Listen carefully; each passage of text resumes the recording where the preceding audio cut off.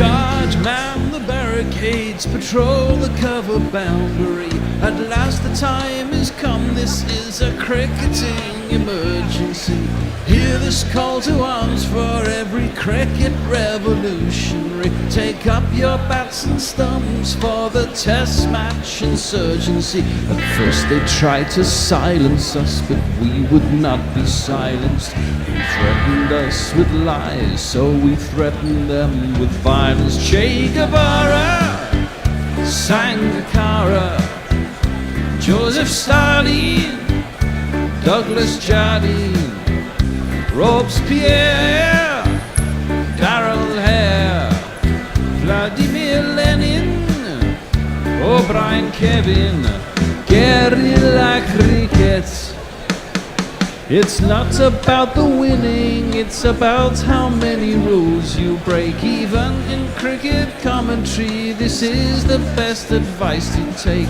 Pick guerrilla cricket, it's the finest choice you'll ever make. There's so much more to cricket than rev counters and a slice of cake. At first they tried to sanitize us and clean up our act, but people like it filthy, and we know that for a fact. Fidel Castro, Lenny Pascoe, Carlos the Jackal, Umar Akmal, Mahatma Gandhi, Grant and Andy, Brendan Behan, Austin Ian, guerrilla cricket.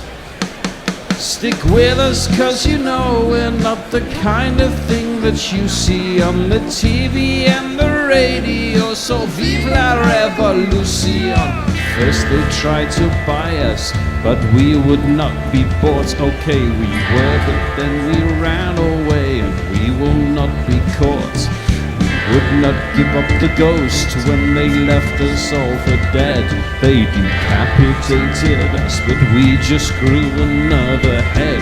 Chairman Mao, Jamie Howe, Ho Chi Minh, Asif Din, Václav Havel, Graham Saville, No Surrender, Percy Fender, Che Guevara, Sangakkara, Joseph Stalin, Douglas Jardine, Robespierre, Darrell Hare, Vladimir Lenin, O'Brien Kevin, guerrilla cricket. Hello, welcome to Guerrilla Cricket. It's the SCG Day 3. And English backs are to the wall again. And it's been raining again. On a positive note, England have got to Day 3 and haven't lost a wicket yet. Although they do have Mitchell Starc's overexcitable front foot to thank for that. Zach Crawley, you suspect, was already mentally in the shower when he got his reprieve last night. Yet again, yesterday was a day where opportunity knocked for England, who just weren't good enough to take it. Australia ultimately proved too strong, and their declaration on 416 for 8 came when England were well and truly on the ropes. Nathan Lyon throwing the final punch, smacking Stuart Broad for 6 into the ladies' pavilion. The day's honours went to 2 golden oldies. Usman Khawaja, the 35-year-old comeback kid, showed what technique, application and no little style can achieve with a superb 137. He was, of course, dropped on 29 by Joe Root off Jack Leach, and that costly was it indeed. But that shouldn't detract from a delightful knock, celebrated enchantingly by his wife Rachel and baby daughter Aisha as well. For England, Stuart Broad bowled beautifully. How wrong were England to leave him out in Brisbane and Melbourne? 5 for 101 for him. At 35, he is now the 6th highest Ashes wicket taker, the 6th oldest visiting bowler to take a Test 5 for in Australia. And of course, he got David Warner for the 13th time. That's the most any bowler has got one batsman out this century. England will resume on 13 without loss, 216, their first target, to avoid the follow-on. I'm Tony Bishop, and opening with me tonight are Wild Al Hotchkiss from the Wirral. Good evening and good morning to you all. The owner of the deepest, boomingest baritone around, Nakul Pandey. Hello. Hello Tony, hello Al, hello everybody. Well, let's get straight to some talking points. Firstly, I suppose we should tell everyone it has been raining. I believe the covers are still on. So we may well have a delayed start. Yeah, there will be an inspection apparently in the next 15 to 20 minutes. So we're going to chat for a little bit, and we'll let you know what happens from there. Loads of things to talk about, though, given the state of the series, the state of this match. Al, I'm going to start with you. Khawaja's innings yesterday. Was it a joy to behold? I think it was. I think you know whether your luck's in, whether your late replacement for your first Test centurion then immediately goes on to score a century. He's always looked a classy player. There have been certain shortfalls of technique which have been exposed, which has led to this sort of yo-yoing in and out of the side. But he's very much a part of their squad. There didn't really seem to be a dip in the level of quality in the Australian team with him replacing Travis Head. So I think it's a potentially a lovely swan song. With his age, there may not be too many tours ahead, but a lovely reminder of talent. Well, don't forget, Chris Rogers came into the side. What was he, 37, 38 when he played his second Test, and something like 10 years in between them. So never say never when you're only 35. We should probably talk about that drop on 29. I mean, poor old Jack Leach. When things are going against you, Knuckle, they go against you. He got a lovely delivery, genuine edge. Butler hit Butler's pad, as I recall. It was a straightforward catch for Joe Root, and he put it down. And how costly did it end up being? But it's not just that one occasion. It's a theme that we've seen through all these Ashes matches so far, isn't it? That was England's 16th drop of the series compared to Australia's 5.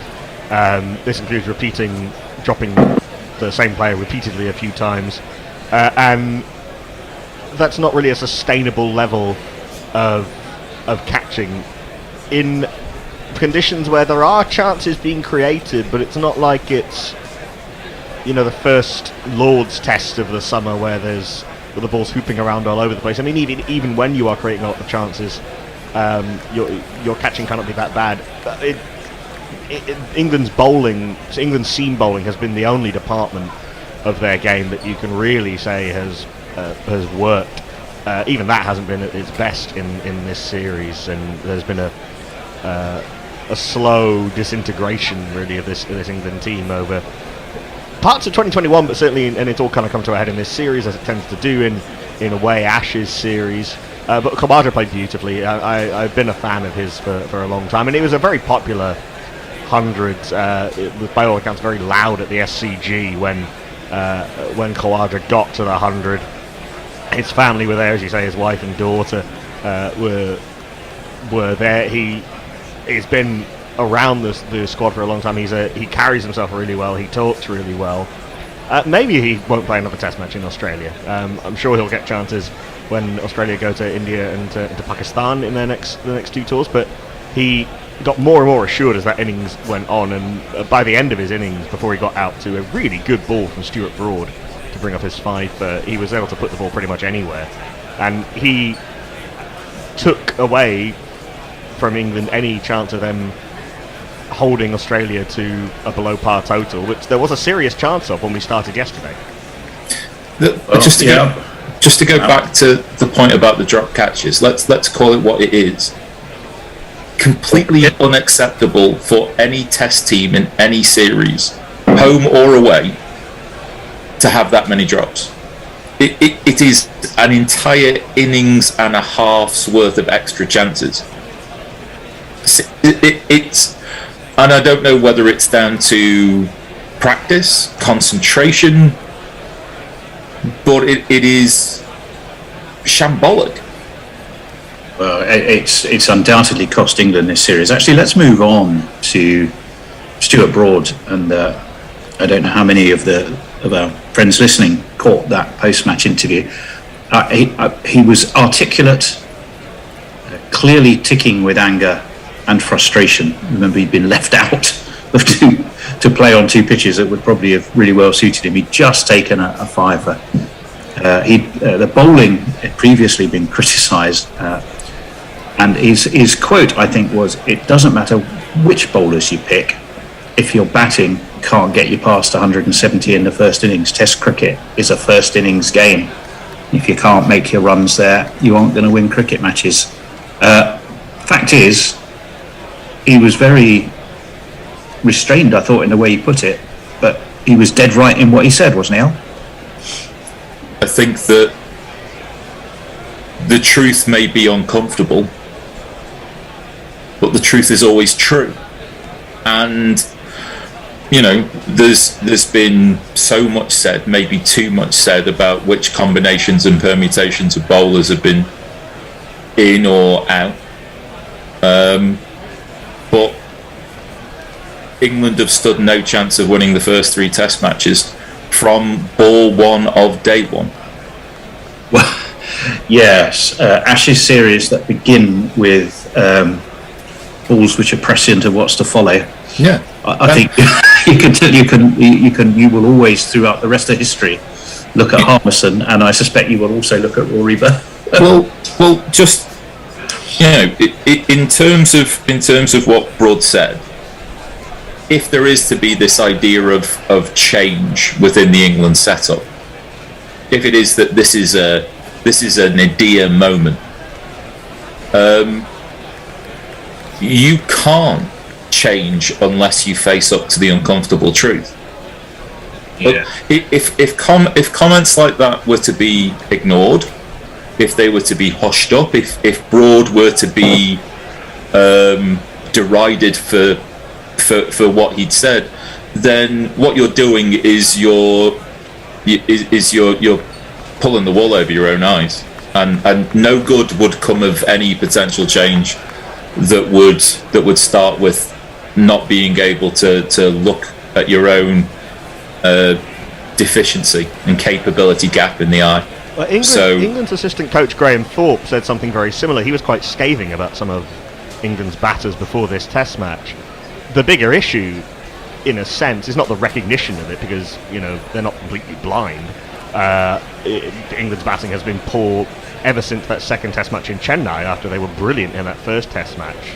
With the Joe Root has had an extraordinary year, but even that's not been able to keep England competitive or certainly not dominant in most first innings this year, or last year rather. The issue is that they don't seem able to solve it.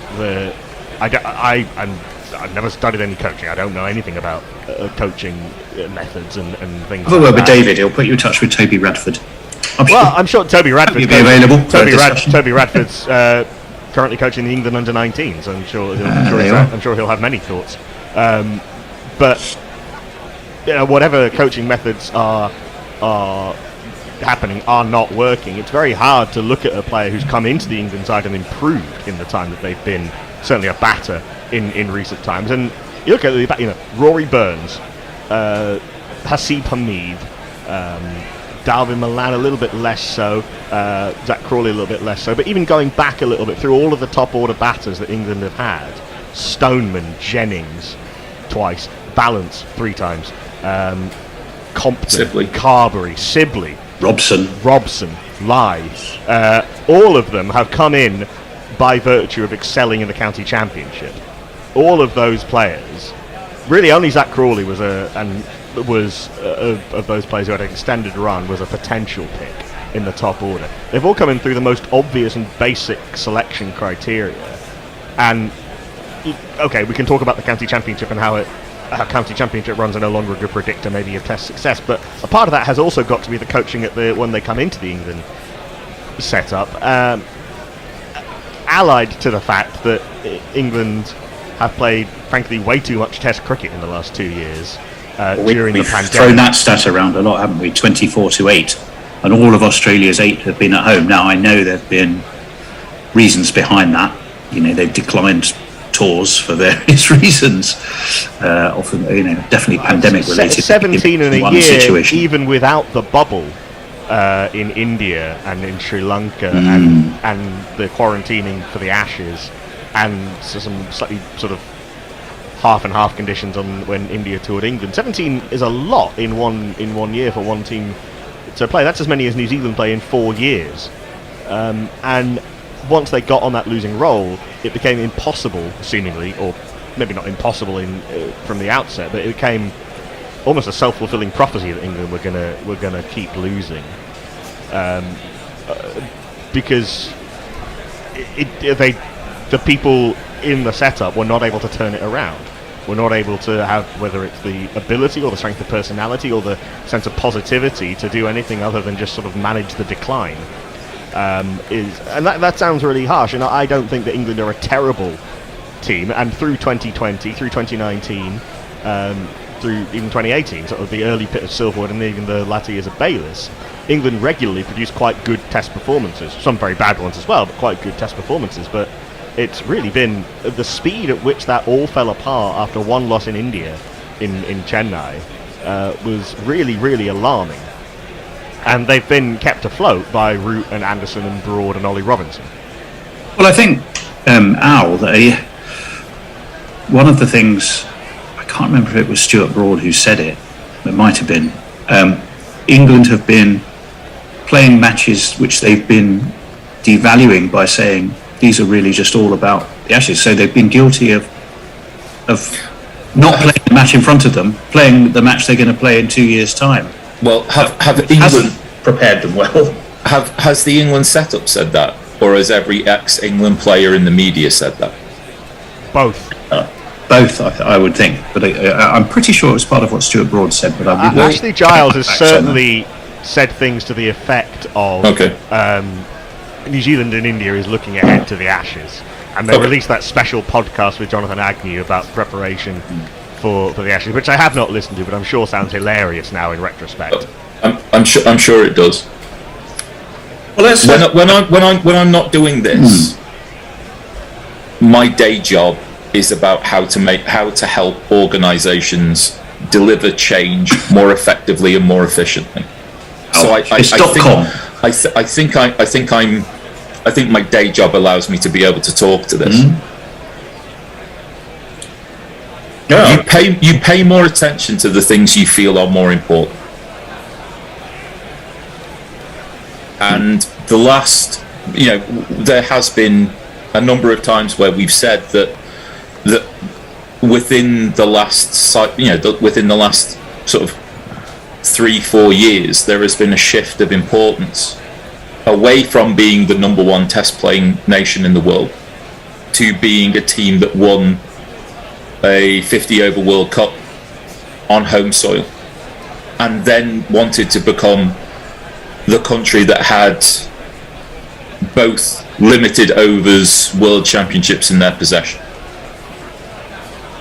Now, if you're going to make things your number one priority, that means something, by extension, has to not be your number one priority. And I think that although there are very talented cricketers, that there is endemic within the system, it's very nice to talk about that your Ashes are your number one priority, but they simply haven't been.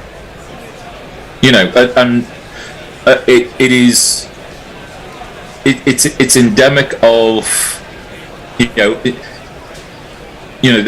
there's been talk in other circles and related to other topics about whether there are rotten apples or whether the whole tree is rotten.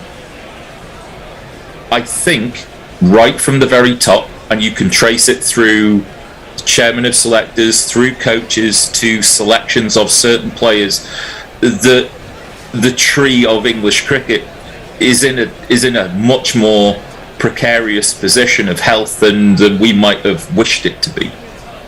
Do you think the story of the Ashes? Do you think the story of the Ashes, from 2 years away, was covering up for a multitude of failures? Yeah. Closer to the time that those things were said. Well, it's the most important game has to be the one that's right in front of you. It has to be. Certainly when you're playing good teams. And England this year, so they played a not particularly good Sri Lanka team and played very well against them. And they played India twice in 2 series and New Zealand, who are the 2 best test teams in the world by some distance. What I will say is that I take your point about number 1 and number 2 priorities. That doesn't mean that you don't pay attention to your number 2 and 3 priorities, or that doing your number 1 means that you can't do your number 2 and 3. It shows, if it is the case that England can only be good at Test cricket by deprioritising completely white ball cricket, which they did for the 20 years running up to Owen Morgan taking over after the 2015 World Cup. From 92 to 2015, England's white ball teams were, with a few little exceptions, a joke. If England can only be good at Test cricket by being bad at the other formats, or not giving them any attention, I think that shows a staggering lack of ambition, if that is the case, and a complete mismanagement of a big player pool and a lot of resources.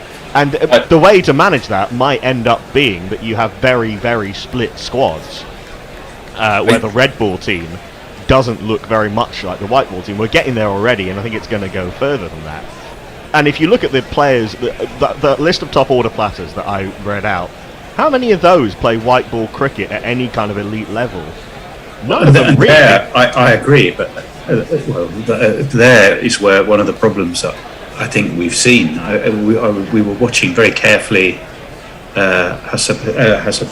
Hamid last night, and side on, there was a number of occasions where his sort of legs sort of moved half forward, and the bat was thrust fully forward, and there was a huge gap as he reached for the ball, and that's open invitation for an outside edge, an inside edge, anything.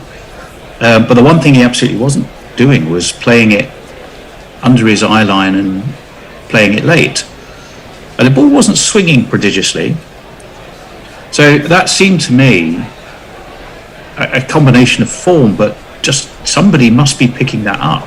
And you can't make big technical adjustments on the fly when you are constantly playing in front of 50,000 people in major test series. We have seen batters adjust during series, but it takes a lot of work, and it takes identifying that very quickly, and it takes a mindset that is willing to put that time in, and to not be fearful of the change going wrong. And I see a fear in a lot of England's top order test batting, and I've seen it most of this year. As soon as things started going wrong in India, they went completely into their shells and went completely strokeless. At the risk of this we're in danger of this becoming a completely England post-mortem again. I do have questions about Australia. We should move on. Well, let's talk about Pat Cummings then. Let's talk about the way I phrased the question for you both here was, is he just too lovable, and are we starting to feel conflicted? But I think it was probably the magnanimity with which he, or the empathy with which he looked upon England's plight in multiple bubbles and preparation issues and lack of match practice and all of those things, and seemed to come across as genuinely understanding. Let's say that. I won't say sympathetic, but understanding. I mean, the fact is, whilst Australia want to win 5-0, no one likes to see a constant pummeling. The product is devalued if the opposition are toe-to-toe. We have to be careful what product we're talking about here, because I don't at all buy the argument that Test cricket is in danger because England are bad in some Ashes. Well, no, we've had three Test matches around the world running concurrently, and 2 of them have gone to 5 days and both produced stellar finishing where the result was in doubt until the final day. And they produced brilliant Test cricket with standout performances. So in some ways, if you look at those 3, I mean, obviously we're talking about Bangladesh, New Zealand, we're talking about India and South Africa. The match or series thus far, which stands out as least captivating, is frankly the one we're watching. Yeah, because there is a huge majority of the globe that doesn't give a rat's about England versus Australia.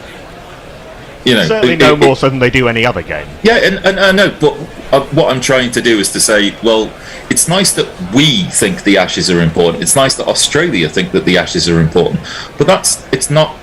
It should never really be about the idea that it's India, Australia, and England, and maybe a bunch of other people as well. I mean, no, but I mean we've gone through that as well before as well.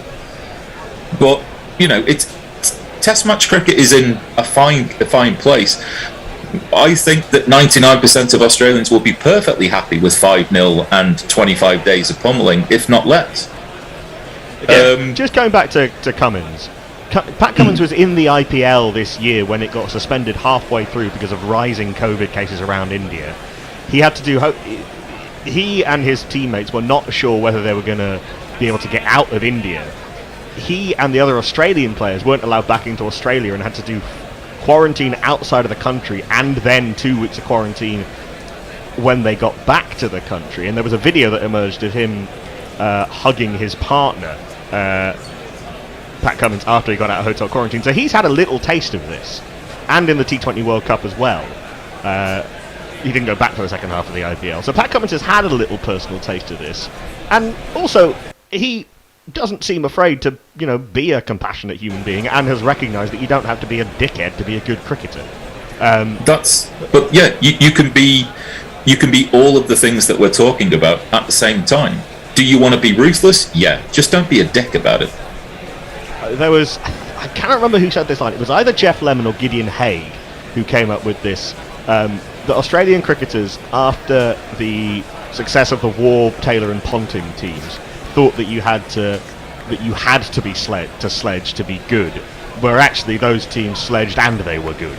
It was about promoting mental disintegration. That was Steve Waugh's phrase, wasn't it, if I remember rightly?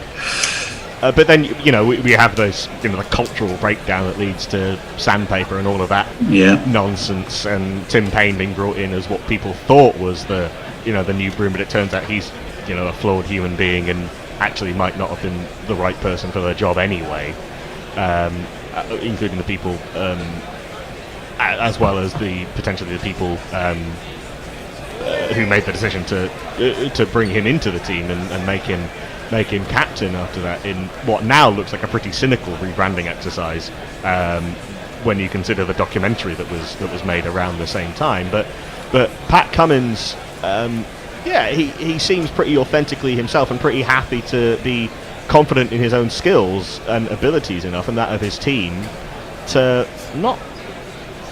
retain some of that humanity. And it's frankly refreshing, because this Ashes series has not been particularly interesting. There's been some good cricket from Australia. It's been very good cricket from Australia. A lot of the Ashes series recently haven't been particularly interesting. But there is nothing more boring than the pre-Ashes pissing contest. Oh no, it's like trash talk in boxing. It doesn't seem to add much, but maybe that's just me. What about the technical side of Pat Cummins' captaincy? I mean, to me, easy to say when you're 3-0 up. Admittedly, he played in just 2 of the games. But he doesn't seem to have missed too many beats in terms of managing his field, managing his bowlers, declaring at the right time. I think yesterday to get England in. It seems to me he's technically looked pretty adroit in his captaincy skills. Al, would you call me when he's had some? Call me when he's had some adversity. Yeah. Call me when he's actually had a test match where he's needed to captain, because he's not had the time. With the revolving door of wickets that have taken place in the England innings so far, he would have had to have gone out of his way to have kept us in it. I don't want to. He seems like he's got everything right so far, and as far as beginnings go in terms of captaincy careers, you could not wish for it to go any better. No, the only thing that's gone wrong for him is that he sat next to the wrong person at dinner and had to miss the second test, which, as it turns out, didn't matter because Michael Neser came in and did really well. That's his choice. That's been his only poor choice. But it will be interesting to watch him captain away from Australia. It will be interesting to see him captain a side in better form. Shall we put it that way? Against a side in better form. Yeah, no, I think that's probably fair. As his opposite number, how are we feeling about Joe Root? I mean, I love him so much as a batsman, and goodness knows, that 28% of all England's runs in the last year is a huge contribution to the team, without which they'd be, well, considerably worse than they are, and they are pretty bad. But I look at, for example, his management of Jack Leach, and I look at some of the fields that he's set Jack Leach as. I see a man who's not really particularly quick on his feet from a captaincy perspective. Knuckle, is that a fair criticism, do you think? Perhaps. I mean, there have been periods in his captaincy where he has been very proactive, and he does make aggressive changes. Like he brought on Mark Wood after there was a wicket, when a wicket fell a couple of times, and he does that reasonably well. And on-field captaincy is a bit of a tricky one to analyse, particularly when we're not at the ground. We see the results. We don't see the process that goes into it. We see, how many times does someone put a fielder in? You move a fielder from, third slip to gully, or you move someone extra into the offside, and the thing you wanted to happen doesn't happen. That's not a bad decision per se. We laud it when it goes right, or we mock it when you take out the third slip and put them somewhere and it goes through third slip, whatever. That stuff is not particularly. That's a very, very small part of captaincy, and I think England might even be more psychologically unhealthy if they had somebody less able to roll with the punches, as Joe Root has been, and he seems very well liked and respected by his teammates, which is important. And maybe he needs a more positive presence above him, a more sort of ebullient presence above him to draw everything together and to kind of keep the spirits up a little bit, but that's an entirely separate conversation. He would not be the first, and certainly, and probably, sadly, will not be the last English Test captain to have no idea really how to captain spinners, unless they are sort of self-captaining like Graham Swan was, who was basically able to set his own fields and do his own thing and be left alone largely. That doesn't happen very often. We saw it a bit with Cook and Adil Rashid then, and you can name other examples of it.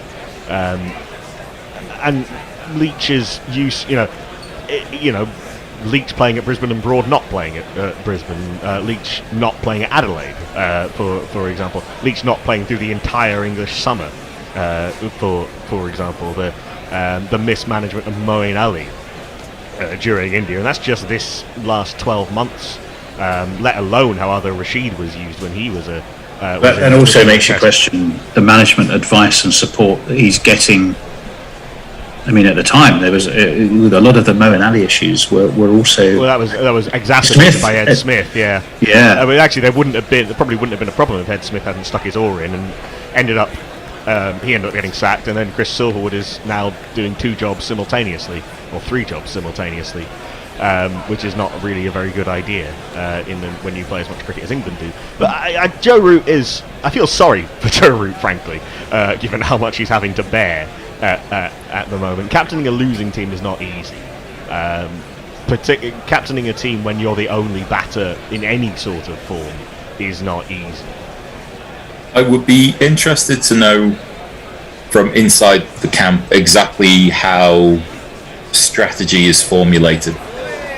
I think, as Knuckle has referred to, if it is that the strategy has been wrong, then the execution of that strategy has been suboptimal. Let's be kind and not to go down the other words that we could use for it. Well, he has in England more than Alistair Cook, 60, and he's had more wins than Alistair Cook did. So he's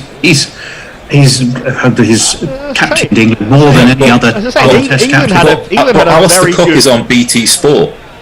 Let's deal with now. You know, you could run a whole list of captains that he's had more wins than. Win percentages are not really a great way to judge a captain. To be honest, I mean, that's a function of many.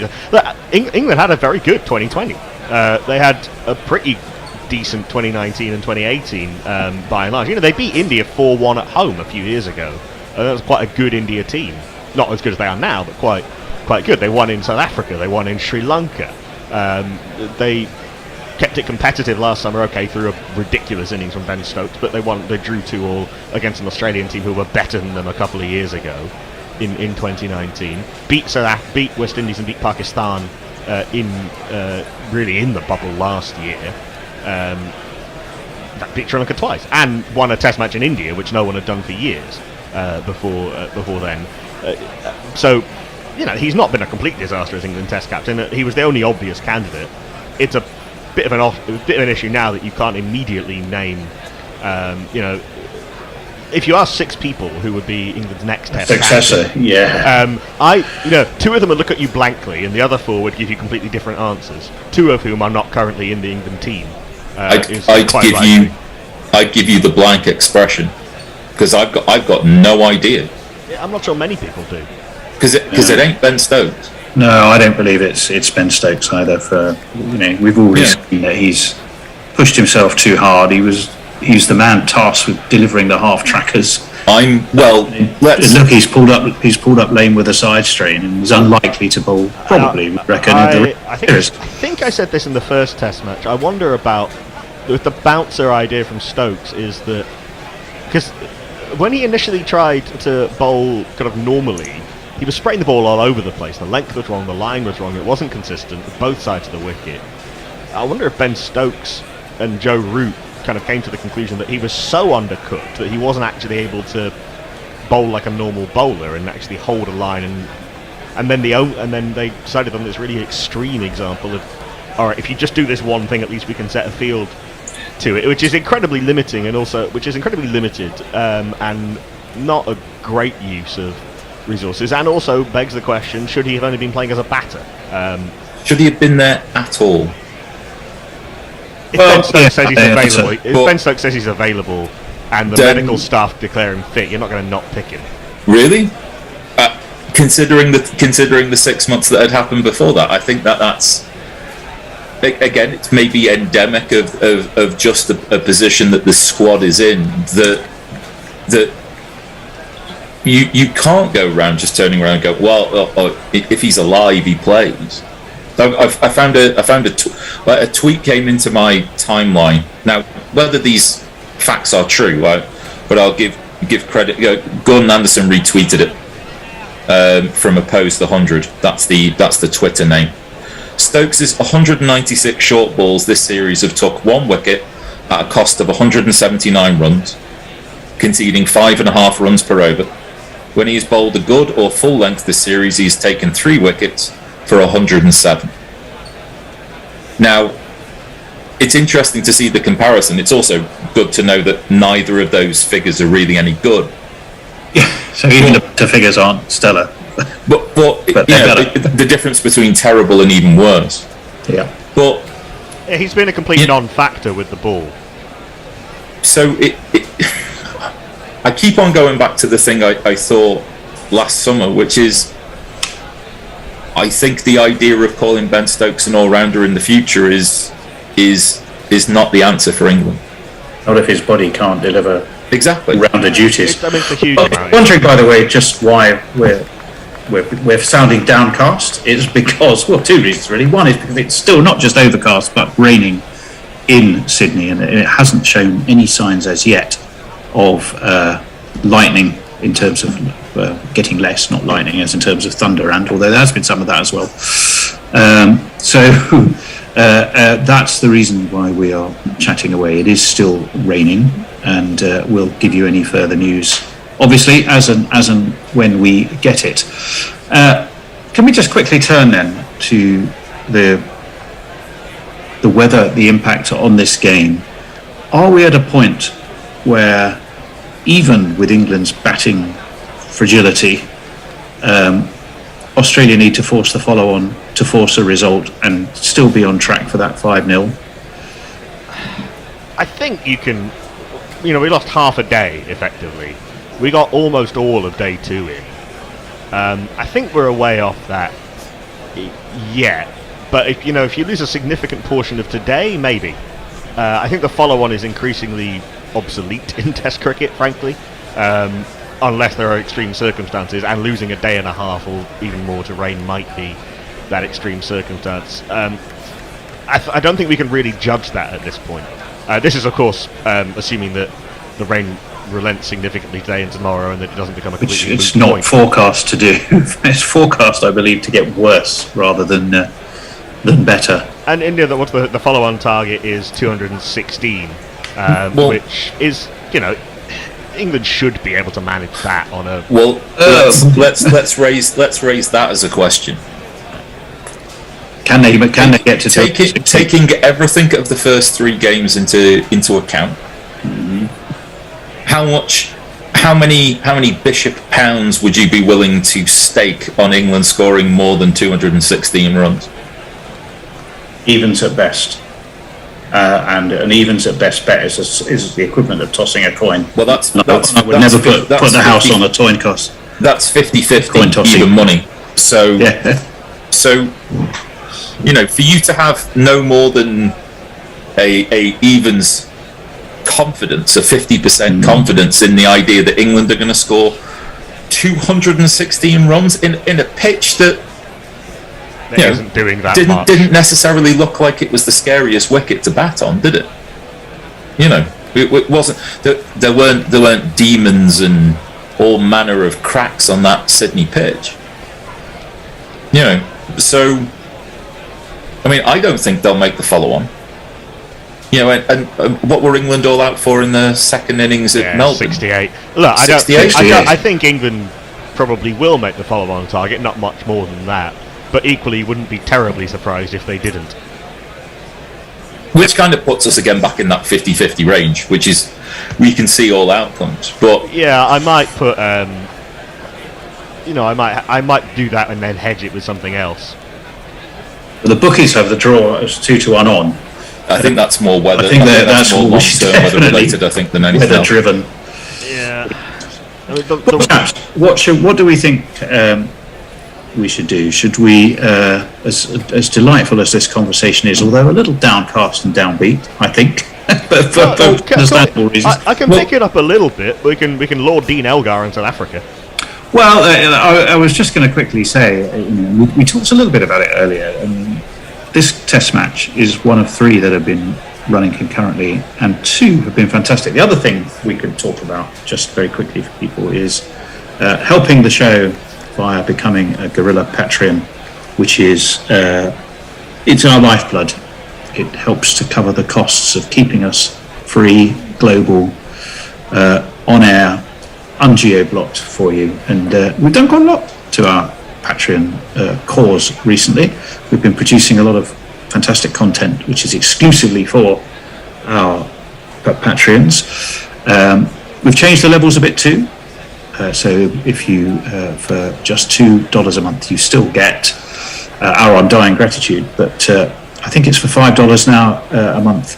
You get exclusive access to our archive. That's over 1,000 jingles and all matches that we've covered, and access to be able to listen back to those as well. For a little bit more, you get onto our glory roll and all kinds of things. In fact, we've got another video coming out later today, which will be our own Hendo, who will be talking about his role in guerrilla cricket and how he came to guerrilla cricket, and basically his life from a little boy in short trousers to a big boy in short trousers. To a big boy in short trousers, which is where he is today. So guerrillacricket.com, you'll find the details on Patreon, or you can go straight to Patreon. It's patreon.com/guerrillacricket.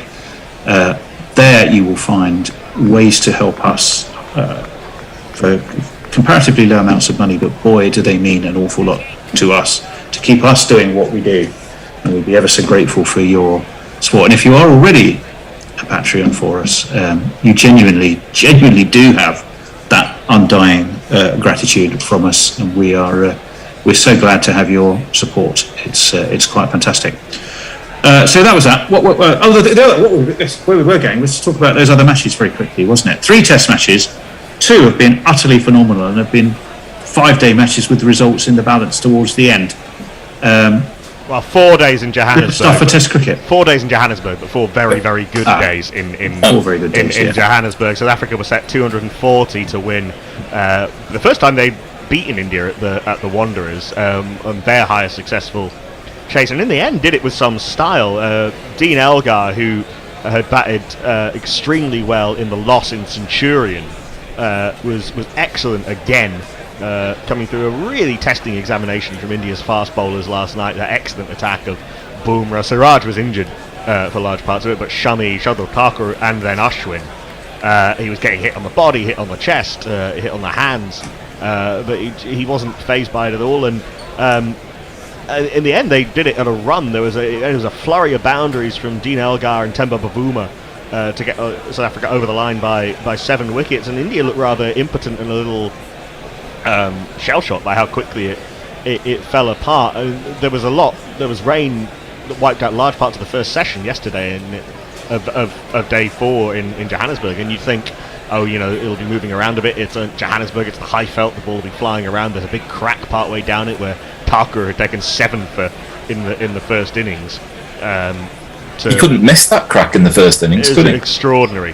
South Africa did get a lead, having bowled India out for 202, which slightly underlines Stuart Broad's point, is that first innings runs are not always easy to come back from.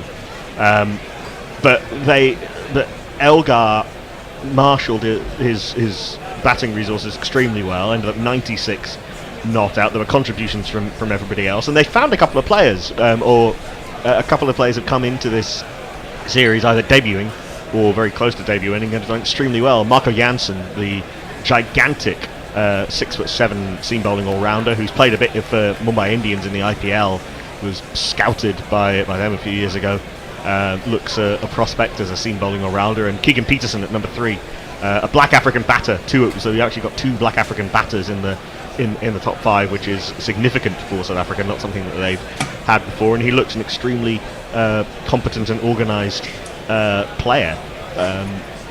And they were extremely good at having been second best throughout the first test match, and now we're set up beautifully for a decider at Newlands.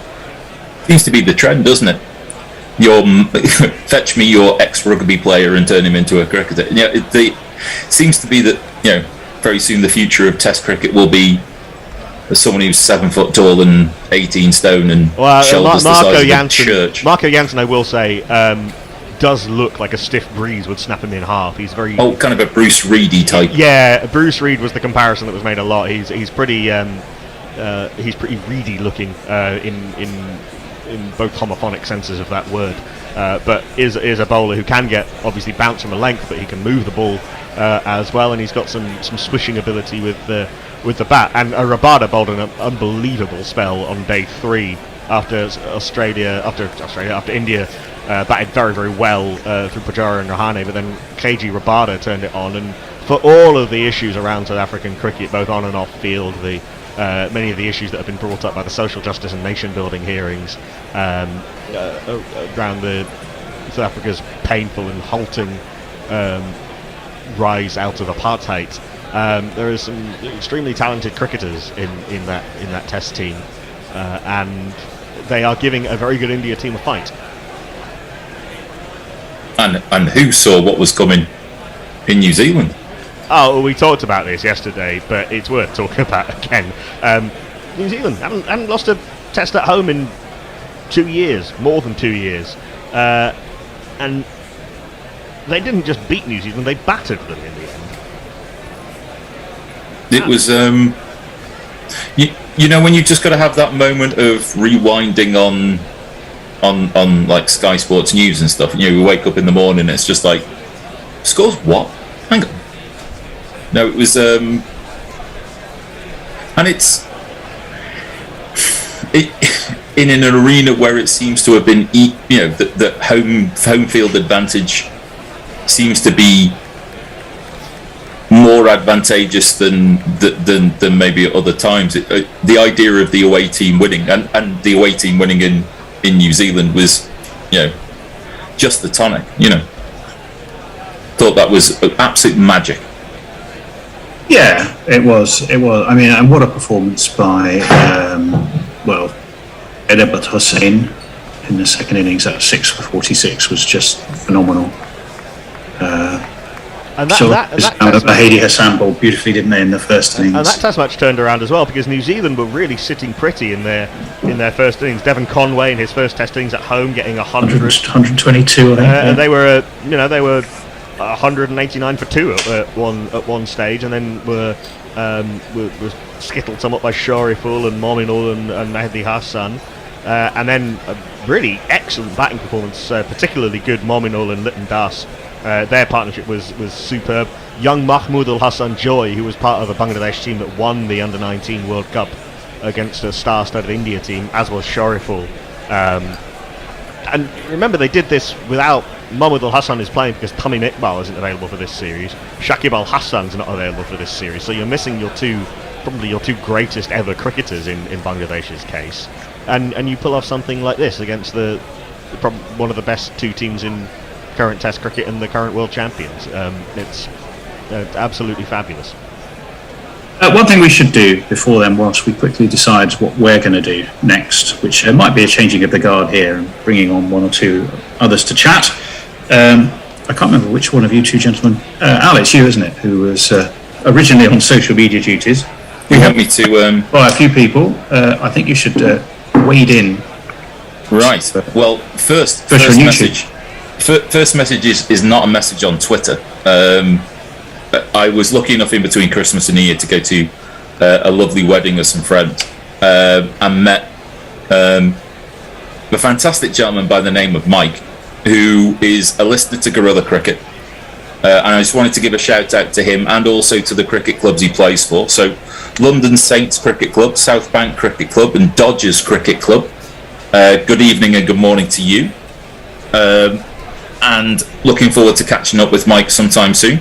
Hopefully over the summer, catch a game of cricket or two. It'll be lovely if I can find the time to organise myself. So if you want us to give a shout out to your cricket teams, then I will be more than happy. Yeah, plenty of people starting looking at winter nets soon, including the team that Jack, who will be joining us at some point, is captain of, and who I occasionally play for. What are your winter netting plans? Are you looking at new kit for this year?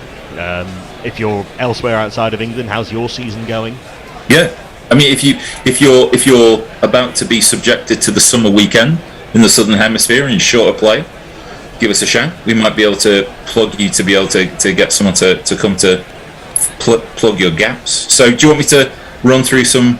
Yeah, please do. And I think while we do that, you were due to be on anyway with Messrs and Jack. So if Messrs and Jack can leap on, you can carry the conversation. Don't move just yet, I was going to say. Or by all means, shift around while I look at other screens. Yeah, you go in and get stuck in. And all right. And I shall eat this dinner that has been getting steadily colder in front of me. Right, well, thanks, guys. I'll speak to you in a sec. Rakesh Pradhan, this is threatening to be England's longest stand of the series. Warren, evening all, follow on by T. Maybe. Mog, the only thing you can really do is eulogise England, although we do want to turn around and give credit where credit's due. Australia have played really, really well. Mike Mealwood, still Australia-style mist rain. Yeah, I live close enough to Australia to know exactly what that looks like. Makes me feel at home, but makes play unlikely anytime soon. Messages, retweets, someone called Craig Foster with regards to what's going on with the Djokovic situation in Australia. If the Djokovic fiasco has brought attention to any appalling way in which successive Australian governments has interned asylum seekers and refugees for many, then this will have served a useful purpose. Jez, I'll let you talk about that in just a couple of minutes. Anthony Condon, there's a dude in the same hotel who's been in detention 9 years. Gee whiz.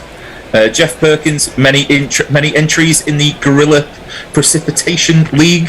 The GPL might be easy, or easier if there's only 2 sessions or so. Expat Gamer, question, instead of looking for someone to take over from Root?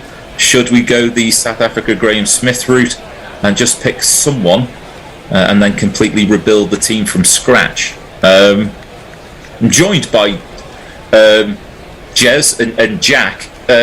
Good morning to you both. Happy Booster Day, Jack. You youngster. Cheers, Al. You youngster. My booster's already ran out. So, so what are your feelings with regards to that particular question? Do you go rebuild with anyone? Do you stick with Root? How do you feel? Well, I mean, like, the smart money is probably on sticking with Root, isn't it? I mean, there aren't really better options available. Root's pretty much at the peak of his game at the moment. You'd think there's at least a couple more years in him, and maybe you hope that someone emerges in the interim. I don't really buy into the idea that you have to be captain for a 4-year Ashes cycle, then get pumped in Australia and resign. I think it's perfectly acceptable to call it a day after a comfortable victory over the West Indies in 2024 at home, or whatever it is. You know, you're such an optimist. It doesn't have to end like this. But and if you do want it to end like this, then you leave yourself in a ridiculous situation where suddenly you look around the room and people start to think Zach Crawley looks a bit like Graham Smith, which is just so farcical as a notion that in the bin. That's what they say, isn't it? The youngsters in the bin. I'm just not having it. I love the notion that Jack, your sensibilities have been offended so much. Look, I mean, it's if you want to get rid of Root, get rid of Root. But you need a succession plan. And that succession plan can't be like, hope we find Graham Smith, because that's what all the other dumbass plans. That's how all the other dumbass plans begin. It's like, oh, maybe we'll find Gilchrist. Let's get Butler in. Maybe we'll find Vaughan and Trescothick. Let's bring in Crawley. It's I don't know. None of them are fully logically borne out. These ideas. So I just can't see that one working.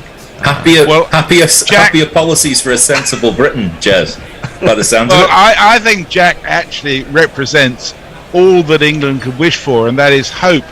Because, I mean, you did say very early on that you just hope that someone comes along who'll become captain. To be honest, I think that's very largely the way captaincy has been dealt with by most Test countries over the years. But I do have a slightly left field suggestion in that regard. Now, I don't think there's any doubt that every Test team does need a good wicket-keeper. And I think it's arguable that England has a mediocre wicket-keeper at the moment, and there is a good one available. The other thing is that if a wicket-keeper is a good wicket-keeper and can do something else in the team that's really good, that's a big bonus. So if he's a good batter, that's fantastic. But if he happens to be a good captain as well, then that'd be even better. Now, I don't know anything about folks or other good wicket-keepers in county cricket in terms of their captaincy skills, but geez, I tell you what, if you could have someone occupy that spot who is justifying their place by virtue of their wicket-keeping, and a hell of a promotion. Oh, I know it is. But somehow or other, I mean, never played a home test. The truth is that Test teams that have been under the hammer have often really put so much pressure on one or two really good individuals that they end up breaking them. I mean, if I was going to go left field, I would think Chris Wokes would be higher up my list of potential captains than Folks, because Wokes offers balance to the team in that he can bat and he can bowl. Away from home, his bowling is a little bit substandard maybe, but it's not necessarily atrocious if you go into a subcontinent test with Chris Wokes, someone else, and a couple of spinners. Is it? That's an acceptable bowling lineup, and he can bat. So along the same lines as your Folks idea there. I guess I like it. is somebody who will definitely add something to the side. But beyond that, I mean, who actually realistically could you give the job to? Stokes? Does he want it? It didn't really sound like he wanted it. I have a left field idea. Yeah, let's have it. Go. So one of the things we've said about successive England captains is the fact that England captains find it difficult to know how to play spinners. Yes. Our next England captain should be Jack Leach.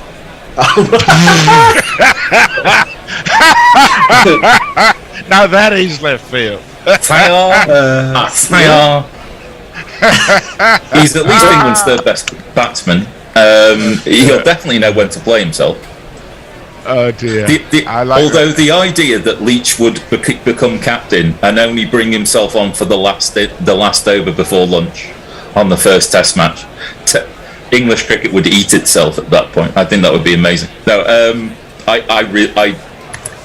the moment I carry on thinking about what the solution might be, the more that I end up arguing against myself in the same sentence. So, if there's no distinctive better option, if do nothing is the better option, then just stick with what we've got. I agree with that. I don't see a better option. Is Root a wonderful captain? No, he absolutely isn't. But he's worth his weight in runs. The team seem to like him. Everyone gets on with him. I mean, there's not. There aren't any. Apart from some tactical naivety, and I don't think this matters as much as some people think, to be perfectly honest. Apart from a little bit of tactical naivety, I don't think there are many huge negatives. He's probably a pretty par for the course captain in international cricket, and it's not his fault that nobody else can fucking bat, and they drop 40 catches a series, is it? Like, it's what's he supposed to do? There is a certain point to that. Shall I carry on reading some tweets and then we'll drop in with more? Yeah, let's do that. Farong, greetings from all from Mirpa. Typical bloody Sunday Sydney weather. Damn rain or drizzle. Should get some play, but when? Well, we're hoping soon. Sam Phillips, I hope you've got a deep hat of Wibble topics to choose from. We're only just scratching the surface. Yeah. A large number of we haven't even got to non-cricket stuff. We're fine. Neil Franklin, morning punk rockers and hippies. It's not been the best. It's not been the best this series, but it's the days. Thanks for the same. Jay Grover, Peterson is classified as of colour, not black African. Okay, Jay. Matthew Cullen, tweet us and we'll find something to plug your gaps. Is the start of the Gorilla dating app. Well, if you're not aware of what the Gorilla dating app is, then I can't possibly help you with that. Mayank, evening all. Off to get my booster jab in 20 minutes. Pray for me that I don't get that sore arm and feel shit tomorrow. So, Jack, do you want to plug your booster? I've got a very sore arm. Did you go for your non-bowling arm? I mean, it's not the bowling season, is it? It's the 6th of January. There's still 90 days or so until the bowling arm gets. How is your 5G connectivity? My 5G connectivity. You know what? I got the Moderna, and I don't think the operating system is as good as the Pfizer. I had the Pfizer earlier in the pandemic. I think overall the Pfizer was a bit faster and a little bit more functional for the modern man. That's what I would say on that topic. When you said I got the Moderna, I think I've bought that coffee before. I think I've had that. I got to say that my booster, I had very little reaction to it whatsoever, and I suspect it's because I'm grossly overweight that I've got much more space to absorb all the shit that goes down.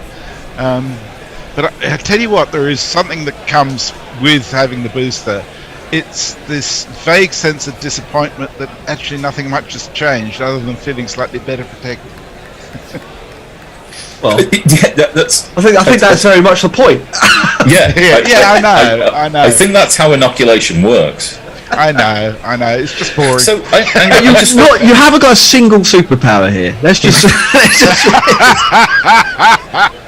So he says. Not even X-ray vision. Yeah. Well, I went to a New Year's Eve party, and the topic around the dinner table was what superpower would you like to have, and it's really interesting to discover what Jack. people want. Jack, what would be your chosen superpower? A hooping in-swinger or I think X-ray flying. vision or Flying would be good, wouldn't it? I mean, from a cricketing perspective, think about every time the ball, someone on the other opposition went to hit a six, you could fly from first slip to 30 yards over the boundary, catch it and land within the rope. It would be soul destroying for the opposition. Well, I've got a better one from a cricket perspective, which I've had in my head since I was about 14, I think, and that was the capacity to stop and rewind. So I would be at the crease, facing up to whoever it happened to be at the time, coming in and bowling it at 90 miles an hour. And if I missed the ball and it didn't go for four, then I would stop and rewind till he bowled again, and I'd have another go. And I keep doing that with every ball and hit four from every ball. It was a fantastic superpower. The centuries I made, it's unbelievable. I don't think I could cope with that. I don't think I could cope with that much lack of talent and the frustration of going no again, no again. So I'll settle for basic teleportation. But by all means, tell us what you believe your superpower would be. Mike Mealwood, whisper it quietly, but the view from the trumpet stand at the moment suggests that it is a sort of maybe stopped raining. I believe that's advanced weather meteorological terminology. Maybe kind of stopped raining. Mike sent a lovely photo from his spot in the trumpet stand earlier on. No, that looked fabulous. That picture when we saw it about half an hour, 40 minutes or so ago. Mayak, evening all. Let me see. So that was the same thing we saw before. Mob, seems like a good time to prepare the highly musical Disinterested Handjob and their upcoming projects, including albums called Slowing It Down for the Lefties and one based on the video Nasty lists from the 1980s. Who doesn't love a bit of Disinterested Handjob? and their difficult second album. Grand Theft Auto, rain, and yet I did not realise. Turned on the TV and mistook the rerun highlights of Philip Hughes edging to Collingwood as England played live. I think I've lost count of the number of times that we've commentated excitedly on replays so far this series. So far this decade, I think. Yeah. Brian Barish, sore arm is inevitable. I think he's talking about the booster. I thought you meant Disinterested Handjob. Well, the effect might be the same. If you called it that rather than Moderna, maybe more people would take it. I don't know. It's all about marketing, you see. Worth a shot. Absolutely, yeah. Well, indeed. Worth a shot. Pay that, Jack. Yeah, he's got a sore arm, but his comedy chops are still well and truly up to date. There's some on YouTube as well. Do you want me to do that? Yeah. Let's take a break from me talking, for God's sake. Yeah, Suda who was with us on air yesterday, says Root has now become a meme of learn from our mistakes. Skunky Monkey 13, that's a great name. £100 on the Aussies to win the test, yeah. And Suda who says you probably only get £110 back. In fact, he's got £162 and the stake back, so that's paying effectively 3-2. But frankly, I mentioned earlier the weather forecast for tomorrow is worse than today's, considerably worse than today. So I think it would require a fairly spectacular collapse on England's part for a result to occur, although that's not beyond the realms of possibility, as we all well know. And Skunky Monkey says it's worth a shot at that price. I'd be surprised if England could get anything from their two innings. And Rick Mofrap says superpower, I'd have America. Yeah, pay that. Oh dear. the flying superpower was very popular on New Year's Eve, I must say. But so was the instant teleportation to a spot of your choice. I mean, I've always dreamt of having my own Stargate, which would be fucking fantastic. The trouble is, there's got to be another one at the other end. I want to speak briefly, if I can, about the Patreon interviews that I've been doing. Yeah, by all means. So over the last week or so, I've done 12 or 13 interviews with a variety of people, and there are more to come, including the ones that we've already sent to Patreons are of Mog, who's revealed his face, and he becomes a real person rather than simply the imagined man with an axe. And also Tony Bishop has revealed all his secrets about his glory hole at Lord's, which was quite interesting and most enjoyable. I do have to say I've really enjoyed just sitting down and yakking to people about their lives and their connection to cricket. It's not about what's going on at the moment, but it's about their life. And I did one last night with young Alan Hotchkiss, which I really enjoyed as well. Really brought home the heart and soul of what guerrilla cricket is about. So we're going to be releasing one of those every 2 or 3 days over the next month, but they're only for patrons, I'm afraid to say, because we recognise that patrons are our lifeblood. They do what keeps us going, which is donate a small amount of money each month to keep us on air, and we just want to say thank you to them. And to encourage those of you who aren't patrons to know that you're going to get something extra if you do become a Patreon. So today I'll be releasing the video of the interview with Hendo, which was thoroughly enjoyable, I must admit, and that will go out to Patreons as well. So if you're keen to see the superpowers of gorillas displayed through their discussions, and their superpower is actually communication.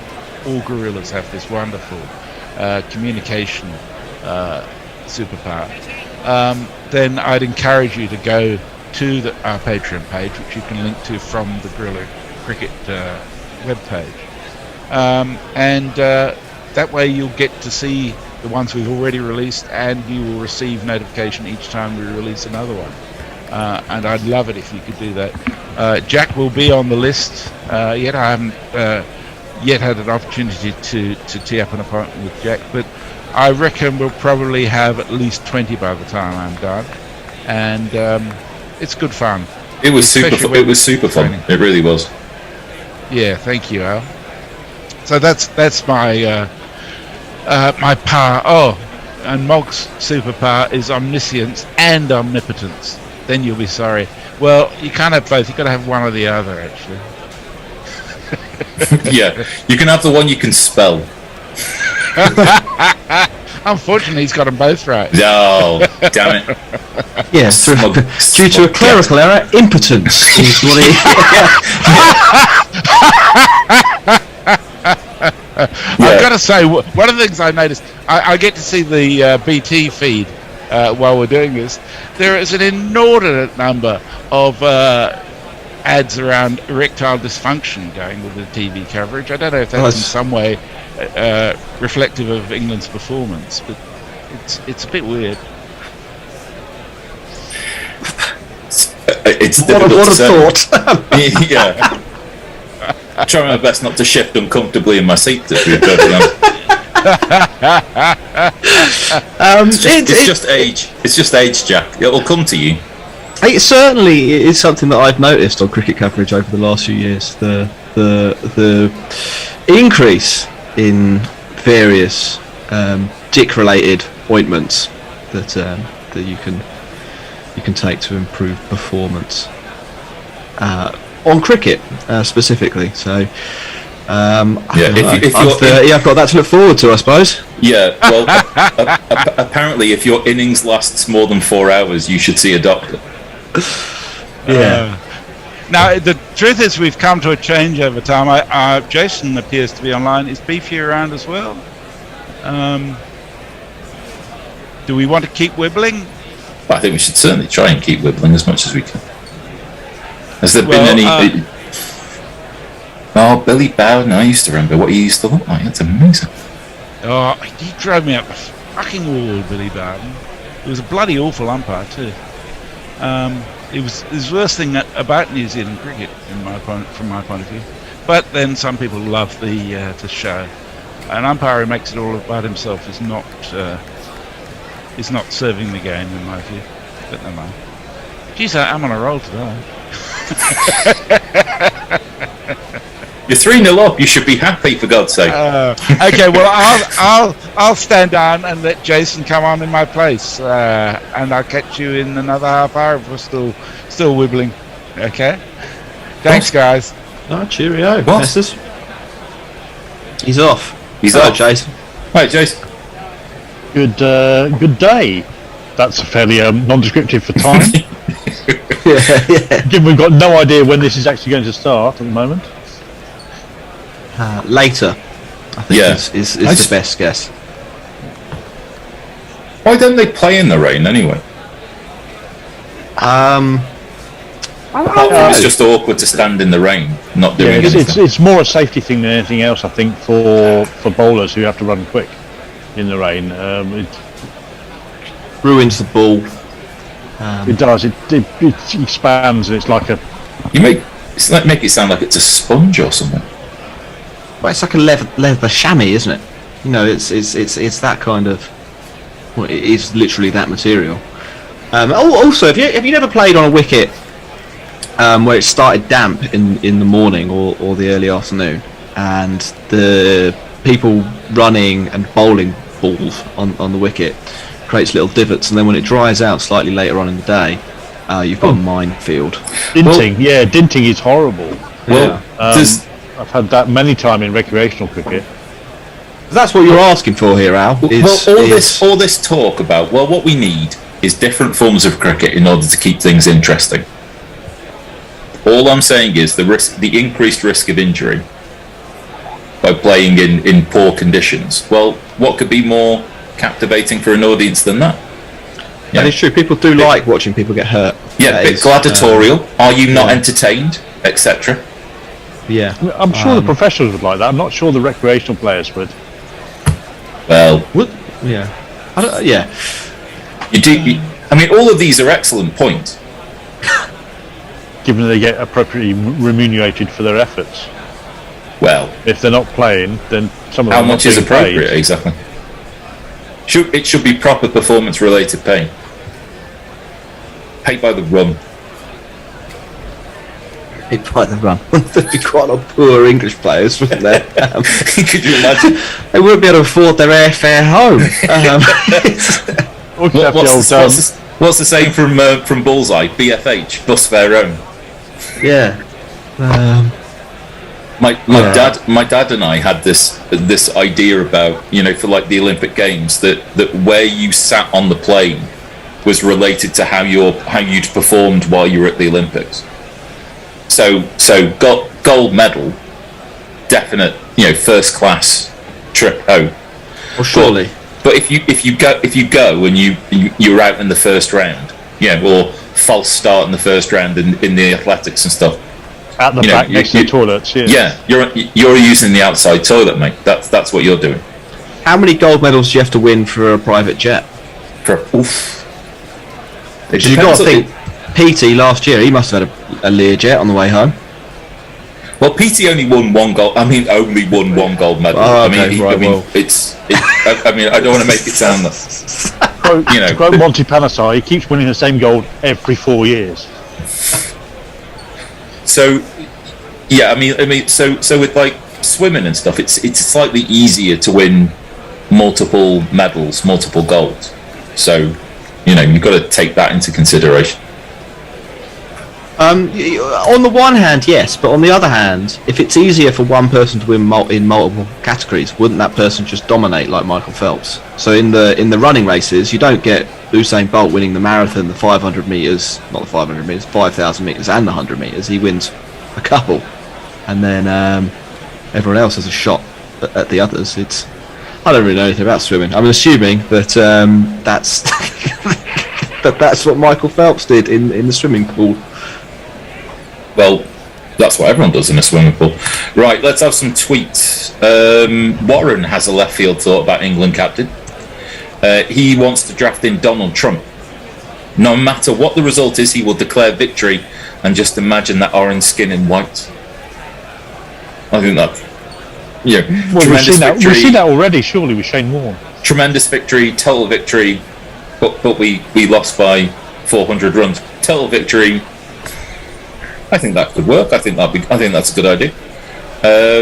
Mog, we talked about Mog's superpower. Also says that Jez flatters him by calling him a real person. Also, there were axes. Well, you've got to become a patron even just to follow up on what that sentence is. Farong, after all this vaccination and booster stuff, it's all very strange for me. He's ineligible for vaccination in Bangladesh, but sadly people are dying after being so-called vaccinated in their early 20s. Keep yourself safe, Farong, for God's sake. That sounds terrible. Diana Patterson, I do love those videos. If you are not a patron, please join to enjoy these and to support the crew. Thank you very much for saying that. It was an absolute blast to do the video with Jez. And I hope you all get enjoyment out of not just the one that we did, but all of the other ones as well. Tomo Pollitt, sadly most crickets on adverts on cricket tend to be about erectile dysfunction and hair loss. And probably why TV execs thinks cricket fans are like this now. Warren have ads for Peyronie's disease. Treatment landed there yet? It's truly a male-centric world. True enough. Yes, I'm not going to tell you what Peyronie's disease is. Look it up. Should I look it up on a works laptop or just no? Do it on my phone? You probably shouldn't look it up on a works laptop. It's always good to have experts to tell you this sort of thing, especially if I've got to give my works laptop back at some point. Peter Ward, we have video evidence of Forthy's avian superpower. Have you seen the video of that? Were you there to see? I wasn't awake at the time. The hostile takeover of Forthy's house. I did see this morning the full 11-minute video of a cowering Forthy and pigeon. I mean, you don't want a confined space in your life, do you? I mean, it's. There's a reason we like pigeons and just be over there where you're not. There's lots of pigeon fanciers, aren't there, out there? People race them. I don't know what else to do with them. They race them. I've got a question for you. Use them for messages. Was that video released with Stop the Pigeon music from Dick Dastardly's Wacky Races? It did This feature. is why you should be in charge of editorial content. It did Jason, that is feature. an opportunity missed.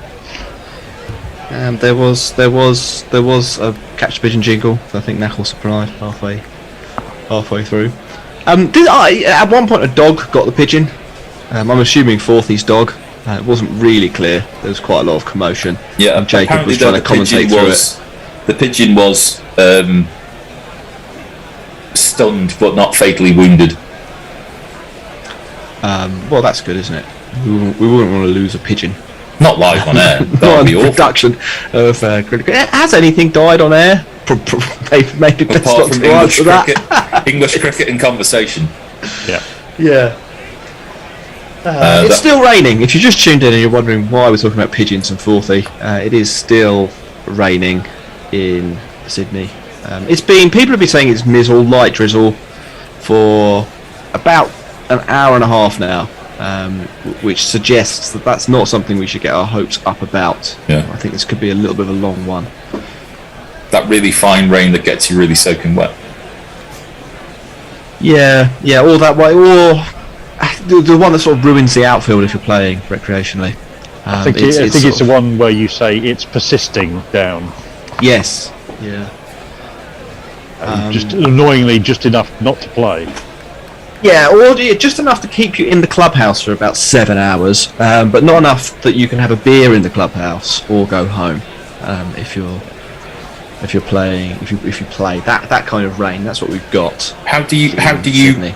cover the time then in those circumstances? Well, to be honest, I would just drink a beer.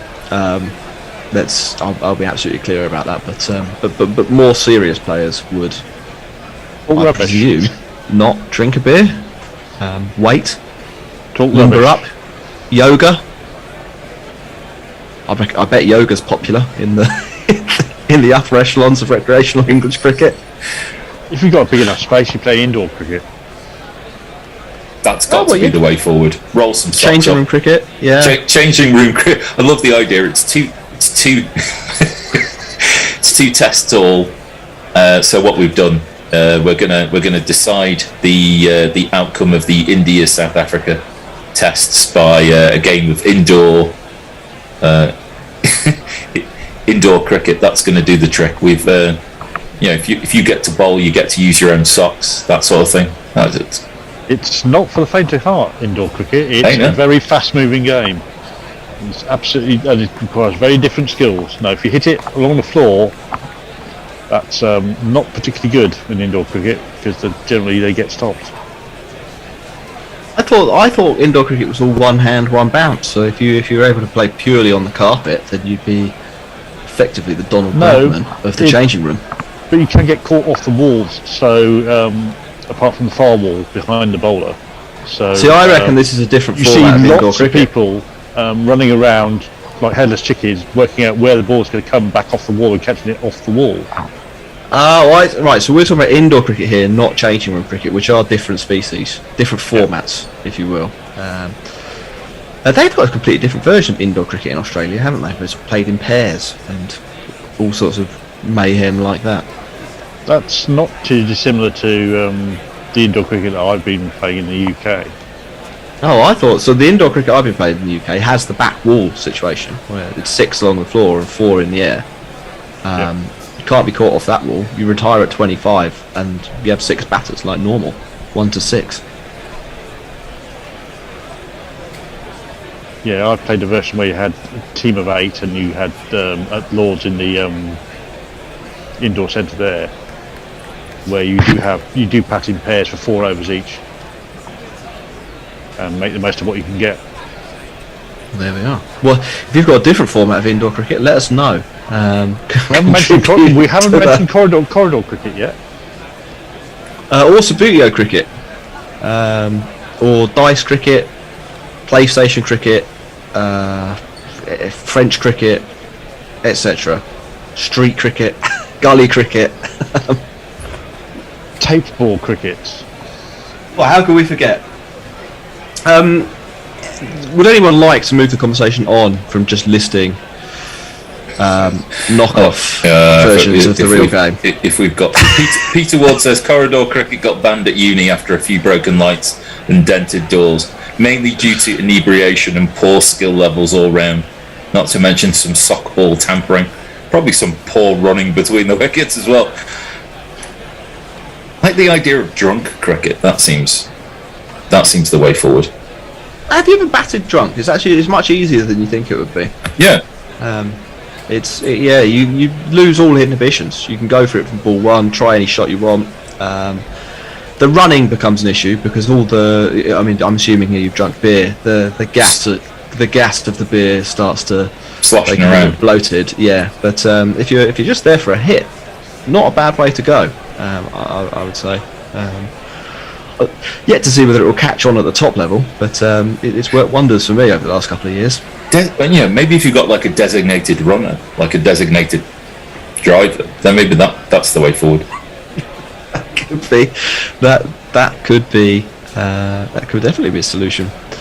I have played a kind of version of drunk cricket, which in corporate sort of 2:20 in the evening, which I laughingly call corporate prawn sandwich cricket, where some people end up with, generally the umpires end up with beers on the pitch. But on occasions, players do too. And on one occasion I was there when a ball went the way of a player with a beer in his hand. He had to make the horrible decision whether to drop the beer and take the catch or to just keep the beer. And he was one-handed catch, surely. He was a true cricket man. He dropped the beer and took the catch. No, sorry, bowler. I'm not. I mean, having a beer on the cricket field's a privilege, isn't it? You don't want to throw the beer away for a catch you'll probably drop anyway. Let's be realistic here. Chances go down all the time. How often do you get a beer at mid-wicket? Very rarely. It's those sorts of difficult life choices that few are prepared for. Indeed. It is the way of things. Indeed. Have we got anything else on Twitter? Jeff Perkins, typical England, running their best wibblers into the ground. Also, Jeff Perkins says omniscience and omnipotence get all the PR, but omnivorousness often gets overlooked. That was brave for me to say, without really any hesitation. What does that word mean? No, there's very little on the superpower front. We should take a look at YouTube, because I bet there's quite a lot on there. Very, very little on the how do you feel about Novak Djokovic front. Well, I think everyone feels the same, don't they? Yes, I think that's why. Hero. They described it, and then they've decided they're all in favour of the establishment's viewpoint. And it should be one meritocracy, one rule for all. I did laugh a little bit. I did snort when the Djokovic family compared him in a press conference to the persecution of Jesus Christ. Yeah, I didn't really get here. That was good. Did you see the Serbian foreign minister who complained about Australia still being in cow to Britain? It was our fault apparently for our colonial history that Novak Djokovic refused to get a vaccine and was therefore banned from entering a country which requires a vaccine to enter. Some interesting interpretations floating around. And it's good to hear that we're still the bad guys. Yeah, I mean, I know that there's a lot to blame Boris for, but that might be a stretch. Yeah. He's not re-established the dominionship of Australia yet. Except in his own mind. I'm just trying to think of what politically incorrect word he would use for it. For invading Australia, yeah. Yeah, well, he did call some parts of Africa bongo land, famously or infamously. Yeah, he did do that. He's got a litany of what I guess he would term misquotations, misspeaks, banterous statements. He'd call them bon mots if he wasn't a Brexit. Or as most people call them, racist things that he. True enough. He said. Yeah, I think we need to obviously distract ourselves from Omicron, which hasn't given us a superpower, disappointingly. So, what could be more distracting than the idea of we're going to go back and retake the colony? Just Australia, and just because of Novak Djokovic.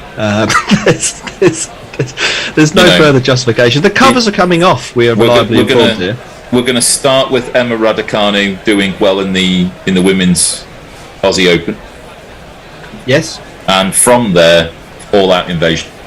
Well, hold on. We're going to start with a draw at the SCG.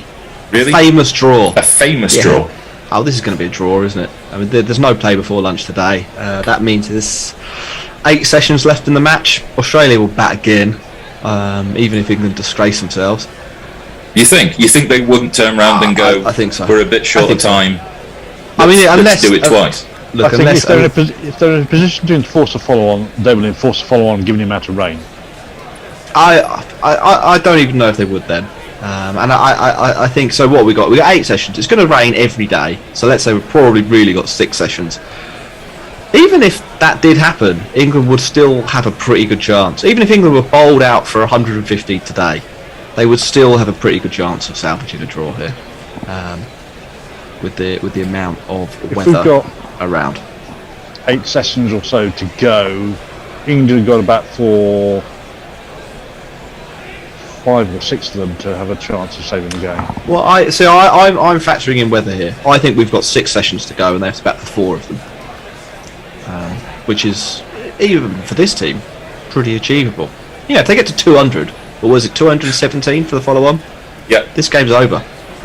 Well, that's That's the total. That becomes that's the magic number. Even though I do think Australia will bat again, I think they'll need a lead of about 200. They'll bat again to get 150 in 30, 40 overs.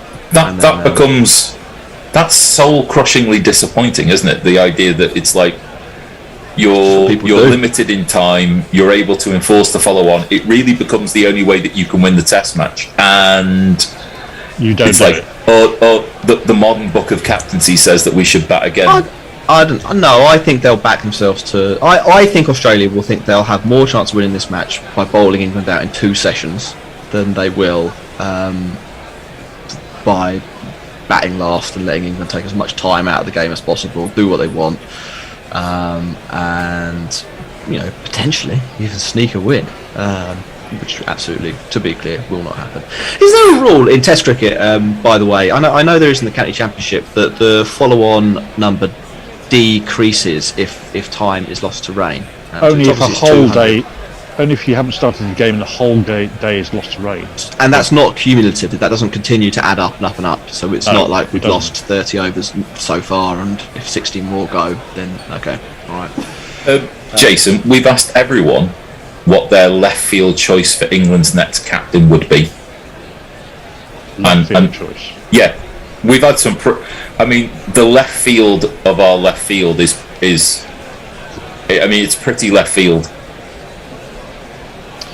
Someone from the county game who's not played for England, who is a good skipper. So to give you an idea, Jez's left field choice was Ben Foakes. Well, I did go to Foakes. He's the vice captain at Surrey, but I think he's sort of tarnished with the same Surrey brush as Rory Burns, who has not done his captaincy any good at all by being bad at his primary job, or out of form in his primary job, shall we say. I'm thinking more along the lines of someone from perhaps a champion county, Warwickshire. Who's the Warwickshire captain? Will Rhodes, apparently. Oh, England under 19. He's got pedigree of captaincy, so that's not a bad shout.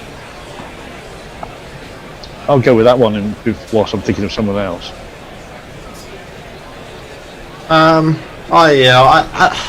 is very fair. I think they should be playing for England a bit before we anoint them. We're only going to lose this 4-0. It's not even going to be the worst Ashes series ever. Let Root carry on. I like the idea that it's like, well, how bad does it have to be, right?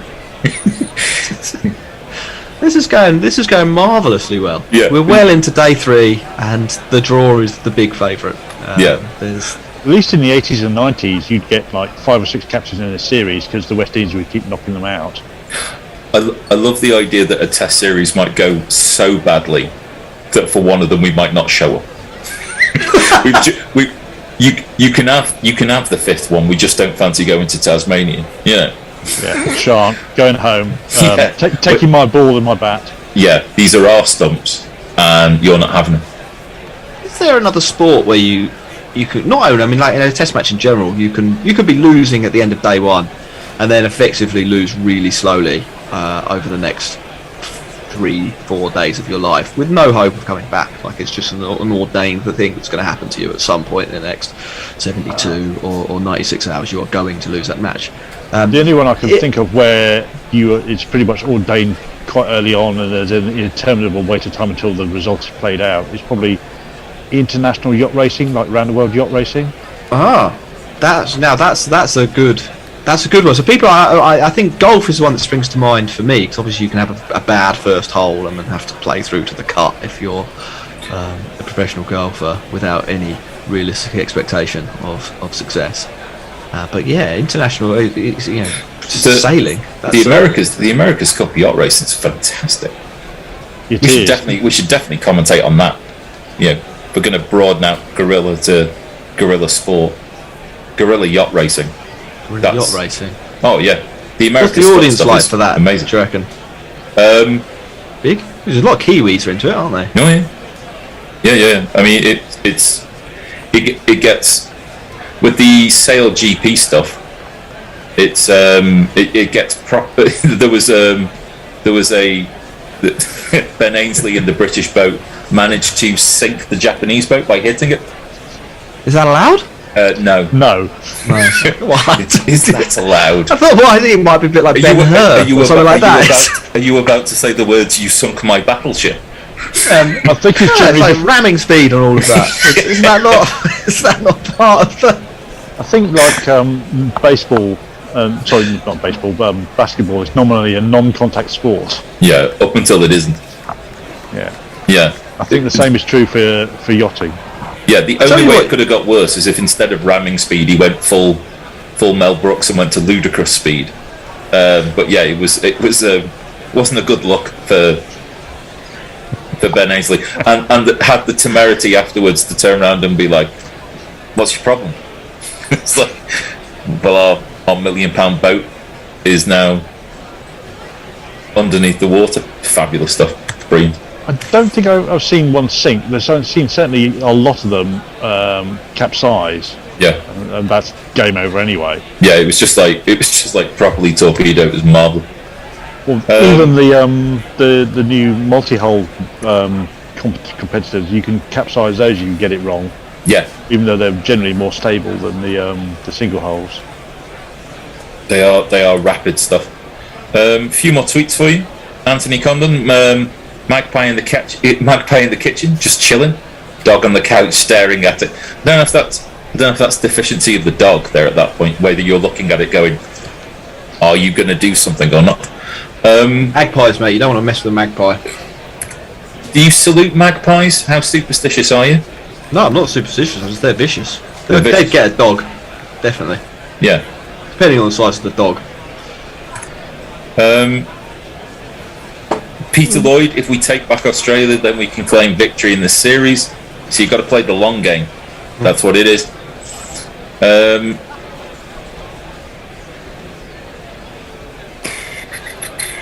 Neil Franklin, I think that the anti-Jocko stuff is anti-Eastern European, anti-Serbian racism, I guess.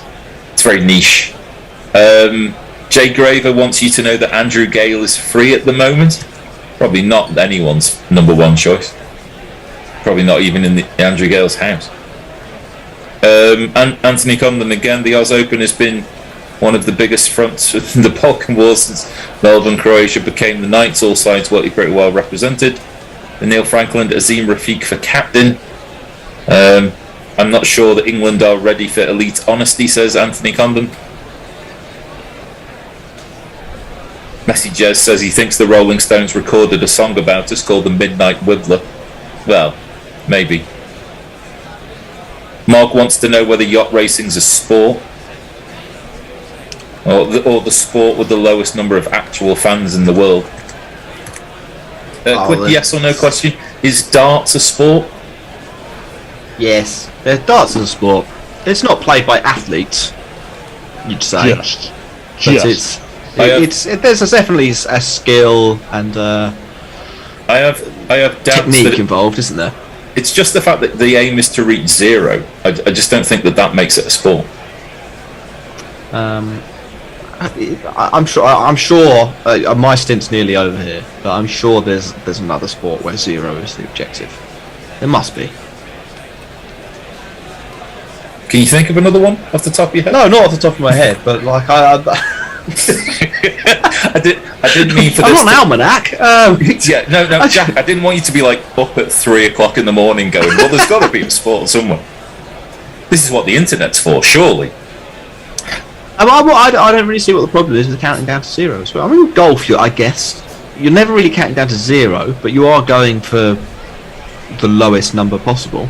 Yeah, but it's still not zero, though, is it? It's well, stroke play is definitely it. As Knackle points out, if you could run the 100 meters in 0 seconds, you'd probably win. So you are in a race going for zero. Winning. You are in a race, I guess, aiming to reach zero. You may never accomplish it, but that's the objective, isn't it?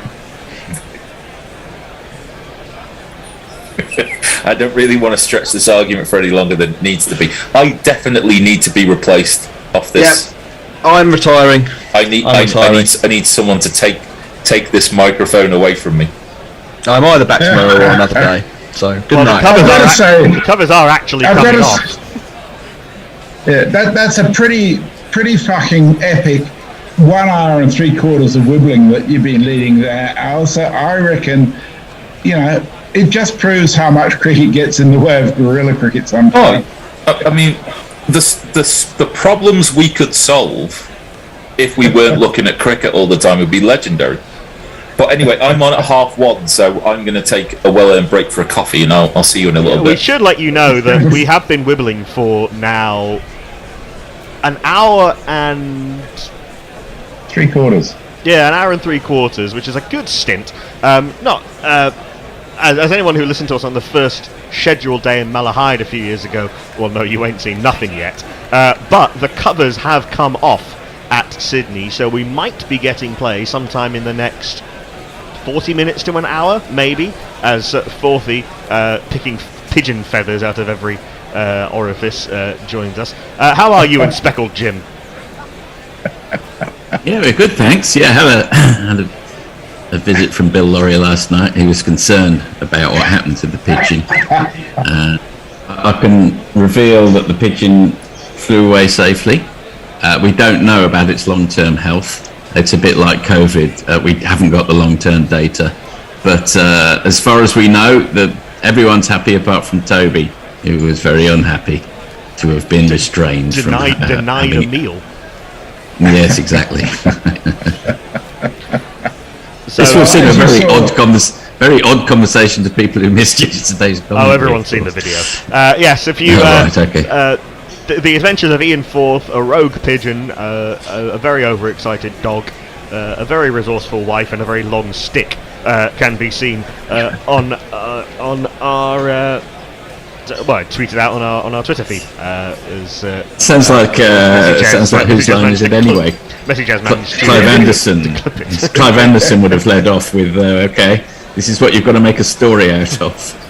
Yeah, it's not a script you would have written, is it? Exactly. Everyone okay? Everyone happy? Well, 3 beings in a room, to say nothing of the dog. 3 Men and a Dog. Now that's a great book by Jerome K. Jerome. Oh yeah. That could actually. It's quite short as well, so you could conceivably read that in one rain delay if it went all day. Yeah. So we are showing our respective ages and heritage in this. I went to the shop the other day to buy some books for my grandchildren, and included amongst the Boxing Day sales was a set of the famous 5. I think it was something like 25 books reduced from $300 to $60. So I took a photo of it and texted it to my daughter and said, would the boys read this? And she said, we've already got most of those because my husband has got them all and he can't get anybody to read them. We reached the conclusion we were probably 70 years too late. So there is some. I read a lot of the Famous 5 and the Secret 7 growing up. I read a lot of Enid Blyton, and I think this is not uncommon among children of immigrant families, particularly from the former British Empire. There is a reason P.J. Wodehouse was a staple of mine growing up, for much the same reason, I think. Also, my mum's dad was an English professor, and there are really a number of references to swarthy gypsies and the like, which even at the age of 7 I was thinking, I am not convinced that anybody has bought a copy of that in the last about 30 years. There's just the same copies being recycled and handed down. I think you're right. I think you are. By the way, Jez, you're very distant. Can you plug your mic in? We've got all the copies here. Yeah, we did the same thing. I kept them from my childhood. 5 go to Piddycock Hill. 5 go to Kirin Island again, which was one of the more one of the less exciting sequels in literary history. Subtitle. Look, the publishers told me I've got to write this. Well, the weird thing was, I was allowed to read The Secret Seven, but my parents didn't approve of The Famous Five. They wanted me to read something more literary, if you like, by that stage, and so I never really got to learn much of The Famous Five. Well, you didn't miss that much. They're fine if you don't mind casual racism, if you don't mind entrenched old colonial assumptions. Put that to one side, and they move along at a fair old pace. It's really interesting. Incredibly quickly. She could write literally a book a week. So there's no literary style. The kid's Barbara Cartland. I mean, they are. She was, yeah. I suspect if you're actually, it's a little bit like kids' TV in the structure of those episodes of a sort of a kids' TV show, particularly a sort of serialized one, are pretty much the same every week. So there's just enough familiarity there, but it's just enough newness to keep kids excited. But obviously, as an adult, let's say you're watching it with your child or a younger sibling or something, or reading it to a child or a younger sibling, it's probably just as well that you don't pay too much attention to the actual story. Well, that's true. That said, there are a couple of quite interesting characters in The Famous Five. One, of course, is Georgina, who insists on being known as George, who is an early emblem of, well, I mean, you fill in the blanks, but gender fluidity, or however we want to identify or what passed for feminism in mid-20th century Britain. Or indeed feminism. But there's also Uncle Quentin, who is an absent-minded inventor, who slightly ferocious character who stays in his room and invents things. But there's early suggestions that perhaps he could be suffering from some mental health issues as well. So I think we can reclaim The Famous Five if we want to, and I don't think anyone does. This is a very deep analysis that I'd never come across before, Ian.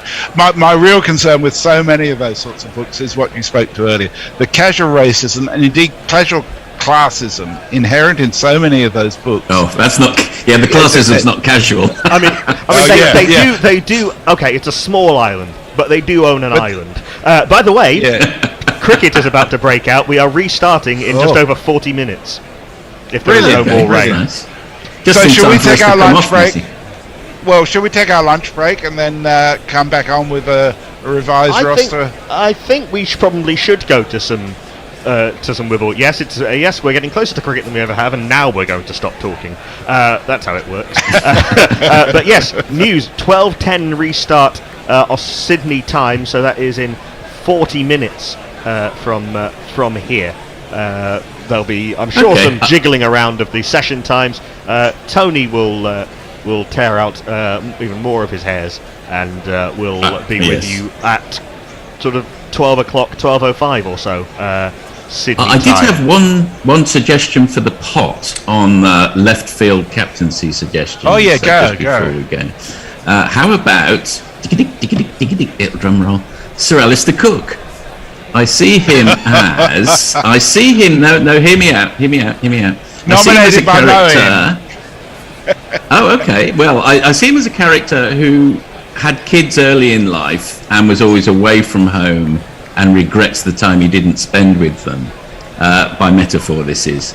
But now he's having kids late in life. He's semi-retired or whatever. He's got time to spend with them. He's going to put right all the things he got wrong the first time round. Give him a couple of years, he'll be the most attacking captain in the world, and a ray of sunshine can descend over English cricket once more. Alistair Cook has been gambolling about the fields of the county championship like a spring lamb since he retired from playing international Exactly. cricket. But I think he's quite happy to stay that way and then get into very awkward arguments with Moeen Ali on TV. Did you see that?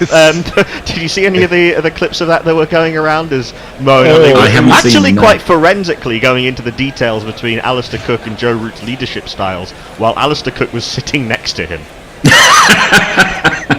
It was very uncomfortable just being in the same TV zone as them when it was happening, I've got to say. I mean, God bless Moeen for not really caring that much what anybody thinks of him. Yeah. It wasn't entirely serious.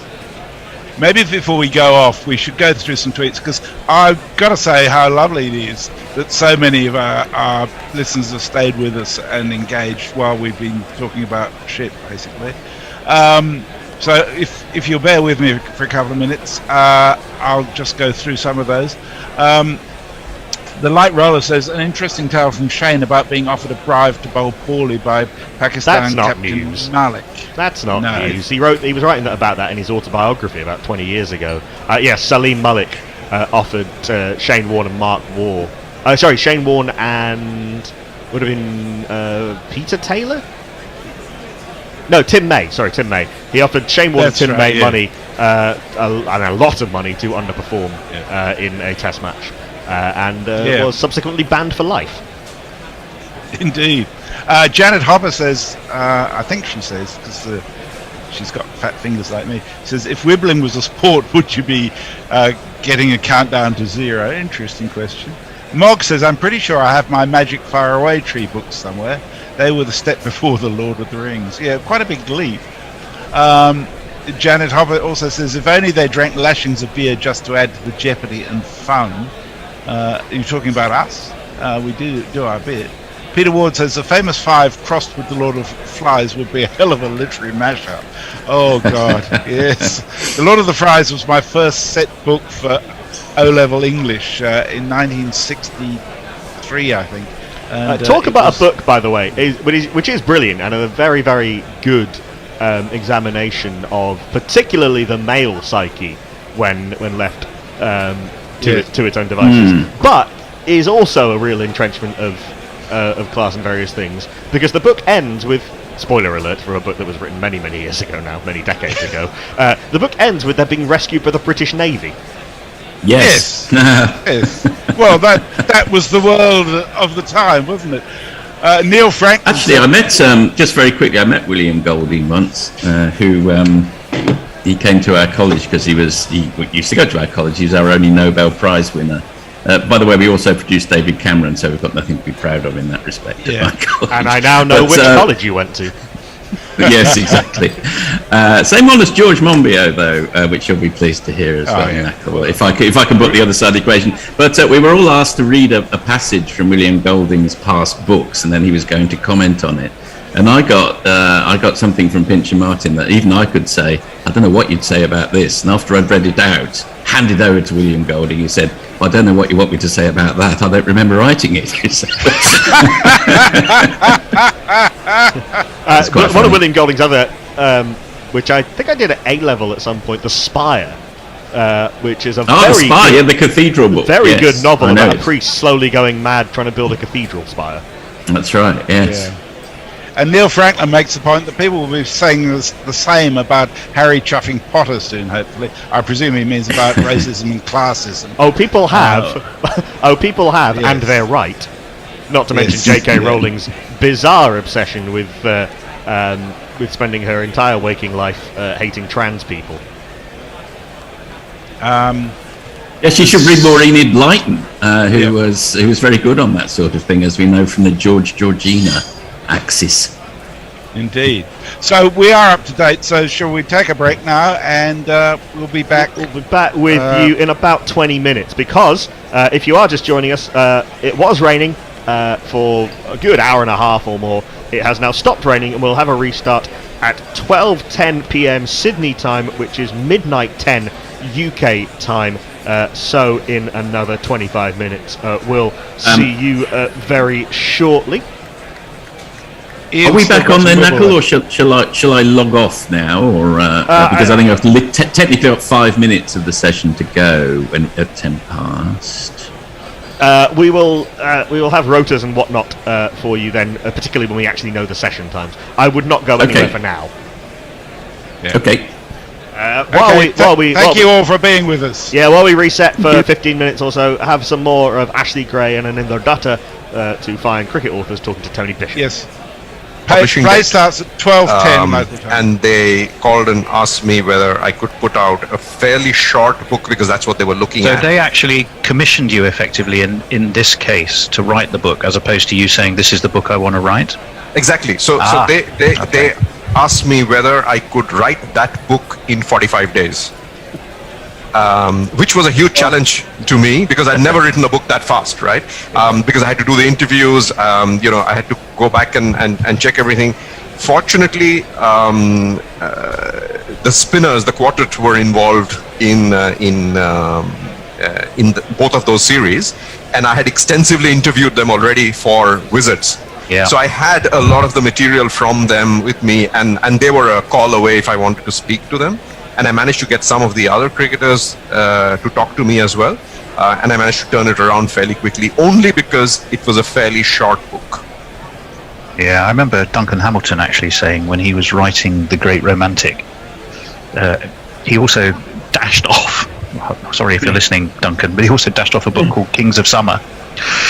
And I asked him precisely a very similar situation, and he said, well, interestingly enough, yes, I did it at the same time because I was inspired by a particular match. But also it was easier because I was in the process of already working on the book about Neville Cardus, and hence Neville Cardus kind of infuses its way through Kings of Summer as well. So almost like a side project that came out of a bigger project kind of helped the deadline there.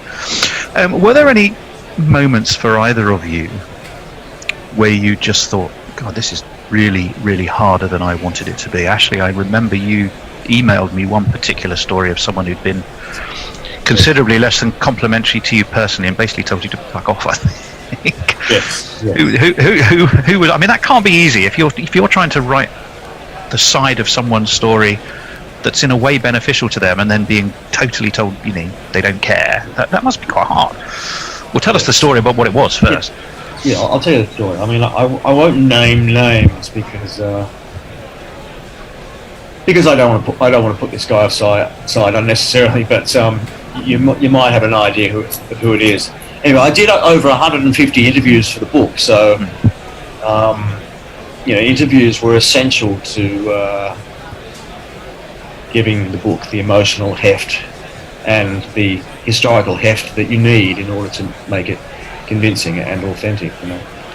So there were a couple of guys in Barbados that I really wanted to speak to because Barbados was the rebel hub in a way. I mean, they 10 of the 20 guys that went on the tours were from Barbados.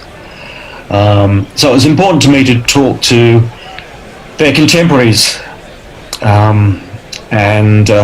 When I was in Sydney here, I got the numbers of a few of the test batsmen, the Barbados test batsmen of that time.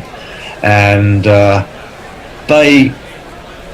one of them, he was a bit offhand, and he said, look, if you're here, maybe give us a call. He wasn't particularly helpful, and it seemed like, he was very eager for the call to end, But I eventually got to Barbados, and I thought, hell, I'm here. I've got to call him, I've got to make the most of this. And so I did. I called him Saturday. Sorry, not on a Saturday. It was just on probably about 6 o'clock in the evening, and I told him who I was, and he wasn't too impressed by that. He said, "Yeah, I remember you. Yeah." And then I said, "Can I just have 10 minutes of your time? I want to ask you about, one of the rebels in particular that you made your debut with." And he said to me that he didn't care how far I'd travelled around the world to see him. He didn't care that that I had a wife and kids. He didn't care that I'd paid out all this money to come there off my own bat. He didn't care that I was only probably 5 or 10 minutes away from him, and he told me in no uncertain terms. And he essentially told me to go and shove it, because he wanted nothing to do with me, and he didn't want to hear any more of my story. And he then told me that, when he was a test cricketer, we didn't get paid a lot, and he sort of had this sort of rant about his own problems, I suppose. And then he essentially told me to get get effed, at the end, and that was it. So I felt a little bit down about that, and that was at 6 o'clock. But later that night, I had to go and see Emerson Trotman, who was one of the Rebels, and probably the least famous. I mean, Emerson Trotman is not a name that turns most cricket fans' heads, because he never played for the West Indies, and his contributions were mainly with Barbados and in South Africa and in Holland as well. But so I went along to his bar in St. Lawrence Gap, the glitzy area of just out of Bridgetown there, and I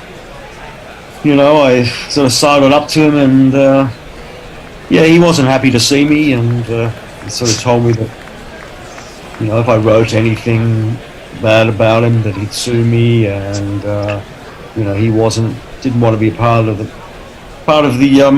book, and that although he did sign my sort of autograph book, my leather-bound autograph book that I brought along for all the Rebels to sign, he signed that. So it was a pretty horrible little meeting that we had, although he did give me a beer. He gave me a free Banks beer, which I downed rather quickly, but then I just sat there just sort of watching him perform his bar tasks and watching karaoke singers, and sort of British. That sort of sums up a little bit some of the schizophrenic nature almost of some of the stories that you tell in that book. You had players who were clearly good enough to go on that tour, great achievements, feelings of guilt and uncertainty about whether they should have done it. It sounds to me like that almost encapsulates a bit that sort of thin dividing line between the way they feel about having been involved in it.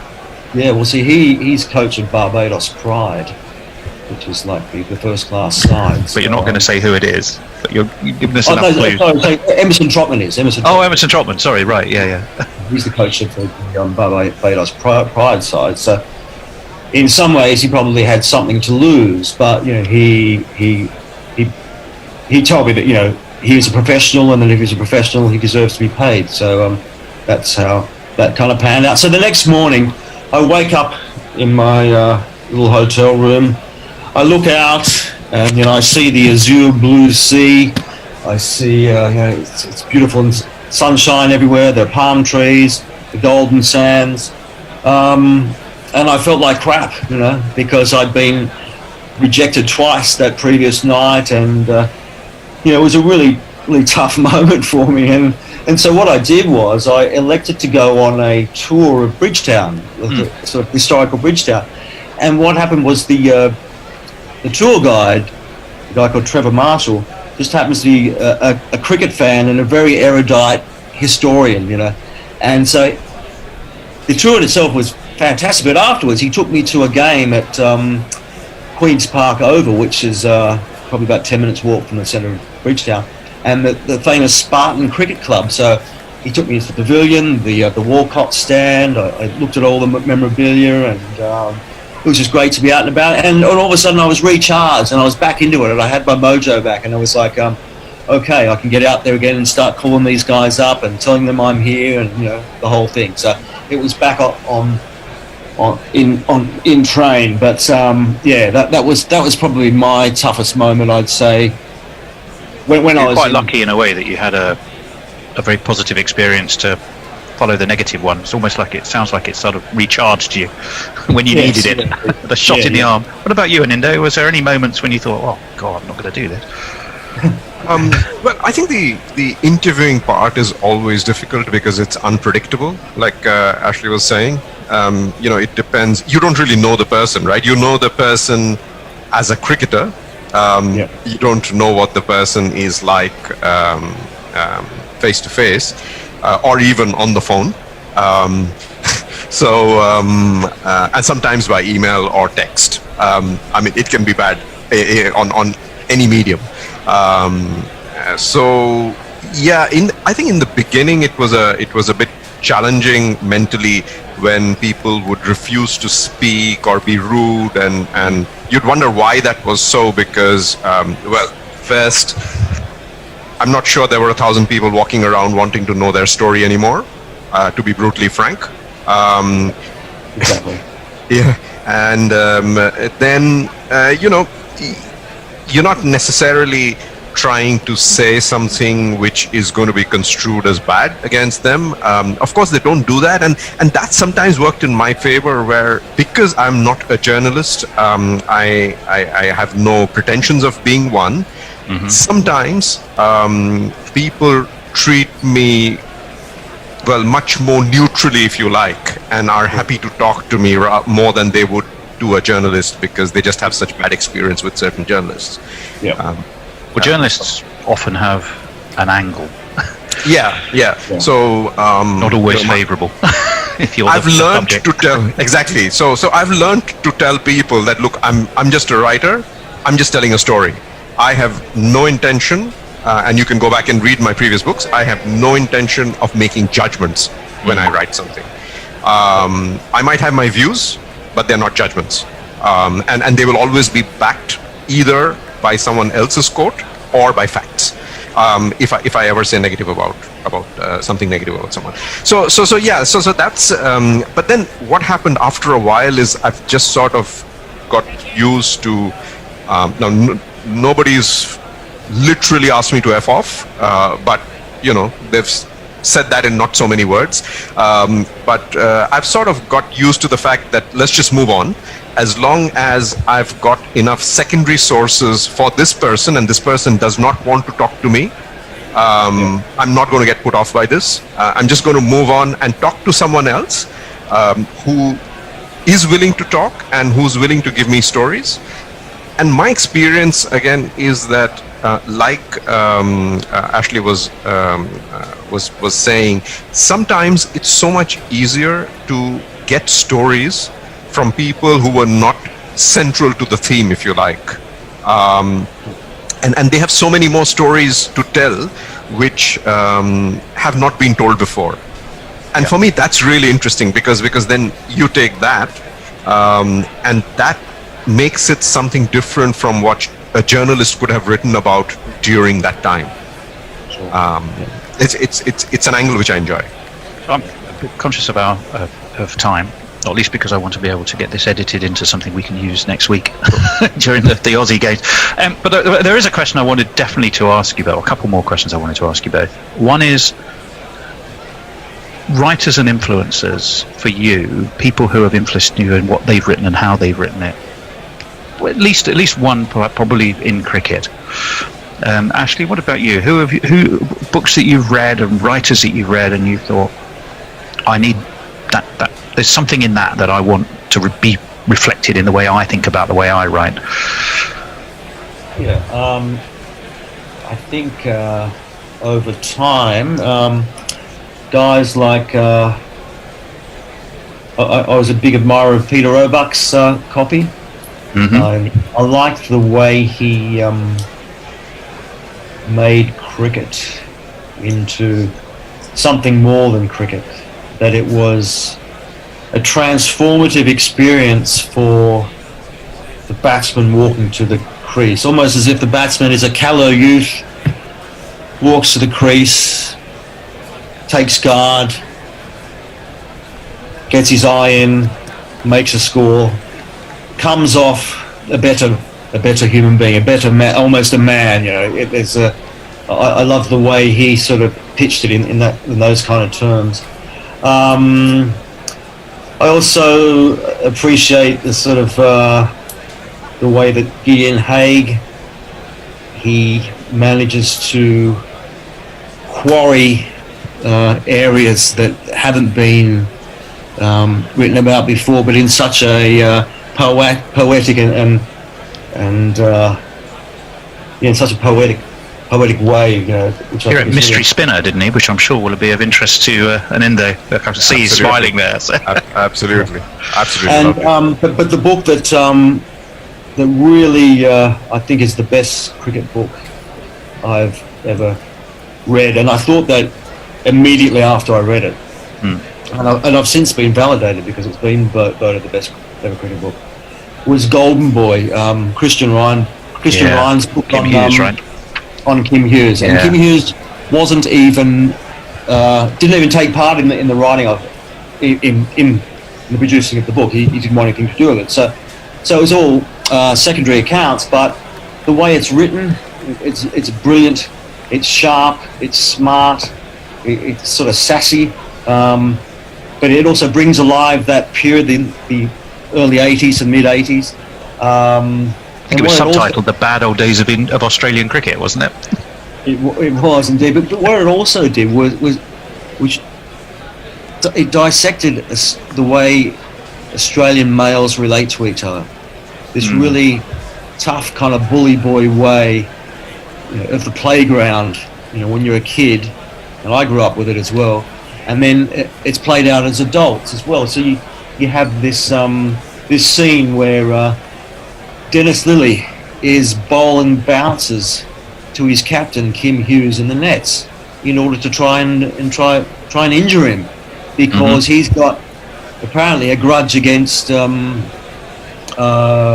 Hughes, because Hughes got the WA and Australian captaincy instead of his good mate Rod Marsh. I mean, this is what I think Jeff Lawson says, but things like that. I just thought it was a brilliant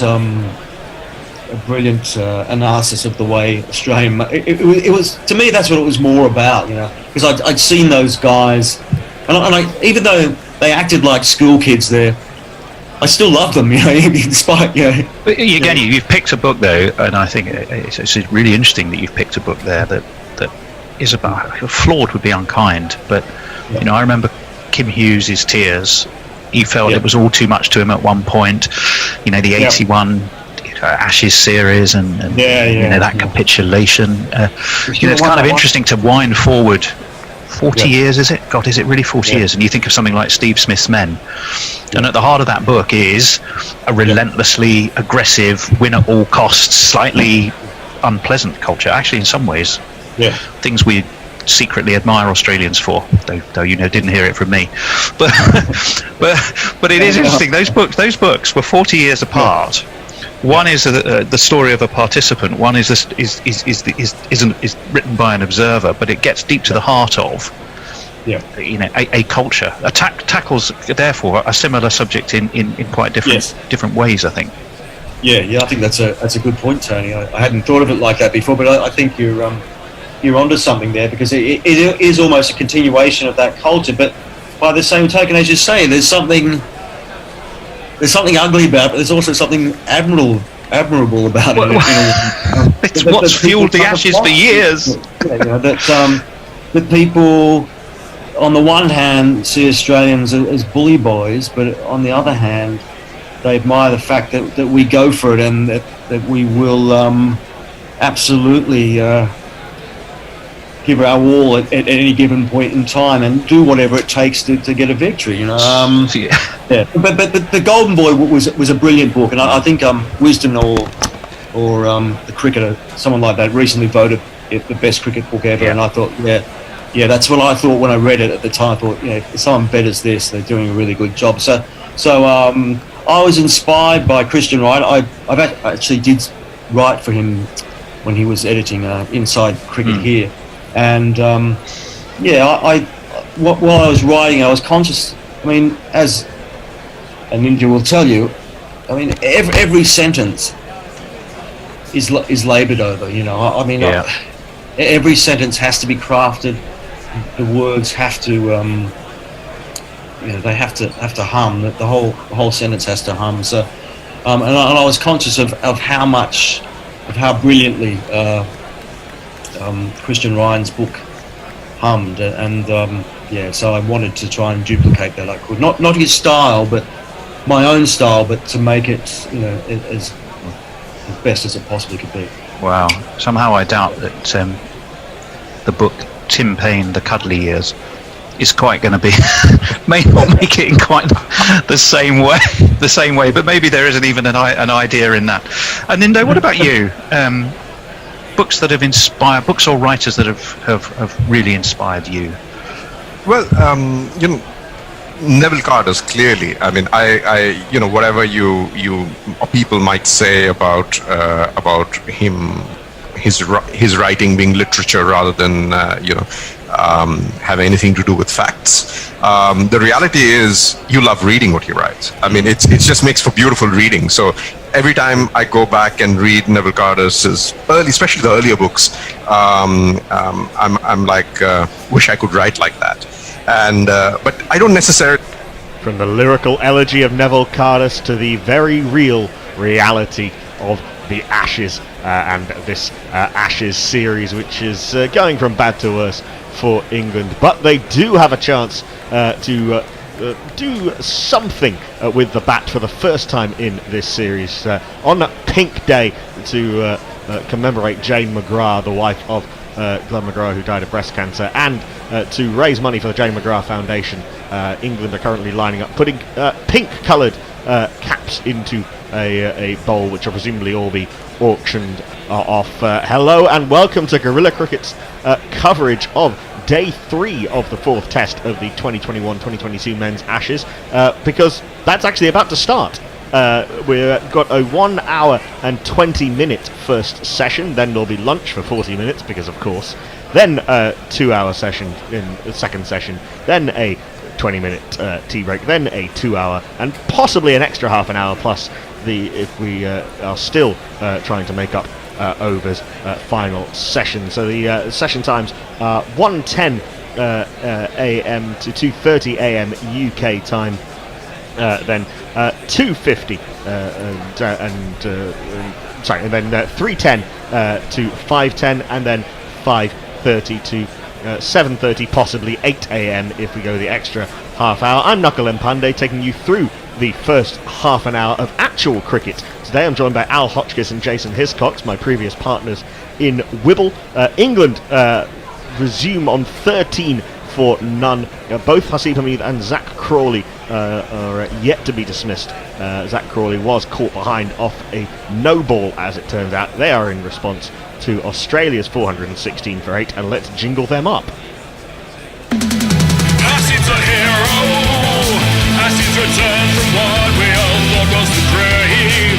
He's sharp as an axe and as smart as a whip, as powerful as a spade. Haseeb's a hero. He's found out that cricket is fun again.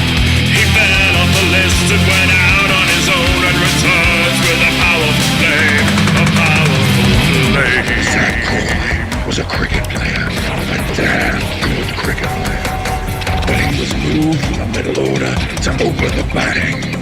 Now, trapped in the English professional cricket circuit, Zach Crawley must fight to survive. We've had 5 overs. We had Patrick Cummins bowling 3. We've had Mitchell Starc bowling 2, and it'll be Mitchell Starc starting Day 3. Mitchell Starc believes the truest hunter is the one who sees this guarantee. Oh, Mitchell Starc holds no mercies. It was his millimetric overstep that reprieved Zach Crawley. We've got 3 slips, got a gully, got a backward point, got an extra cover, got a short leg, got a mid-on, and a long leg. No, just counting that, that's indeed add up to 9 as the pink shirted inhabitants of the SCG pavilions rise to watch the first ball. Mitchell Starc comes in and it swings into Zach Crawley, who pushes it nicely to Pat Cummins, the Australian captain, at mid-on. There is no run. Gents, hello. Yes, actual cricket. How do we do this bit? I'm at a loss for words. You've used them all up. No, that can't be true. Limited vocab. Critical first hour. Critical first hour and 20 minutes, indeed. That is how long this session will last. There's a fair old breeze blowing across the ground from sort of right to left as we look on screen as Mitchell Starc comes in from the Paddington end, left arm over the wicket past umpire Rod Tucker to Zach Crawley, who plays this nicely enough defensively into the offside. Marnus Labuschagne fields at cover, and there is no run. England will be in survival mode for a little while yet, you'd imagine. We've said really, at the beginning of the day's discussions about how important 216 was, and that remains ever more so. The follow-on target saves the game effectively. Well, potentially, assuming that the rain does indeed come back at some point during this test match. We're also an hour and 20 minutes today. This is outside off stump by Mitchell Starc and left alone through to the keeper Alex Carey. There is no run. We lost basically half of day one as well, so we're getting into good chunks of time lost to the rain, as ever in Sydney in January. It is, of course, the test ground that loses more days play than any other to rain. There's Zach Crawley, tall figure, collar up with his grey nickels, the red badge with the silver detailing, faces up to Mitchell Starc.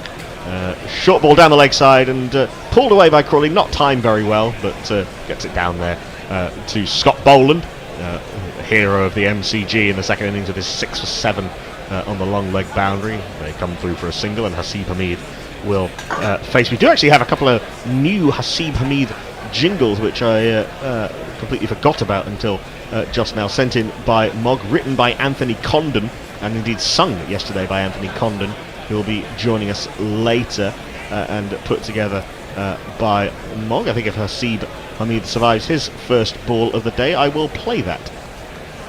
Seems only fitting. Haseeb Hameed, very jabby yesterday. He talked about a lot about his low hands and needs to get his weight transfer going. Can he do that first ball against Mitchell Starc? He can leave this alone on length, which is a good sign, I think. Passes well over the top of off stump. There is no run, and here is the new and improved Haseeb Hameed jingle. Oh, come on, Hameed. Oh, I swear you must leave at this moment. Just leave everything with that defense. Your innings, I confess, will entirely. But come on, Hameed. Does indeed leave that. Thank you, Mog. Thank you, Anth Condon. And thank you, Dexy's Midnight Runners. Last ball of the first over of day 3, sometime after we were meant to have it. Starc into Hameed, left alone, flies through to Alex Carey, who takes it above his head. An uneventful over, just goes for 1, and that's exactly how England will like it. Jason, who's with us? Warren's with us. He's responding to something that was sent by Mog earlier, talking about yacht racing does have the lowest number of fans. He said possibly yes, but it also has the most seamen. Fanar. His joke there. That's it, up to date at the moment. Looking on YouTube.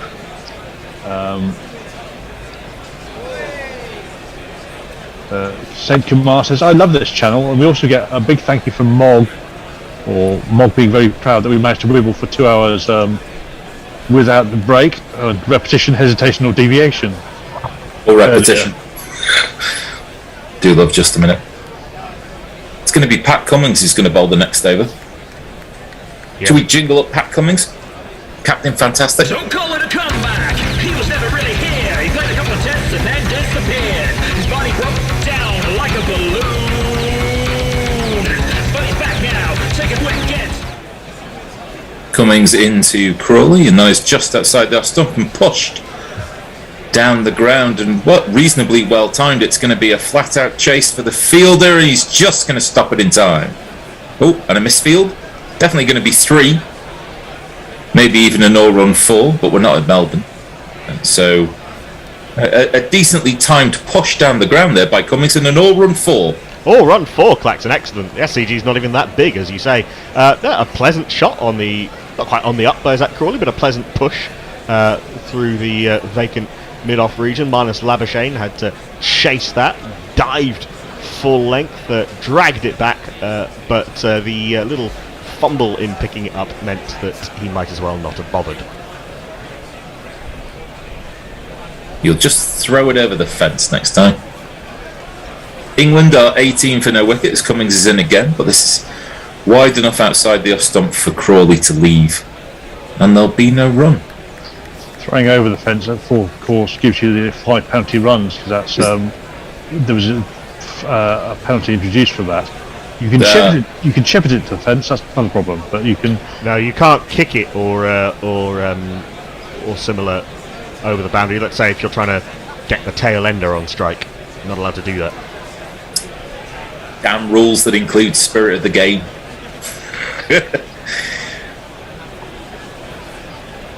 Cummings in again. This one more in the corridor of uncertainty, which means Crawley feels that he has to play just a forward defensive back to the bowler, and again there'll be no run. I think that's been one of the key differences, that there's been so many more balls that the England batsmen felt that they've had to play at, whereas lots of balls left alone, if not on line, then certainly on length. Yeah, they're leaving on length. Actually, the ball that Zach Crawley edged yesterday from Stark, come to that after this ball, as that is kind of nipped back a little bit off the pitch, cramped Crawley for room. It dribbles out into the offside field and there'll be no run. But Nako, you were saying? Yeah, it was a good ball. It was a really good ball from left arm over the wicket, quick and just nipping away a little bit. And it was on the right line, but Crawley would look at that and think, I could have left that on length. And it's something that we've seen a number of English batters not doing when Australia have been very good at it. That ball, for example, Crawley's a tall man, it jags back into him, it hit him on the thigh pad and was clearing the stumps by a long way. Absolutely. This one has left Crawley rather than jag back into him. A decent ball. It's missed the outside edge of Crawley's bat, but certainly plenty of enthusiasm there for Cummings. Maybe a little bit after the rainy conditions, but a ball that would be too good for lots of batsmen in this situation. Didn't do a huge amount, just a little bit off the seam. Crawley didn't really follow it. Again, he probably could have left that on length, but I can see why. You can obviously see why with the line he's drawn into it. Actually did most of it swinging after it passed the bat.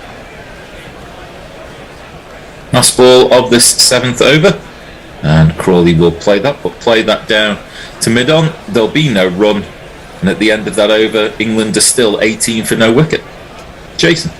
Mayank asked the question, which I didn't know the answer to, but I do know now. Doesn't all run 4 count as a boundary towards the batter stats? And the answer is no, it does not. That seems seems like it's more effort than a what we might describe as a regular 4. Seems like it should count for something. Yeah, it's just doesn't cross the boundary, therefore it's not counted as a boundary in that sense. Ravi Nair's with us. He also says England 120 all out. Truthful up to T cricket. Well, we'll see. We'll see what Stark has to do with his next over. Hamid will be facing, and that ball's gone across him, and it's been dropped by Carey. The question now is, as that moved across Hamid, whether it took an edge. Carey moved a long way, maybe in front of Warner at first slip, and it'll be interesting to see whether that was one he could have left, or whether indeed it took the edge at all. Yes, it did. He's actually almost dropped that. He's dropped it in front of first slip and then ended up in front of second slip.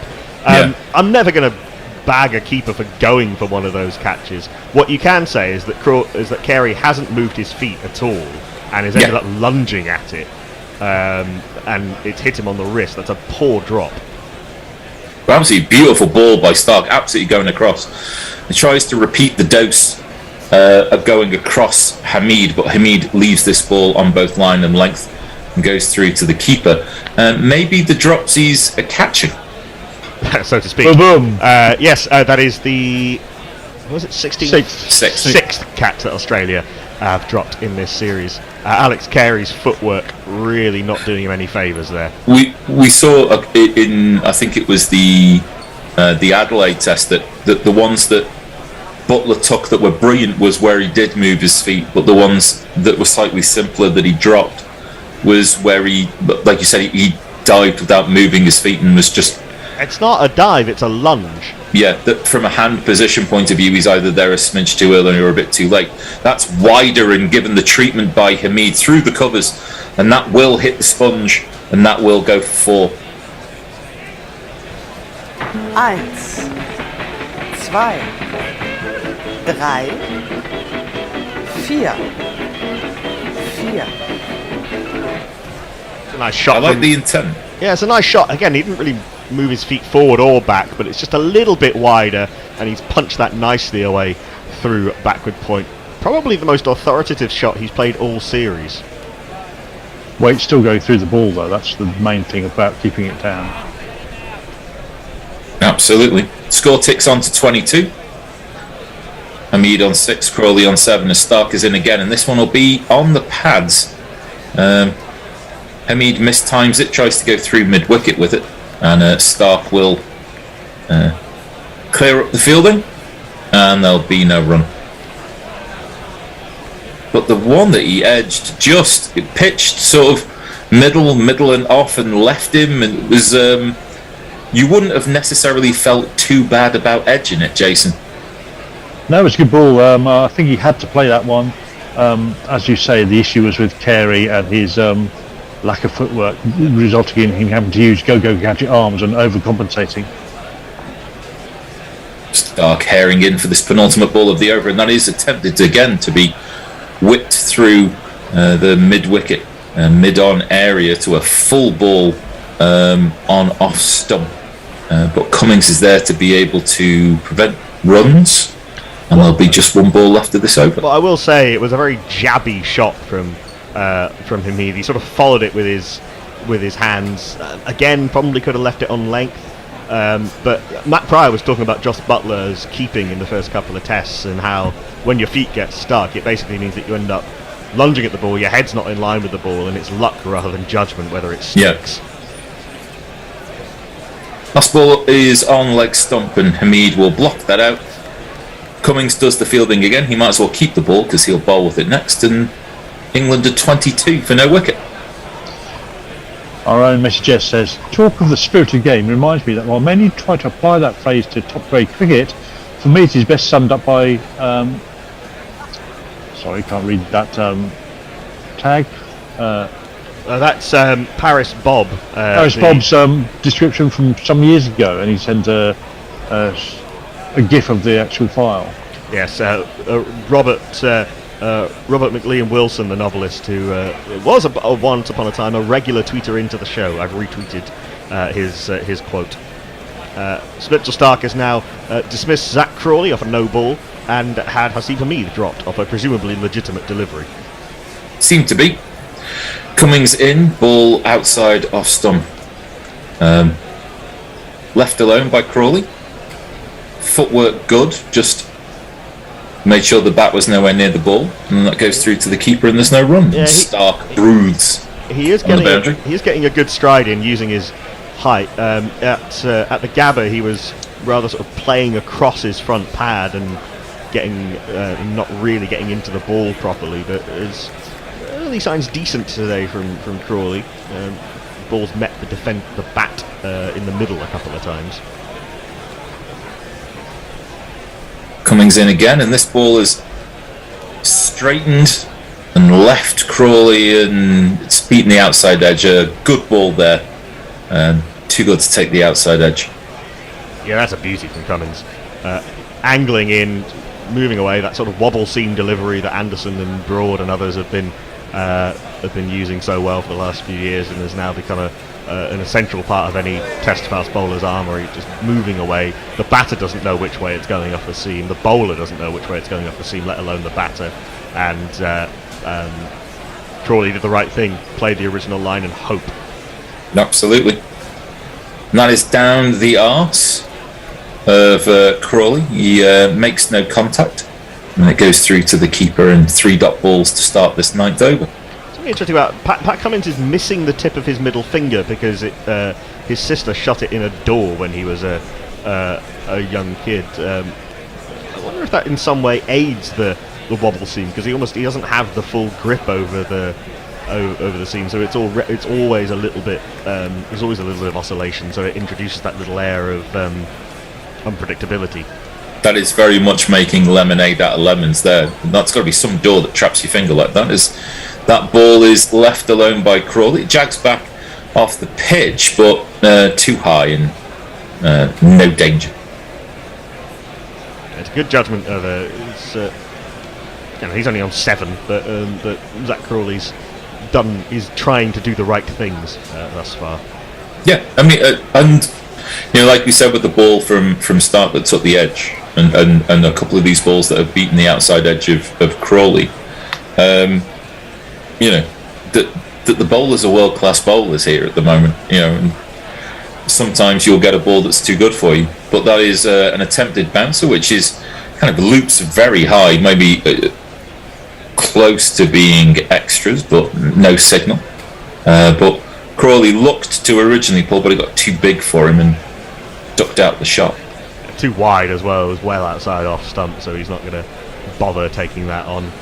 Land of the Giants out there with 6'7" Zach Crawley, 6'6" Mitchell Stark, and 6'4" or 5" Patrick Cummins. And a very, very, very tiny short leg. It's usually Marnus Labuschagne under the lid. No, it's Marcus Harris, who is about a foot shorter than Zach Crawley. Yeah, it's like a midget there next to him. As that is wide outside the off stump again, erring in line. Cummings, a maiden, but a maiden with no danger. And England is still 22 for no wicket. Mark Owen comments on the state of the game. He says the wheels are falling off. Lol. And Neil Franklin talking about the result being academic. Right, if it's academic, this result, well, now get your gowns and silly hats on. Hey. Well, they did have silly hats on, and they put them in the bowl to be auctioned off at a later date. They were stacking them onto the hats on top of each other. It looked quite good until the sort of 15th member of the touring party came in, and suddenly you saw the bowl, a stack of hats above the rim of the bowl. Yeah, Jenga. Stark in down the leg stump. Hamid doesn't move his feet, and therefore really isn't able to take advantage of a ball which could have easily been put away for runs. It just looked like it was getting ever more slightly difficult for each successive person who, it was like, yeah, because it wasn't just the playing 11; it was every member of the squad. Hat Jenga, and if it all topples out of the bowl, then you're out. It seemed like that's how it was going. Yeah, you had to be. I mean, we've seen a lot of precise hat stacking in the COVID era from captains. Well, indeed, the double hat era, as Stark is in, and that is bowling. No footwork, ball full. Pitching on, off, hitting off, and Hamid was neither betwixt or between and has to go, and England have lost their first wicket for 22.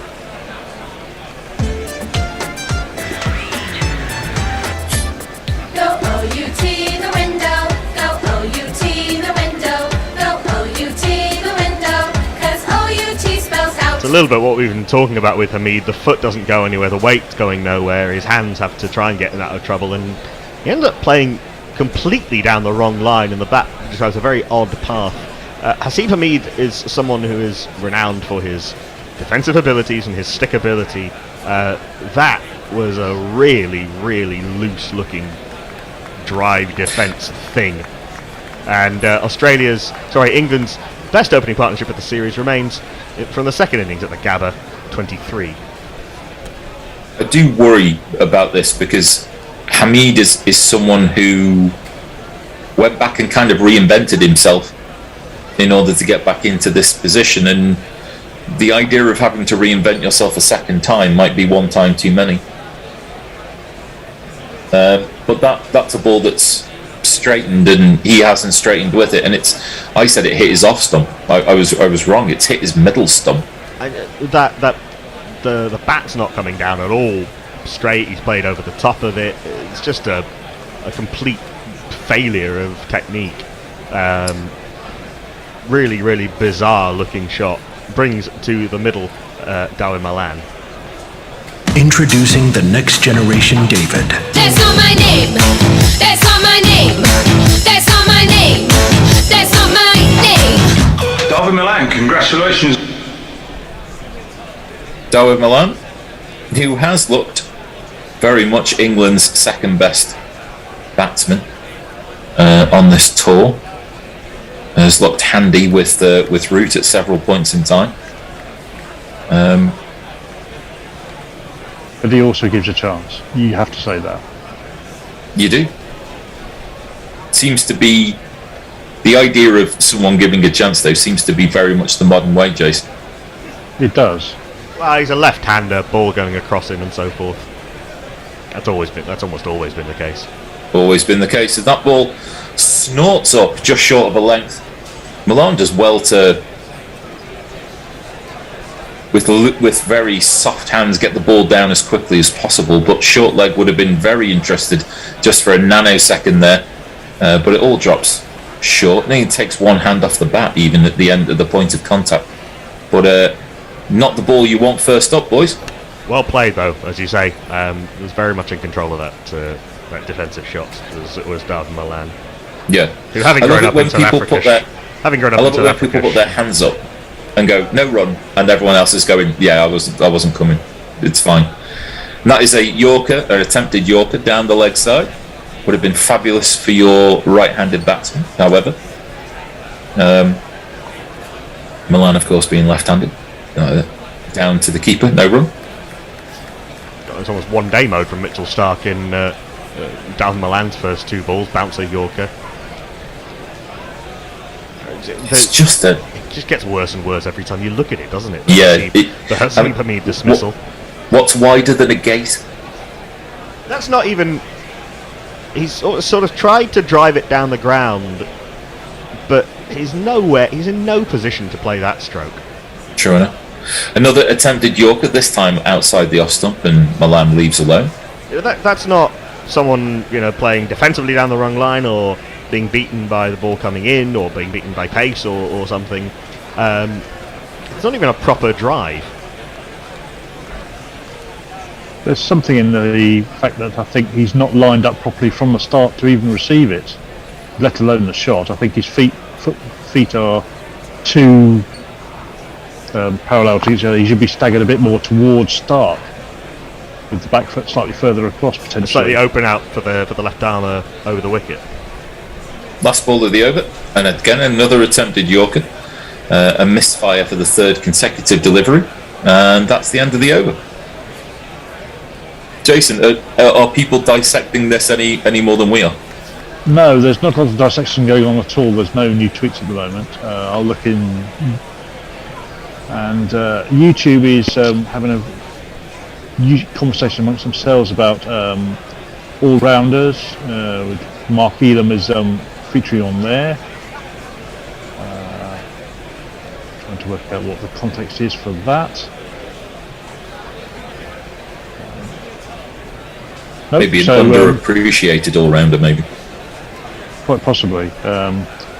He always looks to be less quick than he actually was, but then again, that's the same very true of everybody that you see initially on TV, I think. Then you look at them in the flesh, and they're considerably quicker than you see because of the foreshortening.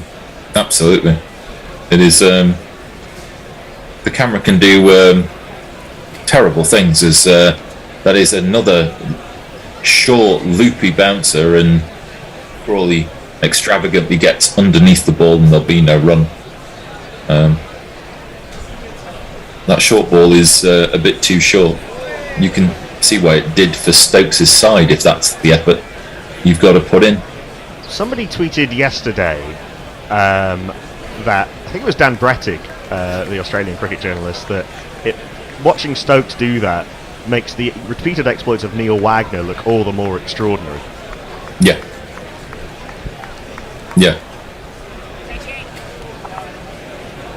Cummings in for the next delivery, and that is one that Crawley does have to play, but fielded relatively close to the stumps. And there'll be no run. 22 for 1 England. Milan yet to score. And Crawley on 7. Hamid the player to go with a shot that we'd rather not see again, if it's all the same. Don't know who's in charge of the replays. I'm sure we've seen it many times whilst they're waiting for another wicket to come along. Coming to the slightly misleading figures, 0 for 5 indicates tidy. He's wider of the crease this time, but going down the leg side, and maybe that's a half chance to Harris at short leg. Maybe slightly mistimed off the hip. In which case, Crawley's nearly fallen into quite an obvious trap. Decent delivery from Cummings. It did lift a little bit. Slightly wider, and it is a chance. It's come off the bat and onto the hip, and Harris has moved to his right, and really not just slightly out of reach of his. He's got half of his right hand to it, but that's a genuine chance, boys. It's a tough one, a short leg though. It's a 2 out of 10 chance, I think, where it is at the speed it comes at. Yeah. Next one, outside off stump, left alone. So I'm a bit harsh to call it a genuine chance, a half chance. Yeah, then it's maybe gone pretty high to him pretty quick. I mean, we haven't actually seen a hot spot to guarantee that it came off the face of the bat. I mean, Crawley was trying to flick that. He's trying to play a leg glance to a ball that's leg glanceable. He's just not played it that well. Yeah. No, it did seem to take. There is an element of this where, rather than wait for hotspot, it's just it's more Harris's reaction of knowing that there's one that's kind of got away from him there a little bit. Cummings in again, slightly wider, but this time is wide outside the off stump, and Crawley needs no more invitation to drive through the covers, and that will bring him to double figures with a lovely, well-timed 4. It's Nissan She. It's Nissan She.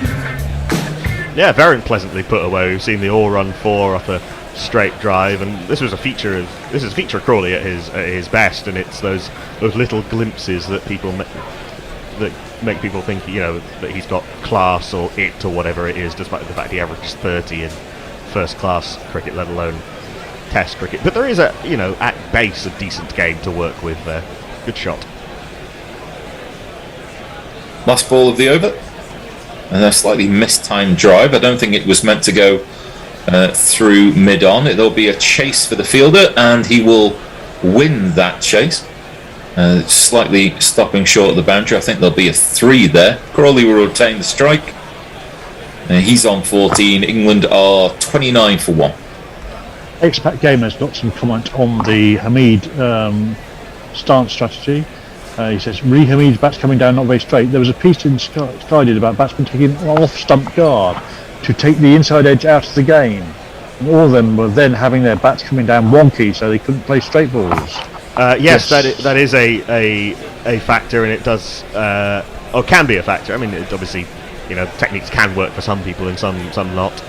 Stephen Smith and Marnus Labuschagne have probably been partly responsible for that. I don't think that is the case with Hamid. I don't think he does take an off-stump guard. Certainly not judging by the size of the gap between bat and pad on that occasion. Yeah. It's just a bad shot. Very, very badly played. And Mogg says, I blame Anthony Condon. For what, I don't know, but he just blames him. I think it's for the new jingles, I think the new jingles might be bad luck. And Ravinair says, yay, excitement, the start of the England collapse. Stick around. Anything can happen in the next half hour, and probably will. Stark will continue the wicket taker this morning. He's in for his 6th over as that ball gets pushed across Crawley, left alone, and safely through to the keeper for no run. Had Zach Crawley caught off a no ball yesterday. We've seen Hasib Hamid dropped by Carey, a very simple chance. We've now seen Hasib Hamid bowled, and we've seen Zach Crawley dropped, a very tough chance. Jason, going back to a point that you made earlier on, you could see that with the graphics that have just been shown to us, just how late and how deep Hamid was, and really in no position to play that drive. As this ball is left alone by Crawley, even though it does hit him, it's no shot offered, but too high and just no run. What you might expect, it seemed like he wasn't anywhere near he needed to be. And it's not the only ball that's the case for. What you might expect from a player of Hasib Hamid's temperament, and you look at his strike rate in first-class cricket, is that he would play with very soft hands, and he'd play very late and very low, and not have much of a backlift, and then he'd be vulnerable to the inside edge onto the pad, and the ball sneaking through, and all of this stuff. Kind of like Pujara or someone like somebody like that. What is actually the case is that his weight isn't really going anywhere, and he's pushing, jabbing at the ball, desperately trying to feel for it, with actually quite hard hands. Stark in, but this is on. Oh, it's reared up off a reasonable length, and it's hit Crawley on the hands. He's dropped the bat. It's absolutely raised up from nowhere, and maybe the rain has added a little bit of extra juice. For the ball before that, he left it on length, and it grazed off his box through to the keeper. So there's all sorts happening here. It's hit the top hand very hard. He's playing quite a loose bottom hand, and as you say, he's just been so startled by it that the bat flew out of his hands. This is a searching examination from Mitchell Starc, who seems to have found a spot on the pitch from which he's extracting venom. But it's he's not bowling short. I mean, maybe slightly short of a length, but not so much that it would wrap Crawley on the top hand. You know, that really is quite a misjudgment, really, for if you were to say, because Crawley's bat's at least 9 inches to a foot lower than it really should be at that stage. I'm not sure about that. I think he's probably it's not in a terrible position to play. It's just almost it's almost just hit him too hard for. Yeah, no, I mean it's what I'm saying is that it's read up. I'm not saying Crawley's played it badly. What I'm saying is that the ball's bounced unexpectedly. Oh, sure. And actually, if you're looking at that replay, that's actually almost a full delivery. Yeah. That's jumped up at Crawley from. And again, Zak Crawley's a tall man. He's 6'6". That's gone a long way off the surface. We will have a change at the end of the over. As I end up going to sleep at the end of this over, not immediately. Crawley is receiving medical attention at this point, which is why there has been a slight stop in proceedings.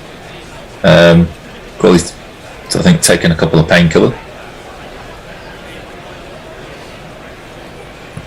And there will be a resumption, and Crawley will continue. But it can't help but put doubt in your mind about the next one. No, if I were Mitchell Starc, I would be, or rather, let's put it another way. I would probably expect Mitchell Starc to try and pitch the next ball up a little bit more to see if Crawley is fully committed to coming forward, because there is the very real chance that he'll hang back and perhaps nick behind through kind of like Hamid not really being forward or back to the stroke. Very interesting to see how Crawley plays this next delivery after being hit on the box and then the hand in consecutive balls. Yeah, it's it's not been the happiest over for Crawley. No, it's like he's taking his revenge for him driving his mate Cummins at the other end. Yeah. At least Crawley's learned his lesson from Root and box is in place. As Starc is in, and that is, as prescribed, a full-length delivery, and Crawley is committed to pushing forward defensively. Well done by Zak Crawley, because it would have been easy to have played that ball differently. I'm pretty sure everyone knew what was coming, but even so, you've got to be a little bit subconsciously thinking, "Oh, what's this going to do?" But yeah, good shot from Crawley. It's to mid on for none, but he was actually kind of forward into the stroke. Yeah. Always good every once in a while, if you're going to be a top order sportsman, to have selective amnesia.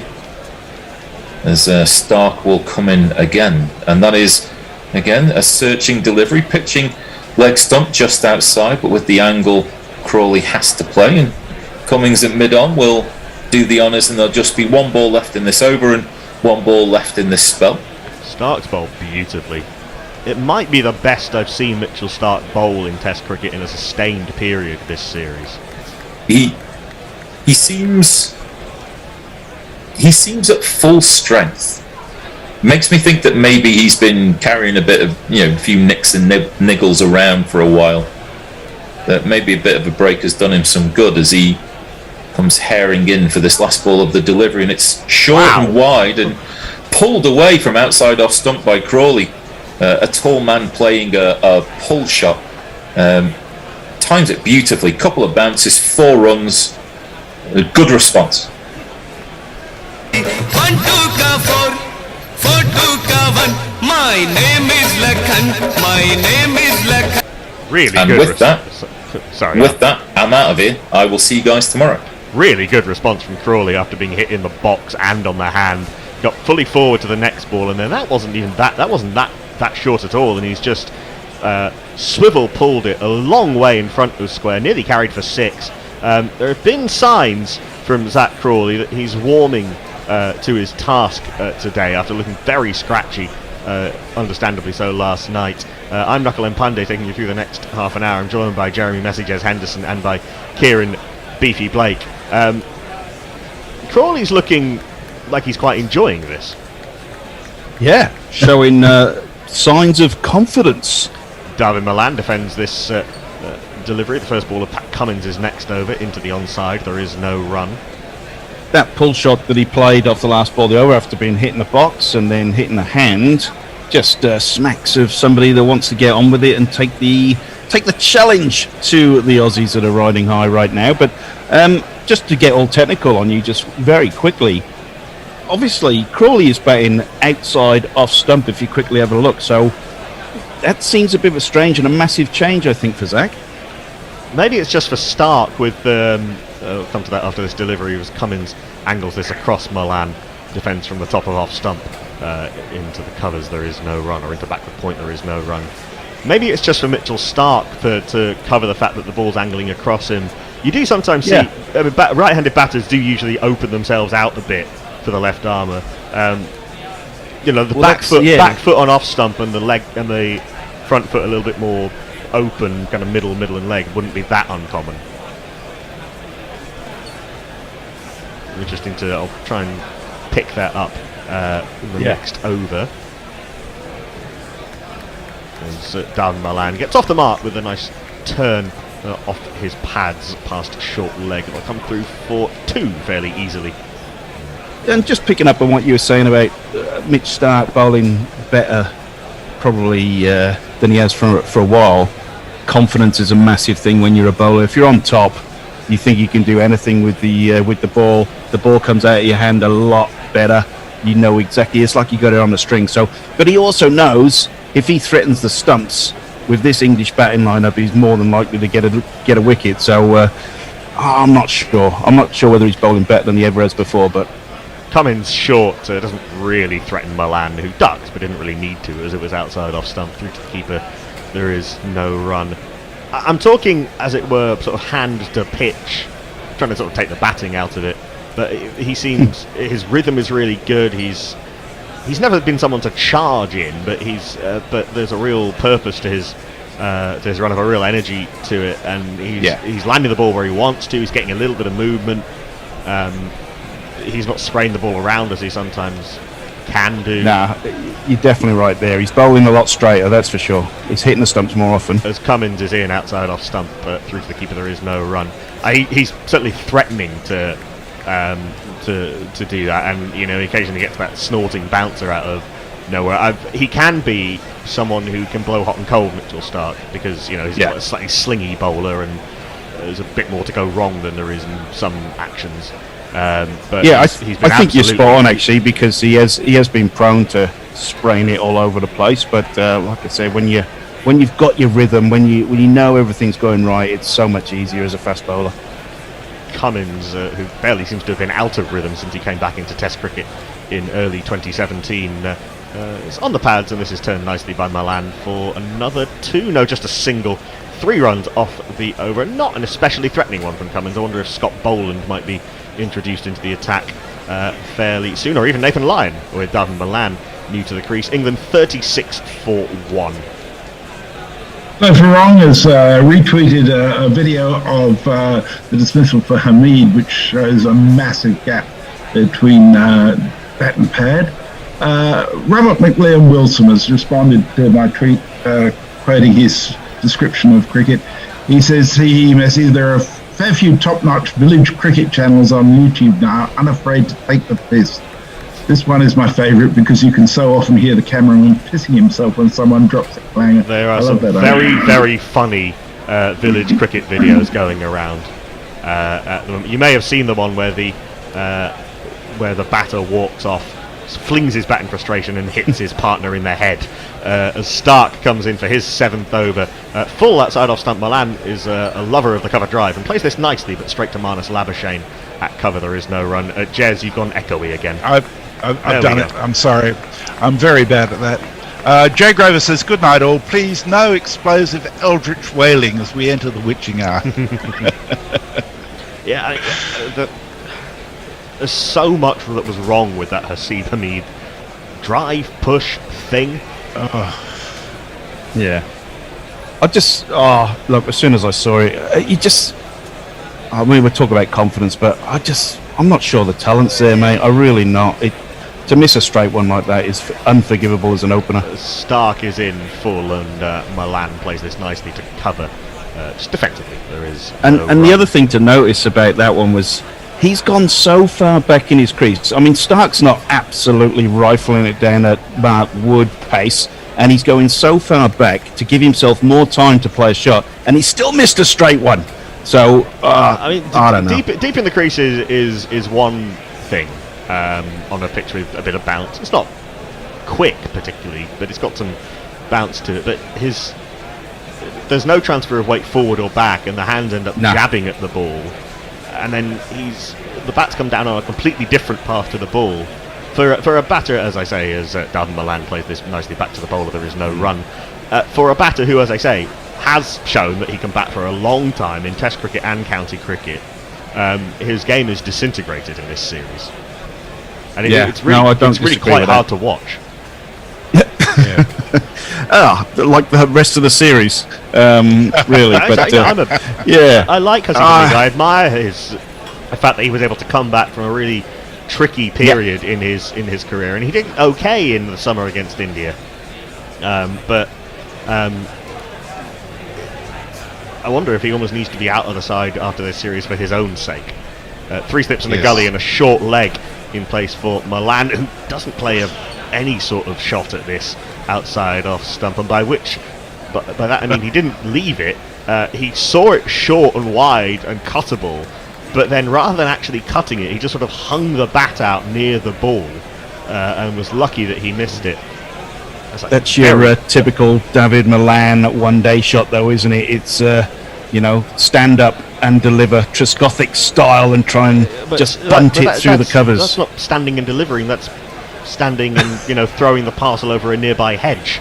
I think Trescothic would have been insulted to be called into that shot. As Stark is in to Malan, rising delivery down the leg side. Malan gets his gloves out of the way. There is no run. He didn't flash. He didn't flash at it. He didn't go hard at it at all. No, it was a bunt, pure bunt. Very tentative. I've just got to put it out there very quickly. Marcus Trescothic was my first ever Test player cricket victim. Got him out when he was playing for Keynsham back in the old Western League. So got him out. He would kind of drive. Outside edge, second slip, there you go. Right arm across the left-hander? Right arm across the left-hander, yeah. Sure. Yeah. Before everybody worked out that actually bowling right arm round the wicket to the left-hander is a good idea. No, you don't do that. Nip it away, mate. That's all you got to do. Nice scalp, Beefy. Mind you, he was around for that long. Pretty well everybody must have him somewhere on their belt. Yeah, exactly he right. He played a few Somerset second 11 games with people who were born after he started his first-class career. As Mitchell Stark is in last ball of his 7th over, the 14th of the innings. His back of a length that's down the leg side, very close to a strangle. Dawid Malan not entirely comfortable with that around his hips. Crawley does get in line, Carey rather, behind the stumps, does get in line with this. Crawley's on 18, Malan's on 3. England 36 for 1. Richard Lafette says Crawley isn't looking too good either, although he's looked better recently. Anthony Condon was very disappointed that he missed the jingle that he composed and Mog created. He went to the shops, and I rather suspect, Anthony, the opportunities for playing it in the future are going to be fairly limited. Missing Ututo says the heads end up outside the line of off stump. They will collapse again today. A bunch of outside edges, bowled and LBWs. Although if Australia don't catch them as well as they've been doing the series, they might survive. That was a really bad drop by Alex Carey. Yes, yeah. And Mog says he didn't really think that the Hasif Hamid jingles really needed to be played. It was such a short visit. Well, we do have that change. To be fair, you could kind of see it coming. Pat Cummins has taken himself out of the attack. Hasn't quite got the life from the surface that he was hoping for, and it is going to be from the Randwick end, Scott Boland. This bowler has a first name, it's S-C-O-T. When he comes charging in your pants, you'll likely pee. So here comes Scott Boland, his nostrils all aflame. He's gonna take your wicket. Boland in, right arm over the wicket. A little bit of nip back into the right-hander, but left on length by Crawley. Through to the keeper, there is no run. Just the second, of course, indigenous male Australian Test cricketer after Jason Gillespie. Only Faith Thomas and Ash Gardner in women's Test cricket. Scott Boland, his grandfather was of the Gulajan people, and what a day out he had at his home ground, the MCG. Don't keep reminding us, Knackers. Don't keep reminding. It was bad enough being there. Oh, you were there, blimey. 3 slips and a gully and a leg, or short leg rather. Rinse and repeat, really. Jags back into Crawley off the seam and passes well over the top of off stump, and Zach Crawley's left it on length. Well bowled, well played. I mean, in all fairness, he's not a bad bowler. He bowls his line, he bowls his lengths. He's very regimented in what he does. He's not going to, tear the world a new one, really, with what he does. But we know in Test cricket, if you nag, you're going to get wickets eventually, and that's what he was. And it's what he's been doing in Shield cricket for years. It's why he was picked at the MCG. Yep. It's why Pat Cummins said it's why he was picked here, with Josh Hazlewood not available. It's because he hits line and length and can move the ball a little bit quick enough. And with Cummins and Stark bringing the heat from the other end, and Nathan Lyon doing his thing, he's a good complement. Kind of similar, reminds me a little bit of Peter Siddle. Yeah, similar type of role he's playing in this team. Yep. As well as the 3 slips in the gully, we've got a backward point, an extra cover, a mid-on quite wide, and a long leg. This one is a little fuller, and Crawley has to play and plays it comfortably back to the bowler. I think there is no run. The one thing we are going to be interested in is Cam Green on this pitch, because being 6'7", whatever he is, I mean, what's he averaging? 11 in this whole series, mind you. That's not saying much with England's batting, but we've just seen from Stark variable bounce. We saw yesterday a bit of variable bounce as well. So Cam Green could actually get so much out of this pitch. It might be a bit scary, but I'm kind of expecting a double change at the minute. As Boland's in short, Crawley tries to pull this, and it was certainly short enough to pull, but that one didn't get up to sort of reinforce Beefy's point. And Zach Crawley sort of inside edges it onto his hip, and it dribbles down into the offside. There is no run. Zach Crawley's now been hit. A glancing blow on the box, a thumping blow into the top hand, and now inside edged it into his own hip. In the midst. Luckily, it's onto the thigh pad, I think. Yes, yes. Still, not pleasant. Boland in a sort of staccato start to his run up, but gets into a decent stride there. Crawley tries to force this into the mid-wicket region, but doesn't time it very well. Labuschagne fields at mid-on, and there is no run.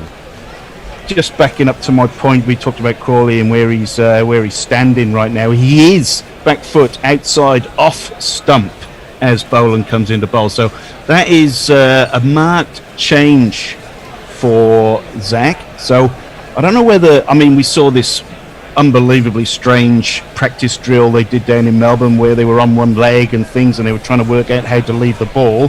So I think this must be trying to combat that kind of fifth stump line that the Aussies seem to bowl very, very well. So just keep watching Zach as his first trigger movement is back foot across outside off stump. Back of a length and pushed into the onside. There is no run. A maiden from Scott Boland to start. I mean, Crawley doesn't actually have a trigger movement, just looking at that. He's set up, as you say, back foot outside off stump, slightly open stance. His front foot's on sort of middle and off. I mean, we do see there are a lot of batters in English county cricket who bat on this off stump guard, and it's been talked about and has become a bit of a bête noire in English sort of technical analysis. The likes of Atherton and Hussain and Rob Key talking disapprovingly about it. Stephen Smith and Marnus Labuschagne have a lot to answer for, but then if you score that many runs, someone is going to copy you. As Cameron Green does come into the attack, double change, called by Beefy, we should get some tweets in. So Mayank wants to grill you, Beefy, not in a McDonald's sort of way. He says, what's Beefy's real name? Not Ian Botham, our Gorilla Beefy. Also, how was it like to play minor counties cricket? What was the level of play compared to county championship and international cricket? That'll keep you busy. Yeah. I'll have to answer that ball by ball as we go, because as Cam Green comes in. Yeah, Cameron Green from the Paddington end, the end where Mitchell Starc was generating some uneven bounce. Good change from Cummins. God knows Australia have enough runs to play with England 36 for 1, trailing by 380. Very wide of off stump, left alone by Malan. Here is Cameron Green. Yeah, well, minor counties is funnily enough, is it? Oh, sorry. We are the Cameron Green Appreciation Society. God save Mitchell Marsh's brand of all-round variety. We are the Cameron Green.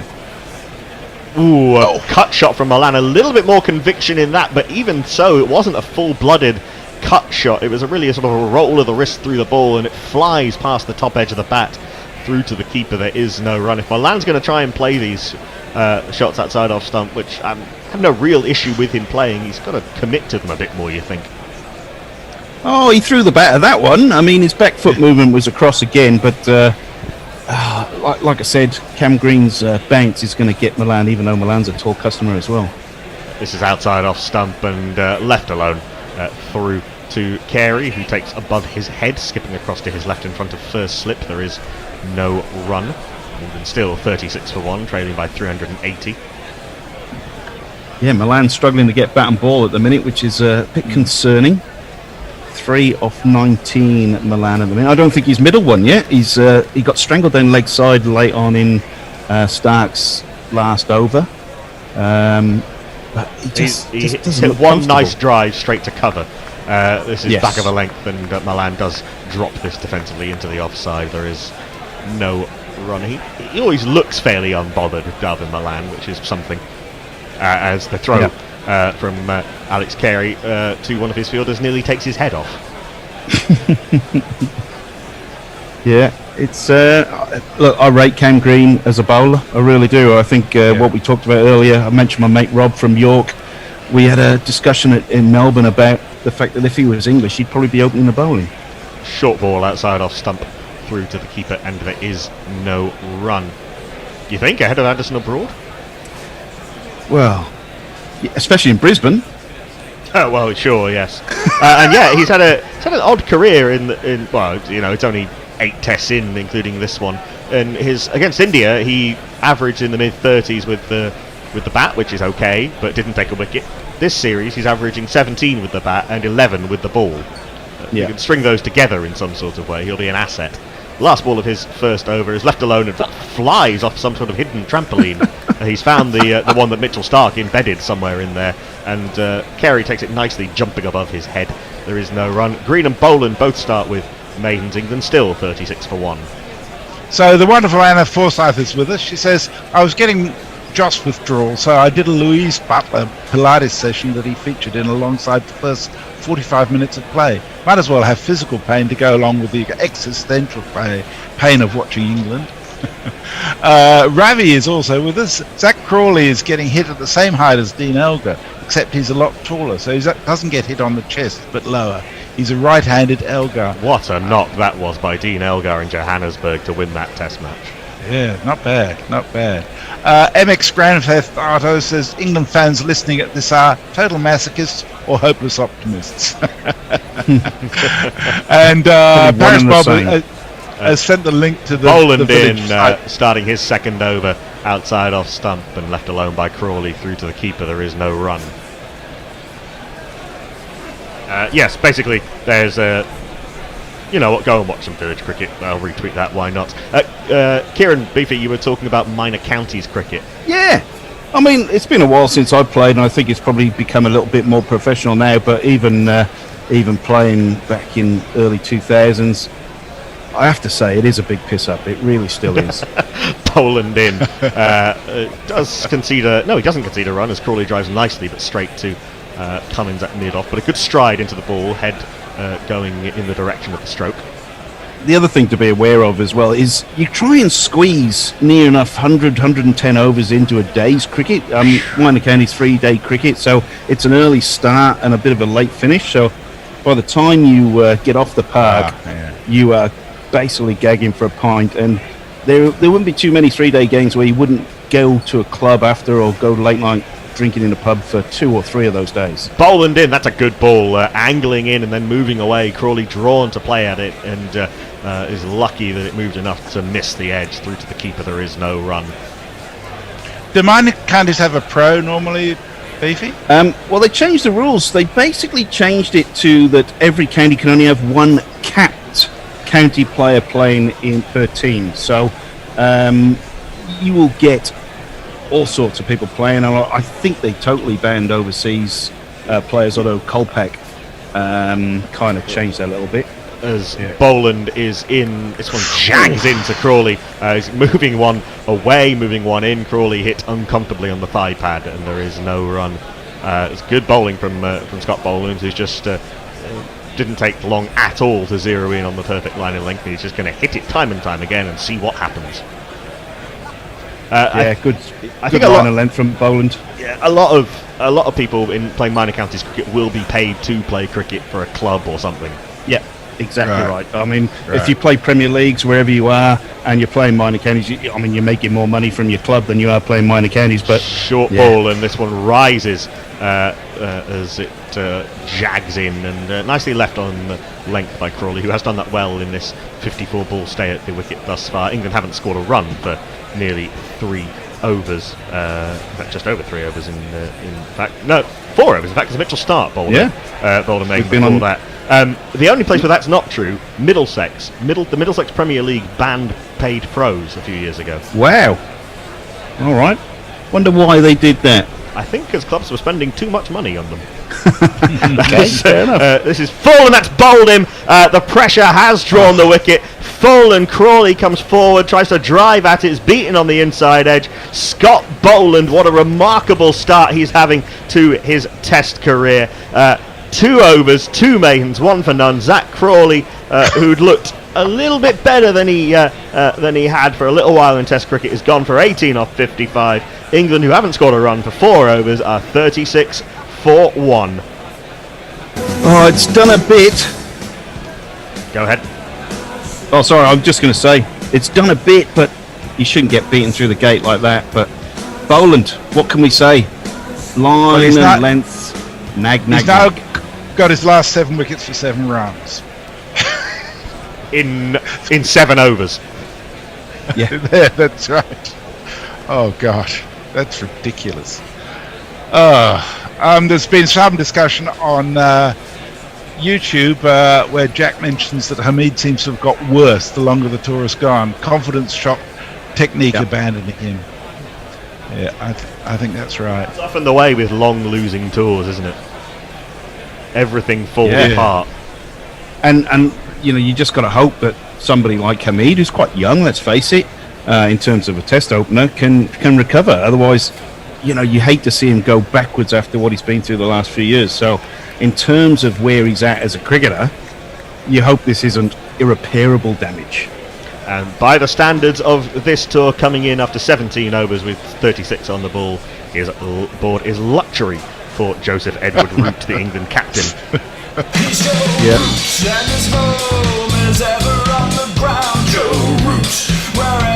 By the way, we haven't had a single GPL entry. You have half an hour. In fact, sorry, you have 20 minutes to enter the GPL. GorillaCricket.com/competition. Guess the number of runs that will be scored in the day's play. You pay £1 per guess. All your pounds go into the pot, which starts today at £23. If you win, if your guess is bang on, you win the pot. GorillaCricket.com/competition. You have 20 minutes. Cameron Green bowling round the wicket now to Milan, 2 wide of off stump, left alone through to the keeper. There is no run. And of course, Joe Root is going to be facing up to Scott Boland and Cameron Green, who I think were the 2 bowlers to dismiss him in Melbourne. And Green's got him a couple of times this series. Yeah, Joe Root normally, what's he been in? An 11, 12, 23, 48, 13 and 7, Joe Root. So, it's, what are we, 36 this time round. This is tighter to off stump, but again left on length by David Milan through to the keeper, and there is no run. Let's just have a look exactly when England's last run was. It was off the last ball of the 13th over. We're just into the 18th now. Yeah, it's disappointing, that shot from Crawley. I mean, he actually looked, I'm going to say the word competent, and then all of a sudden Boland sneaks one through when he's trying to drive Boland straight down the ground. Oh dear, David Milan has nearly holed out. It's a short ball that hurries on to Milan, cramps him for room. His pull shot goes nowhere. It's lucky that actually he didn't time it better, because it could easily just spoon to Labuschagne at mid-on. In the end, it drops about 5 yards in front of him. A really, really poorly played shot off the splice of the bat. England have gone completely into their shells. We're actually overdue for a change, Knackle, so I'm going to nick off because this is only a 20-minute session coming up. This one is outside of stump, and Milan plays it with soft hands to backward point. There is no run. Yes, we will have a change at the end of the over. Beefy will take you through till lunch on ball by ball in this slightly weird session, and in and Forthy will join him. Talking about the session times, there was only 73 overs left in today to be bowled. Why didn't they just split it into two 36s? Yeah, that makes a lot more sense. Sometimes bloody just drives me insane. That one's taken off from nowhere from Cameron Green, from round the wicket to the left-hander this time, so he's finding some extravagant bounce, as you might expect for someone that high, and Alex Carey has to take it well above his head. It's no trouble at all to Milan, but quite a bit of trouble for Carey. Yes, you do wonder why exactly we need another 40-minute lunch break at this point, but in 20 minutes' time. But there we are. I don't know. The ICC have to. They've got to do something. Yeah, I wonder. The umpires do have some discretion, a little. Last ball of the over is a short ball which is swayed inside the line of by David Milan. Yet another maiden, the fifth maiden in a row for Australia, and they've taken the wicket of Zach Crawley in it. John Buchanan would be loving this as we hand over to Kieran Beefy Blake on ball by ball, and in the Dutta doing a little bit of summarising work, and Ian Forth doing some tweet reading work. Yeah, hello, thanks folks. for that. Delighted to be here. Thanks, and hello, India. Yeah. Hello, Beefy. How are you, Forthy? Forthy. Yeah, good. Well, is it a good morning for England? Probably not. It never really is it, this series? It could get worse. That's true. That is definitely true. I have this dream of Scott Boland taking 9 for nothing, and England being all out for 36. That's a familiar number to me as an Indian, of course. Yes. Yeah. And I and do that one would of fit the- in. Yeah, sorry. Forthy, what were you saying? One of those, go on. one of those early morning fever dreams. Yeah. I mean, what a bowling spell that would be. So Scott Boland is going to continue. Joe Root face up for his first ball. That is very full outside off stump, and Root defends, drops his hands and pushes it towards the gully. No run, 36 for 2. We're into the 19th over. I do my radio show over here with a Kiwi, and he longs for the day that somebody manages to beat their 26 all out. That will take some doing, though. Well, weren't Australia 21 for 9? 21 for 9 in South South Africa? Yeah, they definitely were. Yeah. Boland in a game with the figures of 1 for none. That is very full on off stump. Root gets forward and defends. A little shakily out to Marnus Labuschagne at short mid off. There has not been a run now. We're into the 6th consecutive dot ball over. Yeah, which would have been. I don't know Milan what you has feel in looked it. shaky.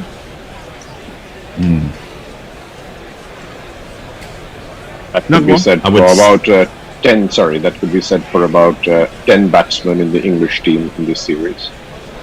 Shaky. Boland in again, right arm over. This one is very full on middle stump this time. Boland is adjusting his line towards those stumps of Root. Root defends very easily. Labuschagne picks it up again at mid-off. What thing you were saying? Well, I was saying that I think once upon a time, Test standard cricketers wouldn't have been fazed by four overs without a run going by, but these days they get anxious and they get out. No, that's exactly right. Yep, Boland in again. This one is outside off stump. Joe Root edges, but it's along the floor. Cam Green with the Boeing 747 wingspan manages to stop that whilst diving. Probably stops 4, but Root stays on that naught. Nathan Lyon shows his wingspan. I reckon Cam Green's wingspan is probably the height of Nathan Lyon. This is probably true. Boland in again, right down over. He's got 1 for none off 1.4, and that's defended again by Joe Root straight down the pitch. Boland stops it, but he wasn't going to go for a run anyway. England. You know what rooted. I find? Sorry. No, I was going to say England rooted on 36 for 2. Yeah, it's a good one. I was just going to say that Scott Boland's figures until now wouldn't matter if you were reading his figures the Aussie way or the English way. They'd look good either way. Wouldn't we all love 7 for 7? That would be fantastic, wouldn't it? Boland in again. This one is just outside off stump. Joe Root kind of shuffles across his stumps and defends out to Cam Green in the gully. Again, that is the end of the 19th over. England 36 for 2. We got any socials, Forthy? We do have a few, yes, SBF Mog. Quick question. How the fuck does a guy with a first-class average of 30 even get considered for a spot as the Test opener? Now, I suppose the reply to that is the concept of the tallest dwarf, Mog. Farong, change the batting order, so Leach to open, with who in the second innings? Hashtag sarcasm. Well, there's plenty of gallows humour doing the rounds, you won't be surprised to hear. Tom M, 2 bowled through the gate, and Bairstow hasn't even batted yet. Pirate Badshaw, red herring, whoever said cricket was sane. Mayak, I could see Boland being the first to take 6 wickets in 1 over. Ooh. Cam Green coming in around the wicket to David Malan. This one is just shoulder length, with Carey takes it shoulder height. Malan, mate, he has looked shaky as Tom Jones in the old people's home at the minute. It is unbelievable. He hasn't. We reckon in his 29 deliveries, he's probably timed 1. Still there.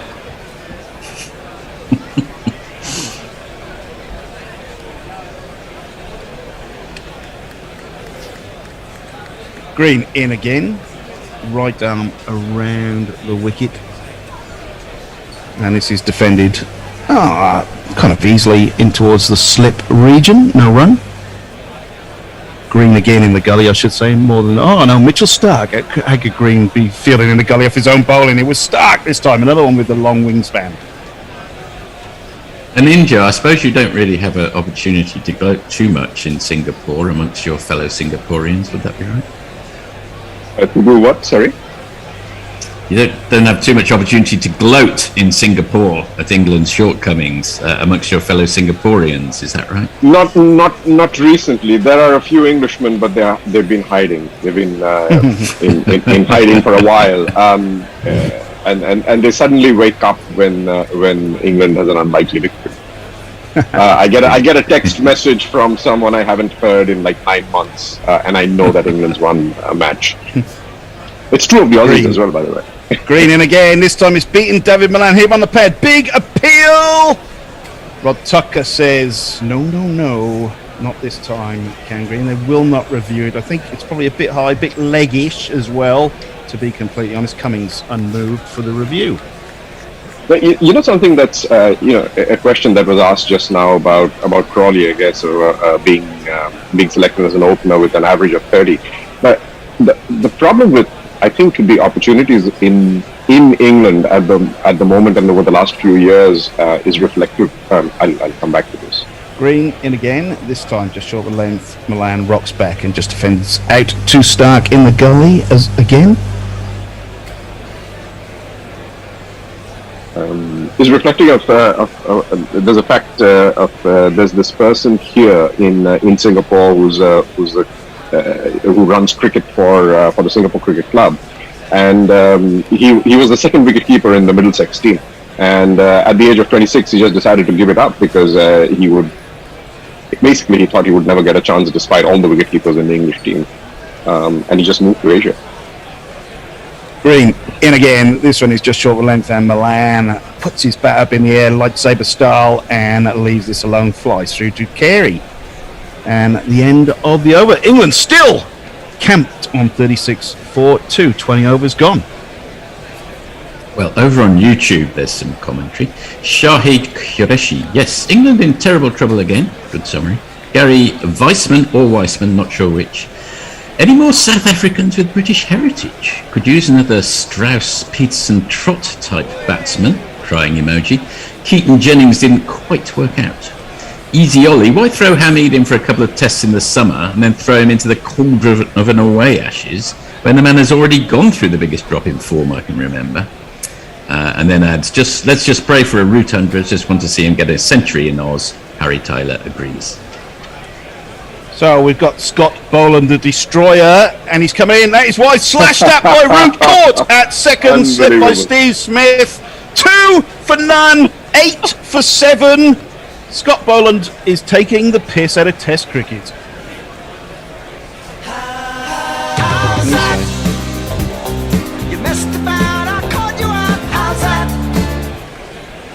I think unfucking believable covers it. Yeah. What kind of a shot was that? Honestly, come on, that was he does play that absurd shot shot. often, but just before lunch. That's a shot Ajinkya Rahane has specialized in over the past year or so. Every time he needs to get out. Just to explain what kind of a shot that was, I mean, it was wide. It was sailing past. He's six balls gone. Just watch it go past. He slashes at it. No, that's exactly right. Just made no sense at all. Root's foot movement was pretty poor as well. They kind of shuffled backwards and waved the wand out. It wasn't even a convincing cut or slash. It was literally a wave of the bat. Poor.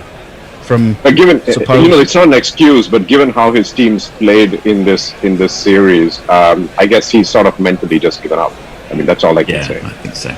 Yeah, I'd say so. It was a good catch, mind you, from Smith, way above his head. Great catch. He doesn't drop many, Smith, in the slips, to be completely honest. But it got to Smith over his head, so it actually travelled quite a way. Boland's not the quickest, as we all know, but that has raced to Smith, and he has plucked that, no questions asked. But poor is all I can say. Ben Stokes to the crease. Somebody else under a little bit of pressure. Obviously got an injury yesterday.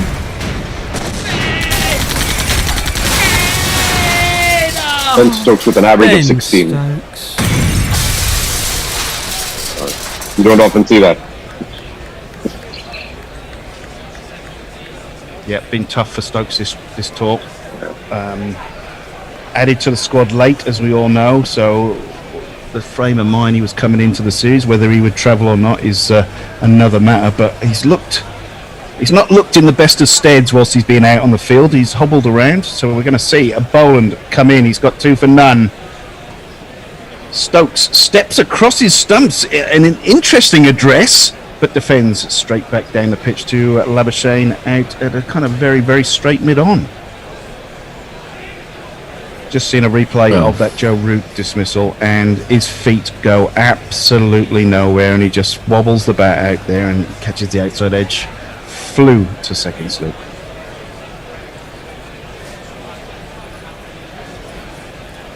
Interested to see Stokes' movement here, yeah. Yep. That is absolutely full. Stokes steps across his stumps and defend. Now, something I picked up very early across the board was the fact that Crawley was outside off stump. Joe Root kind of backed into off stump, and now Stokes, even though he's a left-hander, is going right across his stumps. So this is clearly something that the England batsmen have been working on. So it clearly ain't working. Root sort of guided it into Smith's hands, and he just walked off, right? I mean, it wasn't like he was terribly. He didn't seem very upset about it. Boland in again. This one is outside off stump, and Stokes raises the bat, leaves it alone.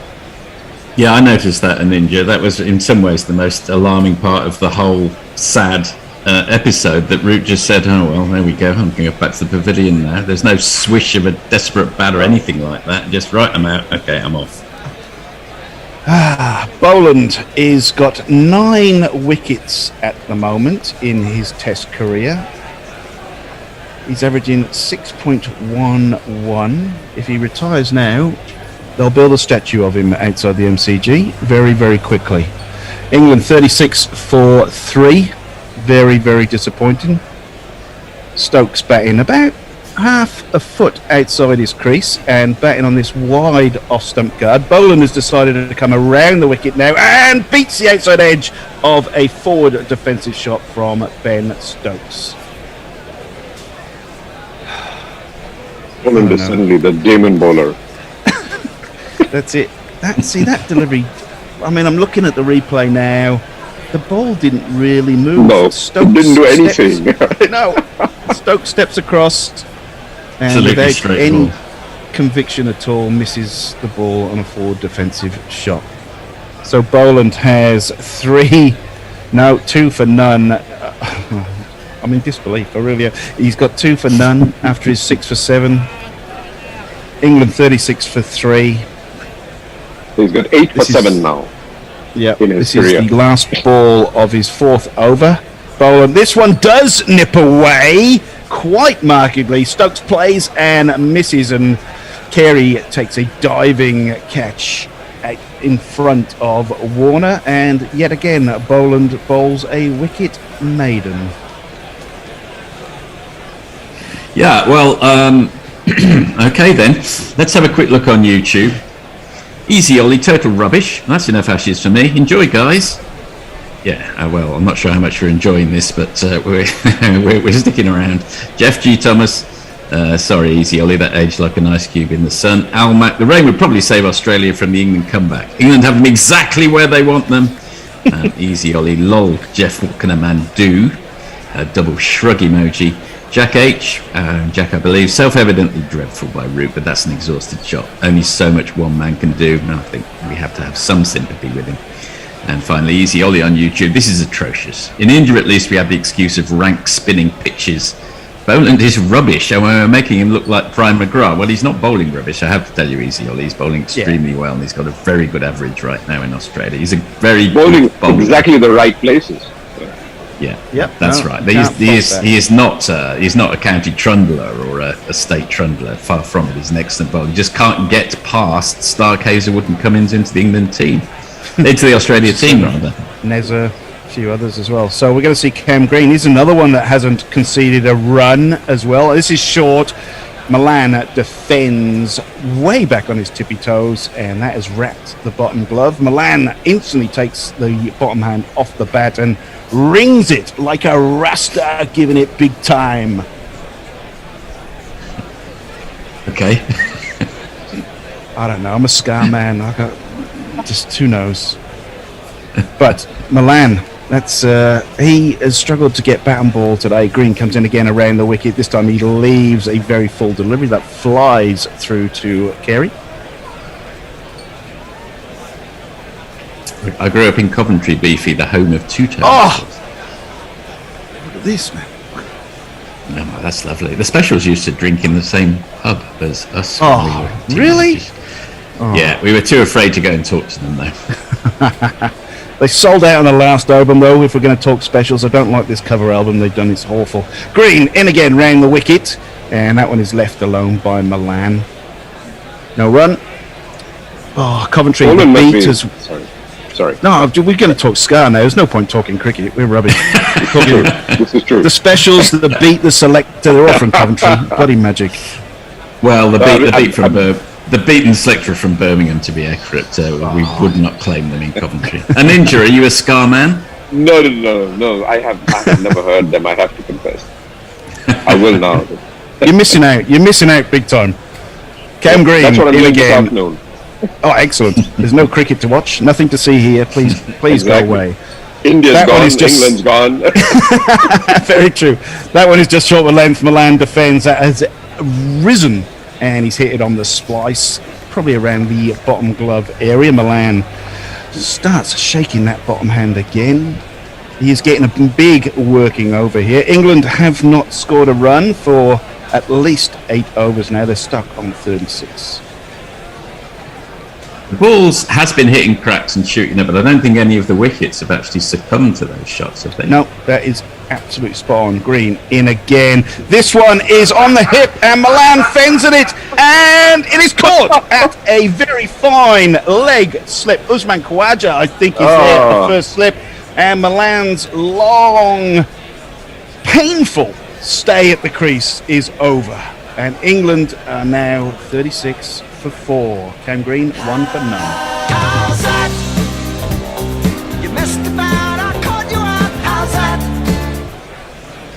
During your stars conversation, all I was trying to say is Scott Boland standing there, and the look on his face says, "Don't take a fucking wicket."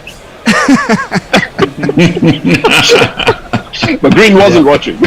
So. Now, well, to be honest, it wasn't a great delivery. It was outside a leg stump, and Milan's just had a little flick at it. It's hit the glove again, and they'd only just changed the field, to be honest, and moved Khawaja into that leg slip area, and he plucked it low down around his bootlaces, and that was the end of David Milan. I think 36 for 4 from memory was exactly the same score at the end of the second day in Melbourne, wasn't it? I've tried to erase that from my memory, I'll be honest. I'm trying to forget everything pre-2022, in all fairness. At least on that occasion, one of them was Jack Leach, the night watchman. We've got our 4 prime batsmen back in the pavilion now, if you're English. But there's another way to look at it. You've still got Jack Leach to come. That is true. That is true. 91 against Ireland. I'll read a few tweets. Mog. This is a fucking... I'll just let people know as well, Sorry. before you do that, they have taken lunch, so they are going off the pitch. We will not see any more cricket for, well, probably if England are playing for about 2 or 3 years. Mog, this is a fucking disgrace. Well, I don't think anyone can disagree with that. Messages, things you expect to hear on Guerrilla Cricket number 297. Scott Boland is taking the piss out of Test cricket. Mog, it's a shame all the good South Africans are moving to New Zealand instead of up north. Farong, who played the worst shot? Panting second innings at Joburg or Root just now? It's a close run competition. Yeah, but I'd give it to Pant. Yeah, that really was. You do expect extraordinary. Pant to play bad shots, though, in all fairness. You don't expect Joe Root to play shots like that. Yeah, for those who didn't see it, I think, three steps into reverse and then flailed the bat at a ball going past him. But on second thoughts, you're right, Beefy, and I'll give it to Joe Root. The reason being, Pant, however bad a shot he plays, looks extremely pained and as if he shouldn't have got out. While Root just took it in his stride and walked off. So probably good. Anthony King, against all odds, Joe might have just played the worst shot of the series. So agreeing with you there, Ninja. And Beefy. Messages, Scott Boland going to ridiculous thanks to Keith Hazelwood, Richardson, Neeson out of the team. Tom M. Boland has taken more wickets in this series than any English bowler, tied with Robinson. He's bowled 100 balls. Anthony Conlon, Boland's batting and bowling average almost the same. Genuine all-rounder.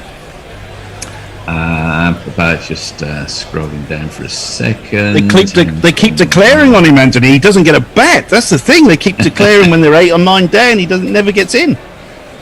Muck's Grand Theft Auto. This is actually worse than the 90s. Never seen an English team so committed to collapse. Dr. Ian Gardner, they should remove all achievements against England from the stats. It's like playing against 7-year-olds. These are quite hard to read. Mog, Scar isn't a type of music, it's what you get after a cut or burn. Warren, Chronic Insomniacs, and Ravi Nayak, Collapso, England's superpower. We collapsed to COVID, collapsed to Brexit, collapsed to the Tories, and collapsed to the Aussies. Still going. Mog, double fucking fuck disgraceful. This is quite hard to read. Call off the last test and let Australia play fucking Malaysia or the Uganda under-19s or anyone likely to give them a challenge in Hobart. And finally, thank God, Jeff Perkins. with a little poem. Each time I breathe, pull me gone, pull me gone, pull me gone. Hardly much fight, pull me gone, pull me gone, pull me gone. Now they're frightened of leaving it, looking like idiots. All that they do ends up wrong. Each time I breathe, pull me gone. Thanks, Jeff. That was a lovely note to leave us with. Yeah. And just one point on the playing at Hobart. I think England might want to play at Hobart because they're not too far from the Tasman Sea. They're off. Yeah. I think they might go home, to be honest. They might just forfeit.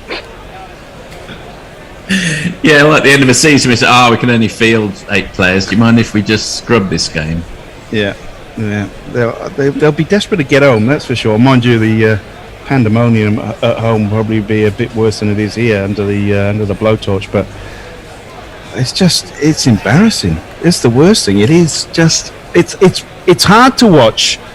You can't enjoy it, and and the worst thing is, the only thing I would say, Beefy, is that things have reached such a low this morning that you would hope that they're going to have a sit down and work out what the fuck do we do about this, because this is beyond the joke, and it is the premium. Is the pinnacle of cricketing sport, allegedly. I mean, it clearly isn't anymore.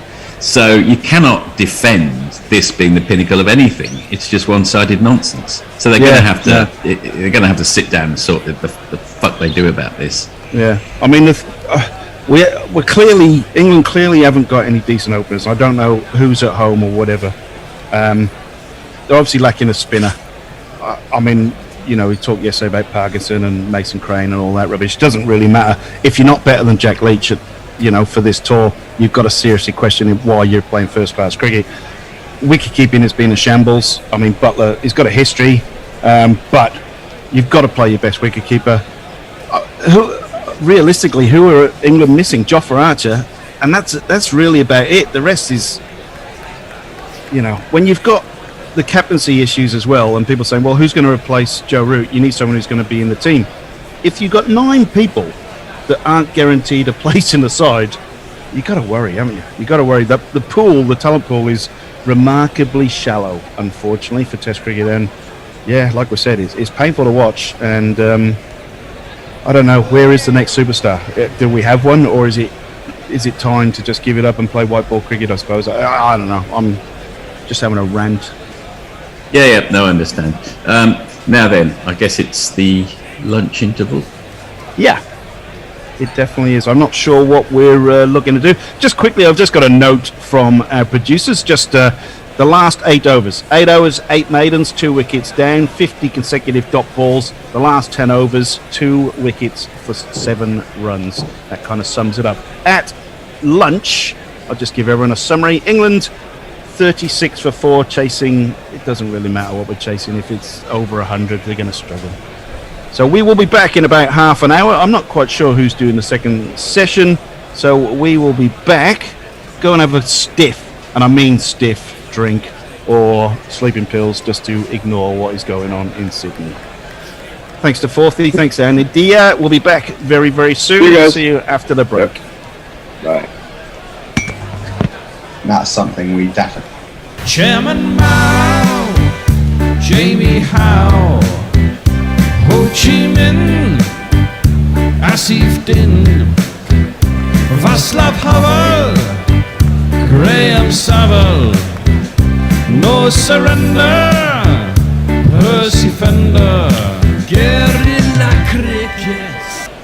Welcome to Guerrilla Cricket. I'm Tony Bishop, and today I am with Will Gaffney, the founder and driving force behind the charity Bat for a Chance.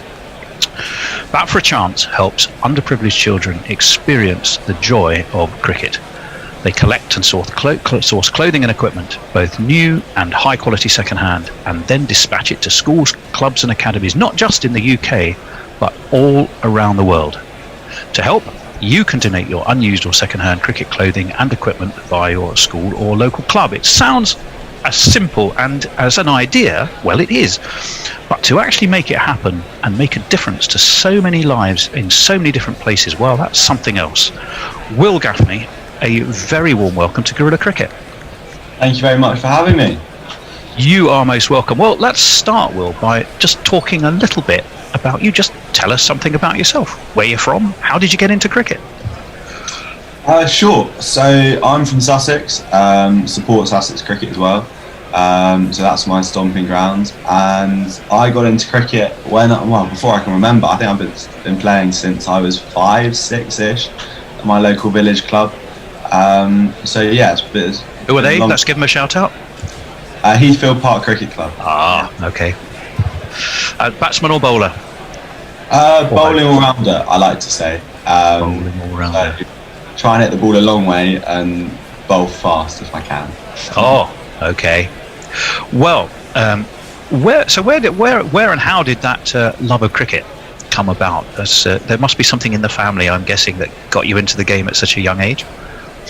There isn't. I think my mum and my dad aren't massive cricketers. That's changed a bit over the past couple of years, though. But my granddad loves his cricket. He spent a lot of time in Trinidad, so he's got a big sort of West Indian fan in him. So kind of comes from there a bit as well. And again, just comes back to the local cricket club thing. I've been playing all my life pretty much, and it's just sort of developed from there. Wow, fantastic. So let's move on to Bat for a Chance and talk a fair bit about that. First of all, how did it come about? What started what was the spark that went, you know what, I'm going to create this amazing thing? Where did it come from? So it's a funny one because I never really set out and I was like, I'd like to start a charity, this is what I want to do, this is direction, etc, etc. I was really, really, really lucky when I was 11 at the time, 10, 11, to go on tour to Sri Lanka. So I was offered the opportunity to go out there, play a bit of cricket, see what life is like out there, etc, etc. And went on a bit of a lads trip with my dad and a couple of other good friends, etc. And it was there where I think I had my first interaction with how different cricket is overseas compared to the UK, how it's almost a different game and how it's played in such a different manner. I was really lucky to be going on the tour in the first place, and then to follow that up, we played in some brilliant places like the Test Ground in Colombo, a couple of university stadiums, etc. And then on the completely flip side of things, and I think perhaps what I enjoyed the most, we played a local school side in nowhere, sort of in the middle of nowhere in Kandy on a coconut mat because they don't have a wicket, being told sort of not to go into the outfield because you've got snakes in the bushes and all sorts of dodgy bits and pieces. And one, we got absolutely smashed by the school side who loved and lived and breathed cricket. And two, they only had sort of one set of kit between them, so we'd get a wicket finally and they'd be unpadding at the crease, and then their mates would be coming on and sticking their pads on at the crease. And coming from England, where that isn't as much of an issue, cricket kit is still an issue. At such a young age, it was a bit of a shock. It was a bit of a reality check, etc. So reflecting on the tour a couple of years later, I somehow, at the grand old age of 14, mustered up the confidence to send out an email late at night saying, I want to help out, give back, get involved in some way, shape or form. And things have just snowballed really into what they are today. Well, I said in simple terms, it's about donating and using kit to help those around the world that don't have it. I mean, that's a brilliant example that you've just given. Let's just make sure that people know how they can help. So talk us through the different ways that anyone who's listening to this, either during the Ashes test or as a podcast or on our various social media channels, what can they do to help you and this amazing cause? So as you say, it's actually a fairly simple concept. There's three main ways in which you can help. One, you can donate kit. So as you touched on earlier, cricket kit is what we operate off. It's what makes everything possible, etc., etc. So donating kit, there's a donate page on our website where you can find sort of your local donation hub up and down the country. We're really lucky to have some brilliant supporters who have set up these collection hubs. Secondly, you can donate money. Again, none of this is possible without the incredible generosity of our supporters behind us and our sponsors and partners And you know, the funds really do have a massive impact for us, being a small charity. Shipping costs to halfway around the world are ridiculously expensive. So you know, it does have a big impact for us. And then finally, if you're interested, we have always got a door open for new partners. We love collaborating on all sorts of various random bits and pieces. So yeah. Well, I'll come on to that in a bit more detail. You mentioned the website there. That is batforachance.org.uk. Yes. Tell me I got that right. Thank goodness. I say, of all the things not to get wrong, I could have called you Fred Smith by mistake, but the one thing not to get wrong is the website address, batforachance.org.uk. Now, you mentioned some of the costs there. I mean, this is some of the things that it says on the website. A donation of £50 covers the cost of one local kit collection. Yeah. £100 covers the cost of shipping one kit via air, with 1,250 covering the cost of an entire overseas kit drop. When you say an entire overseas, is that like a full team of 11, including bats, pads, balls, and everything else that they're likely to need? It's probably more than that, to be honest with you. Sort of what that pretty large sum of money, to be fair, gets you is a container to the destination, just packed with cricket kit, cricket clothing, softball kit, whatever they sort of need in terms of cricket stuff, coaching gears, whatever. So it's not really, you know, 11 pairs of pads, helmets, stumps, bats, balls. It's whatever they're in most need of. Because quite often it's not sort of always, oh, you know, I need 6 pairs of pads, 2 really nice ones for my opening batsman, etc. It could be, I need 100 softball bats. I want to start cricket in the middle of nowhere in Africa. So yeah, big variation. So, you talked about the Sri Lankan experience, and you're playing against a team of fantastic cricketers who've got like one bat and pads between them. I won't even ask about the box. We don't want to go there.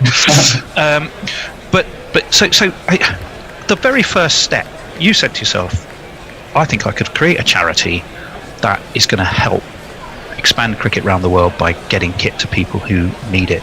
Sounds so easy, but what's the first thing you actually do to go about turning that from an idea you wake up in bed with one night to the success it's being today?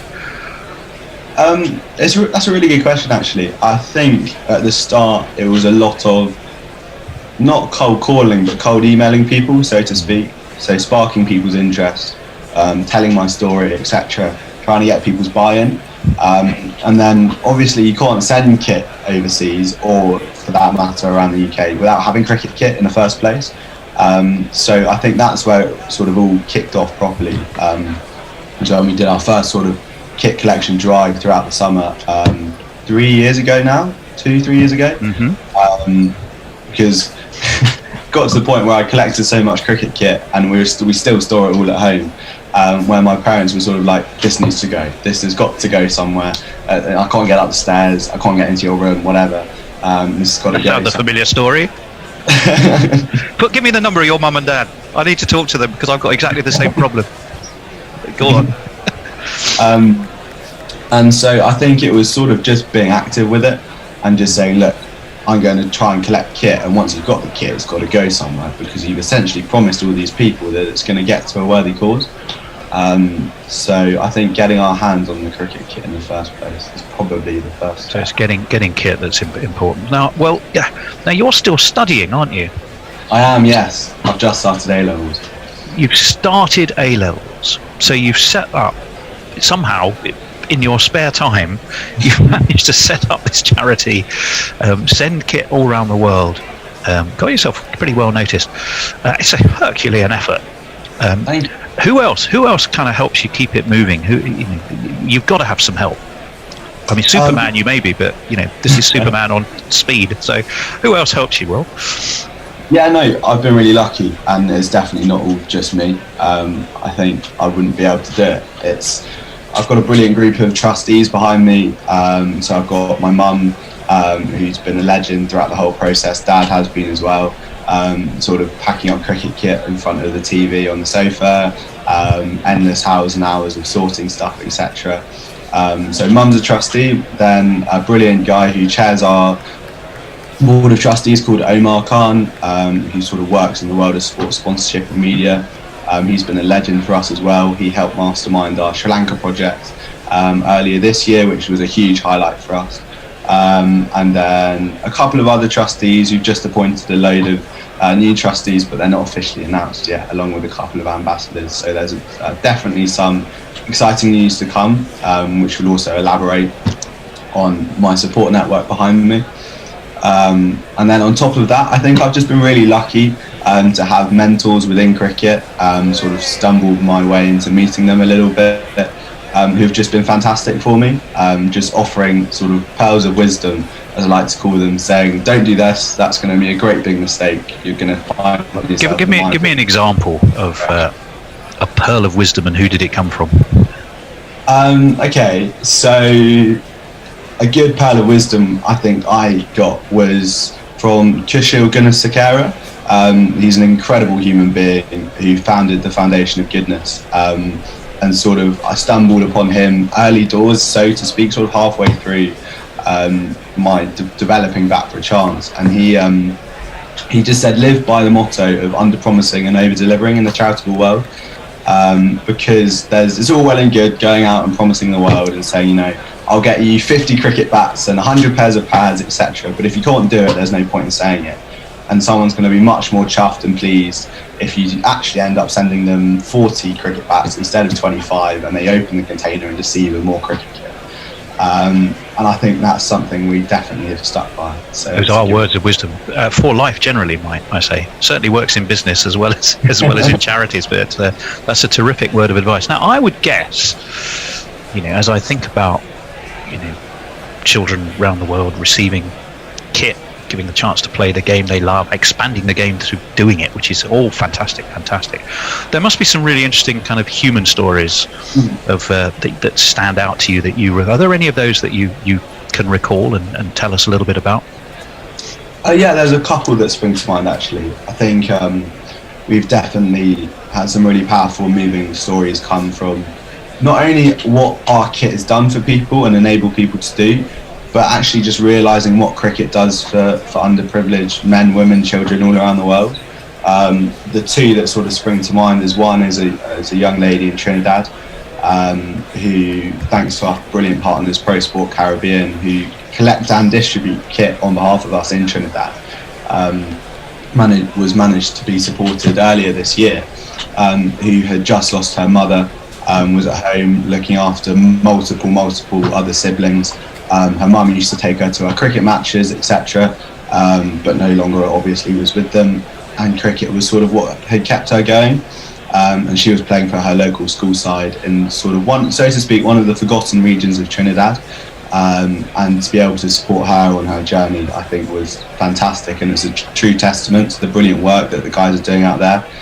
You know, obviously I'm not in Trinidad, and a lot of it comes down to them, and you know, for the team to be spotting and identifying causes like that, which truly are in need of our help in such harrowing times, I think it's brilliant. And then the other one is of a young Afghan refugee, a bit closer to home, who's just arrived in the UK. So we had a phone call through one of our local kit suppliers, Kent Cricket Direct, and they said, you know, we've just had a phone call from a foster parent who's just had an Afghan refugee, been taken in with them. He can barely speak a word of English, but he needs cricket kit. As I'm sure we're all aware, Afghans love their cricket after their pretty spectacular fight in the World Cup. And so we managed to support him, you know, and I was really lucky to meet him. And I remember sort of knocking on his door with a bag of cricket kit, literally a New Balance backpack, I think, and sort of opening the door, and you can see the smile and the hope that the bag of kit brings for a kid. I hope you're on a deal with New Balance. Every time you mention them, you get a cricket bat arrives to go somewhere in the world. And you know, opening the door, you can see one, the smile, and just that his face lit up upon seeing cricket kit, and two, you can really see and tell, you know, the journey that he's been on. So one gets to the UK, you know, this guy was literally pulled off a boat a month before we saw him in the Channel. So yeah. Wow, that's a beautiful story. Actually, we had, I recall we had an article on our website it was somewhere in Milton Keynes. It was a Milton Keynes council story, but they'd been housing quite a number of the Afghanistan refugees, and they were listing the things that they really needed that were most important to them. And like top of the list, I think was I can't remember. It was like shampoo, and like number 2 after shampoo was cricket gear. You know, never mind clothes or whatever. It was, get me my cricket gear. You know, so as you were saying, it was just so important to them. Now, I mean, despite the pandemic, this has been some year for you. I think there's been quite a few highlights and amazing partnerships you've formed and things that you've done. Tell us a little bit about some of the highlights of 2021, which has been a pretty dire and desperate year in so many ways for a lot of people. But you've been putting all that to one side and just delivering great stuff. So tell us some of those things. Yeah, I think we've had a bit of a breakout year. And we've been really lucky. You know, the team behind me, which we touched on earlier, have been fantastic throughout 2021. And I think lockdown, in a weird way, was a blessing in disguise for us, because it basically meant I didn't have to go to school. So I could pour much more time into this than I probably should have done. But yeah, so at the top of the year in January, we had a fantastic moment with the Foundation of Goodness, who we touched on earlier, supporting them and some of their rural schools. Oh, they're in Sri Lanka, aren't they, the Foundation of Goodness? And didn't at some point Kumar Sangakkara get involved in that story somewhere? Yeah, we somehow managed to have him handing over our kit in Colombo at a little sort of presentation ceremony. He gave an incredible speech, camera, and all sorts of cool bits and pieces. I remember like sort of rolling out of bed, because obviously you've got the time difference and I've got school in sort of an hour's time, and I opened my phone, it's just completely filled my Twitter feed with Kumar Sangakkara said this and this happened, and I was just yeah, one of those incredible mornings, which I'll never forget. Were you late for school, and did they let you off? Yeah, still online school at the time, but yeah, I was definitely late. And sorry, go on. Yeah, carry on. And then we've also been really lucky to partner up with the MCC Foundation as well this year. So closer to home, you know, we're very conscious that yes, there's a need for kit overseas, but there's also just as important and greater need in the UK. So we've done a lot of work with them, supporting kids in an incredible hub program up and down the country. I think they've now gone up to 72 or 74 hubs nationwide, as well as supporting their projects in the Lebanon. So they run Syrian refugee cricket camps out there. Got these hubs which are incredible, and we've kitted them all out with a load of softball kit. And Sarah Fain, their director, again is one of those people who have just really helped me, and sort of guided me, and you know, offered those pearls of wisdom.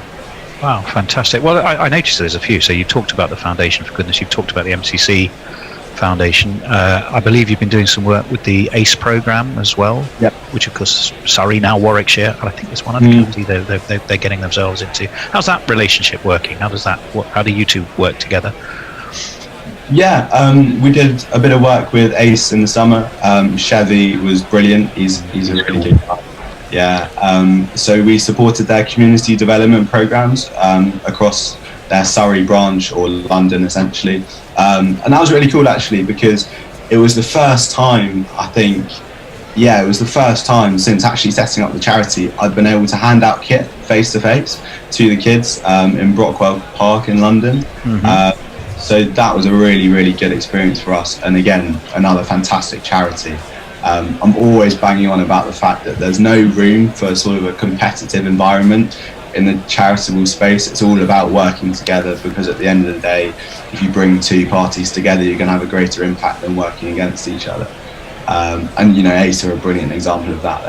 They're an incredible. I recall in a conversation I had with Chevy, I think he mentioned you, but B, I think he talked a lot about collaboration and partnerships. I mean, the additional dimension to ACE, of course, is trying to regenerate interest in the game amongst the Black Afro-Caribbean community, which of course has just fallen off so dramatically in the last number of years.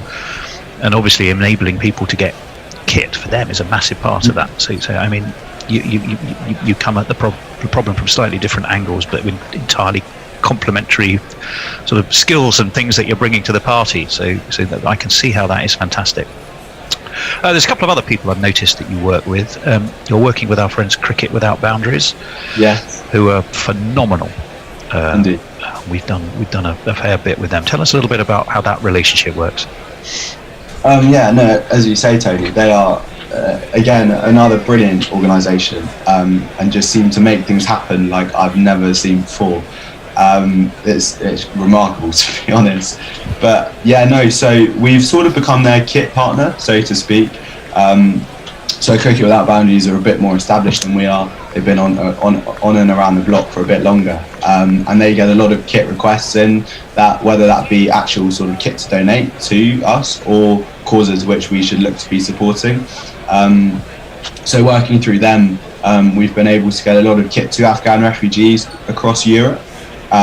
So we've supported Afghan refugees in Bosnia, Kosovo, and Albania now. I think it's Albania. So that has been a true testament to our partnership with them. That's, I think, in total between 6,000 to 7,000 Afghan refugees across Europe. Which is some pretty awesome numbers. And as you were saying earlier, the Milton Keynes story is exactly the situation these guys have got in these European nations. They've just about got enough clothes for them to sort of be living in, and then next on their list is cricket stuff. And it's just like, I need to be playing cricket, and it gives them this escape and something to do throughout the day, because quite often they're in these refugee camps and there is literally nothing for them to do, and they'll just take a dark turn in life and go down. And in there are the tomorrow's Rashid Khans and Mujibs. You can bet your life, right? Fantastic, absolutely fantastic. Now, I think you've got some pretty interesting plans for the year ahead. So you've come through this year. To hell with the pandemic, we're going to ignore that. We're just going to keep doing amazing stuff. What amazing stuff have you got lined up for the next year or so? So as I touched on briefly, in the next couple of weeks or so, we're going to be announcing our new board, so to speak, along with a couple of our first global cricket ambassador, which is a pretty cool one. Are you allowed to say who, or is that embargoed for now? It's embargoed for now. I know. Okay. No Guerrilla Cricket exclusive there then, but never mind.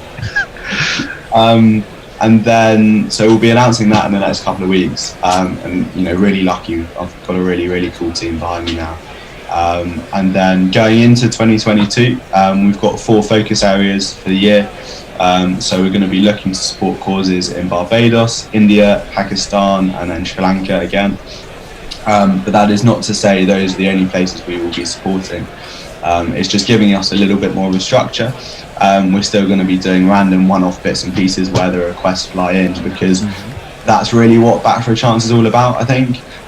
Is getting a phone call on a Monday saying I'm going somewhere on Friday, I need cricket kit to take with me, and sort of somehow making it happen. And then you press the panic button and somehow you get it there. Well, actually, that is one question I was going to ask you. I mean, clearly you can go to backforachance.org.uk. It talks about donating kit, donating money, becoming a partner.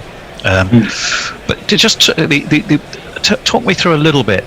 If somebody is out there, quite often I would imagine it's cricket clubs who are upgrading their stuff, and they've got good stuff, but whatever. It might be families, because kids grow up. All of a sudden, the Harrow bat is no longer of use, because someone's got taller. That's what kids do. If there's someone with kit out there that's good and it's usable, and they aren't going to use it, what do they do? How do they actually physically get it into your hands? So I think the step-by-step process is sort of looking at the website and seeing if there's a donation centre near them where they can go and drop the kit off.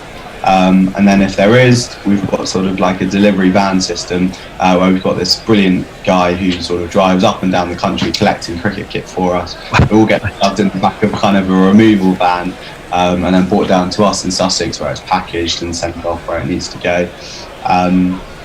Or if there's not a centre near you, we're always looking to expand and set up new donation hubs, especially looking forward to next cricket season. Our sort of two main donation points are at the start of the year and at the end of the year for obvious reasons. And so that's sort of how it gets to us. And then, of course, we look to keep you in the loop as to where your stuff ends up. Is there a time of year when you're busier? I mean, it's a bit sort of local UK thinking, but with a cricket season coming up, that's the time you get your new bat, your balls, pads. You're looking for your new kit, aren't you? Is it the kind of the March, April time when cricketers are thinking, there's nothing wrong with this bat. Made a few runs last year, but I need another one. And do you find that's a sort of a busier time for you? Is it busier, or is it busy across the whole year? I think definitely in terms of kit collection, it's a lot busier. So sort of now things have calmed down a lot. We've still got a great big stock and backlog from our collections throughout the summer, which is brilliant. But there's not as much stuff coming in. Whereas, as you say, as soon as basically March hits, we are inundated with kit requests from everywhere. Brilliant. That's a good thing. Yeah, it's fantastic. Because it just enables us to get more kids out there, or fill the house up even more, much to mum and dad's advice. So hang on, you got into this because your mum and dad were complaining about having cricket kit all over the place. So what you've gone and done is actually start something where you get even more cricket kit all around the place. They must love you, and I'm sure that actually, seriously, I expect they're incredibly proud, as they should be. Well, we're going to come back and remind people, obviously, about where and how they can help. But it would be remiss to not talk to someone who loves cricket with an Ashes series just around the corner, and the fact that this is almost certainly going to be going out as an interview during our Ashes coverage. I have to ask you, who's your tip for the series? Well, I think I'd be sort of shooting myself in the foot if I didn't say England.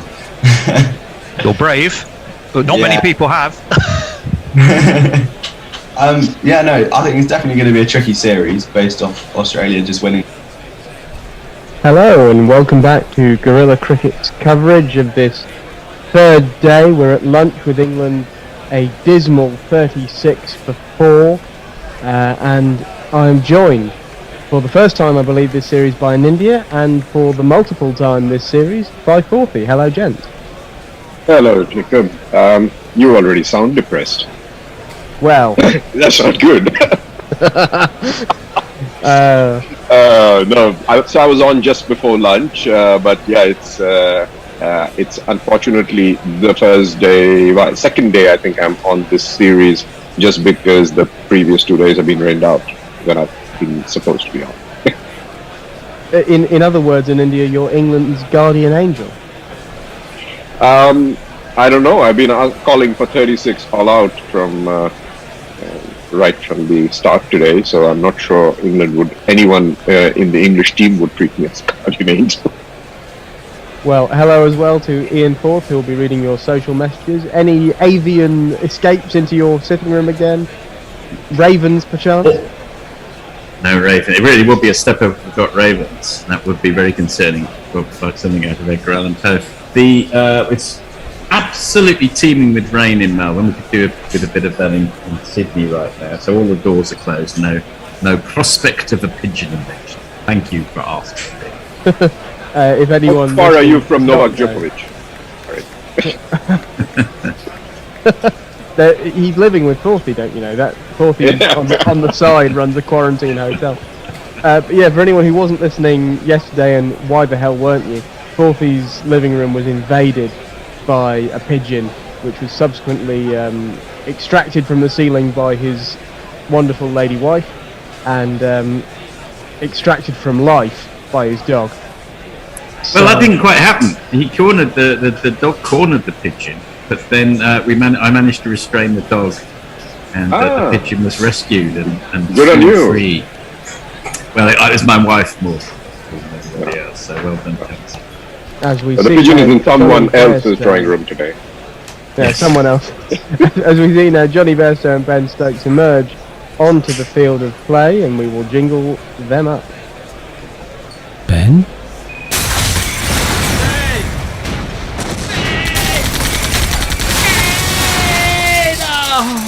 Ben Stokes. John Ben's smarter than the average Bairstow.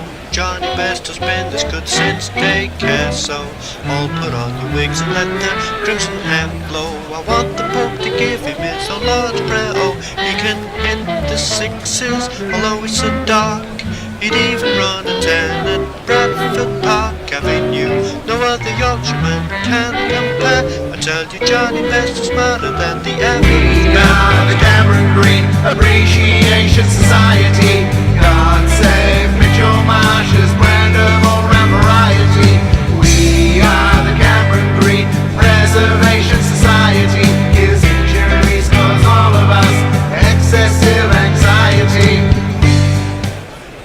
Well, I'd be beginning to think that someone needs to establish the Joffa Archer / Ollie Stone Preservation Society if England are to have even a hope. But as Stuart Broad, the great philosopher, summed up perfectly yesterday, doesn't matter who you pick in the bowling if you keep getting bowled out for 140, and England are in danger of not even getting to that feeble prediction.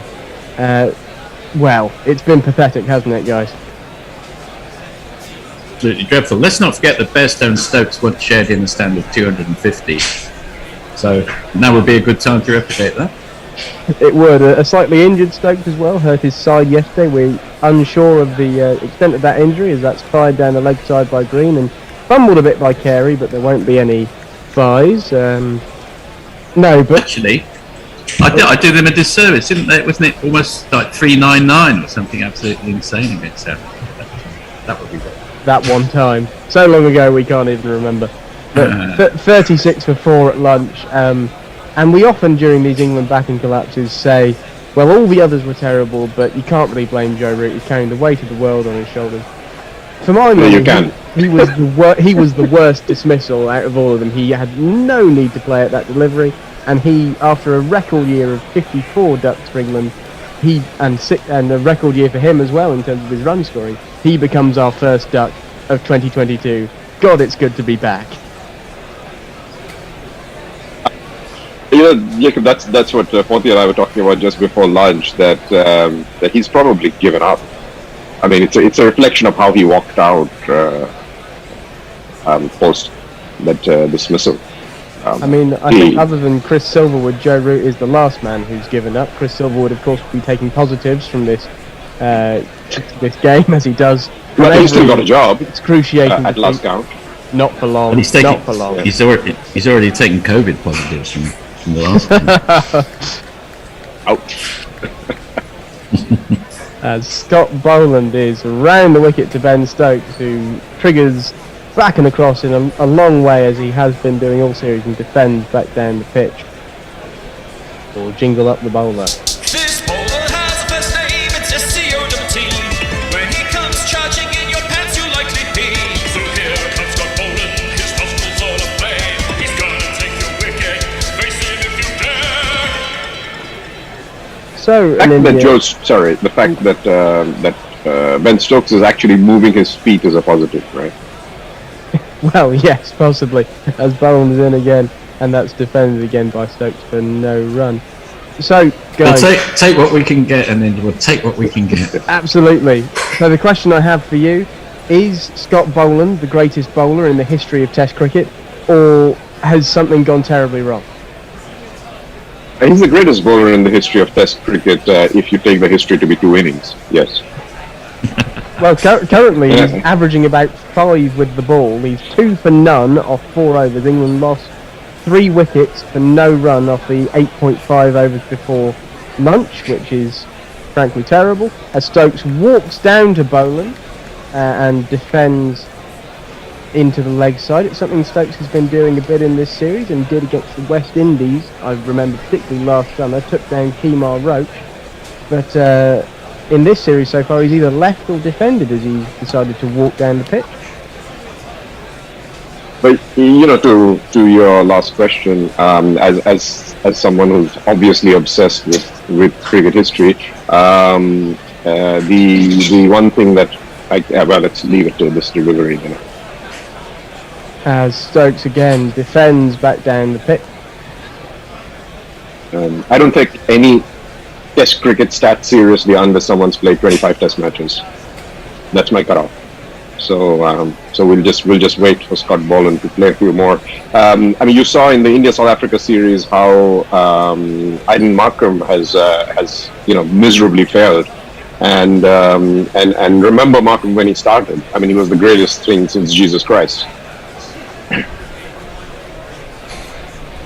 As Boland is in again round the wicket to Stokes, who's walking down again and clips into the leg side, thinks about a run, but it's gone straight to Pat Cummins at mid-on, and he sends Johnny Bairstow back. Bairstow not looking particularly keen about the run in the first place. Even though these two are quick between the wickets, I don't think they're that quick.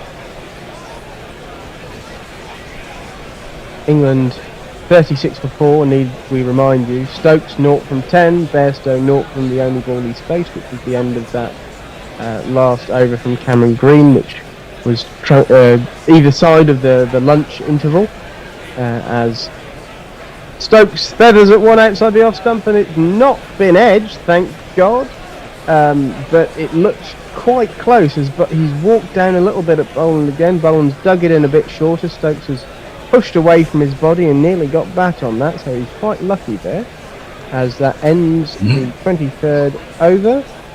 10 maiden overs and 3 wickets so far in this England innings. Oh, you could cry, but we won't cry. We will go to the socials with 40. Actually, Ninja, we might just look for the record book shortly as to the most consecutive dot balls. We must be approaching it. Or Knuckle, maybe. Suman Nag, how are you guys keeping cool during this testing period? Well, we are British. We do have our sang-froid. We're needing it right now. Simar in the USA. As an American, I'm simply enjoying watching a team play a sport worse than my favourite club team. Anthony Condon, genuine 19th century figures against genuine 19th century batsmen. I think 19th century batsmen might want a word with you there. And they played on far worse pitches, let's put it this way. Indeed they did. Brian is back again. Disappointing that the crowd didn't show their appreciation, referring to the 50 consecutive dot balls. That's very funny. Brian is back again. There's a pause while someone's moving behind the bowler's arm. Brian is back again. I've been seeing a lot of videos on YouTube about us all living in a VR world. Boland's test match figures could be proof that this is true. Back to the cricket. As Cummins has come back into the attack for his 8th over, and that's left alone by Bairstow outside the off stump. I assume we will jingle up Cummins imminently. Don't call it a comeback. He was never really here. He played a couple of tests and then disappeared. His body broke down like a balloon. But he's back now. Taking wickets. Watch the ladies swoon. Pat's gonna knock you out. Pat Cummins gonna knock you out. I think Johnny Bairstow is getting to look like Beefy at its beefiest. He is. Very moody. Well, I suppose he doesn't play enough test cricket to stay fit. As Cummins in again to Bairstow, who always fiddled at one, but again not quite found the edge. There was an appeal from behind the stumps, but pretty much universal recognition 2 seconds later that he hadn't hit it. But again, an England batsman well outside the off stump. That is a 5th to 6th stump line. He's stepped across the stumps, he's pushed at it, and that's the sort of shot which you look at England and you go, what the hell are you doing? Because that is nowhere near hitting the stumps. It's going over. It's 2 stumps at least wide. Marnus Labuschagne is leaving that all day. Not his fault that Cummins is not bowling on the stumps. As Bairstow defends back down the pitch. Clearly, if they're not bowling at the stumps, we must hit it outside the stumps, preferably with the outside edge of the bat. Well, he's a modern batsman. He likes to move with the times.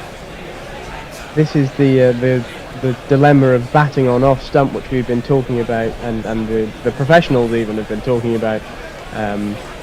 As we know, Guerrilla Cricket leads and Sky Sports follows, but even their punditry team has been talking about batting on off stump, which England have been doing, and how it leads to them fiddling at balls well outside, as Bairstow takes a swipe at one that's fired down the leg side from Cummins, and nothing doing there for anyone.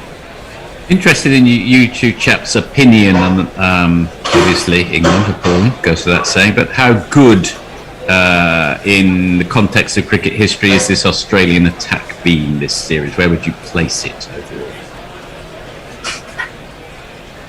I'll let an India go first as our resident expert on history. It's great for Cummins to bowl this delivery. Yeah. As he turns at the top of his mark, that trademark stuttery step at the start, and he comes in, and Johnny Bairstow manages to just defend that one. That one at least was on the line of off stump that he prodded at, so well done, Johnny, it's getting better. Yeah, I mean, I think it's tough to label a greatest ever bowling attack after one series. Australia's got an amazing pace attack at the moment. So you've got Cummins, you've got Stark, you've got Hazelwood when he's there, and Boland obviously in this match, in the previous two matches has been phenomenal. As Cummins is in and Bairstow attempts a pull. Oh, has he taken an edge on that? Cameron Green dives forward through the gully. I think that was edged down onto thigh pad, but Green has not quite got there, and it's just dropped short of a pretty decent dive. Let's have a look at the replay. It's a short Green just ball. needs to be. Oh, I don't think he has edged that actually. I think that's I think it's his arm or shoulder. Yeah, upper arm or shoulder. Knuckle has made quite an amusing Freudian slip on the chat where he's tried to ask if England's plan is to dead bat for the next 3 days, and almost subconsciously said, is their plan to deadbeat for the next 3 days? I'll read a few tweets. Warren, it's like Christmas Day. No, strike that. It's like every other day of the year. Brian is, don't need that one. Let me just see. Dr. K. Mansell, 53 dots and 3 wickets. You hate to see it. Anthony Condon, the 1907 side was all right. It's when they bought the Googly. Messi Jez prints off Boland's figures, wicket, ... etc. And Boland definitely taking the piss. David, confidence is shattered. England don't even try and score runs. Peter Cooney, 2 wickets for no runs. Was better than that now. In Australia, that is shown as 2 for none. In some other countries, they show the runs first. Confusing, Nespar. As Boland is round the wicket to Stokes, who leaves outside the off stump. I think that this Australian attack is good. It's fine. It's not the greatest they've ever had. It's indicative that England have been completely ruined and are getting worse, and Cummins hasn't taken a wicket since the first innings at the MCG. So I agree with you, Jacob. I think this England batting side is the worst I have seen in many years, and that does not mean that the Australian attack is the best. As Stokes defends, Boland back down the pitch as we get into what could be Boland's 6th consecutive maiden. And because Boland is there in this attack at the moment, you could go back to a Bob Messi in England. Was that the best Aussie attack ever? That was probably closer with Lilly and Tomo there. But then you could look at the figures of Bob Messi in that test, or Narendra Hirwani with the 16 wickets, and say, was that the best bowling attack? I think that it sort of takes it off centre stage. The rest of the attack leaves alone outside the off stump. Yeah, cricket has a few little statistical quirks in this sort of sense, especially with a small sample size. I particularly enjoyed, I can't remember which county game it was last season, but the opening bowler, first ball was a no ball, and so just for a smidge of time there, he had an economy rate of infinity. Absolutely brilliant. Yeah, but from Australian bowling sides, I mean, you'd have to think a McGrath with Warren. As Stokes walks down the pitch again to Boland, and it goes down the leg side. He takes an indeterminate sort of glance at it, and it's been taken by Carey down the leg side. No harm done. I would say Steve Waugh probably built the best Australian bowling attack of all time. I mean, if you were to ask me to pick one.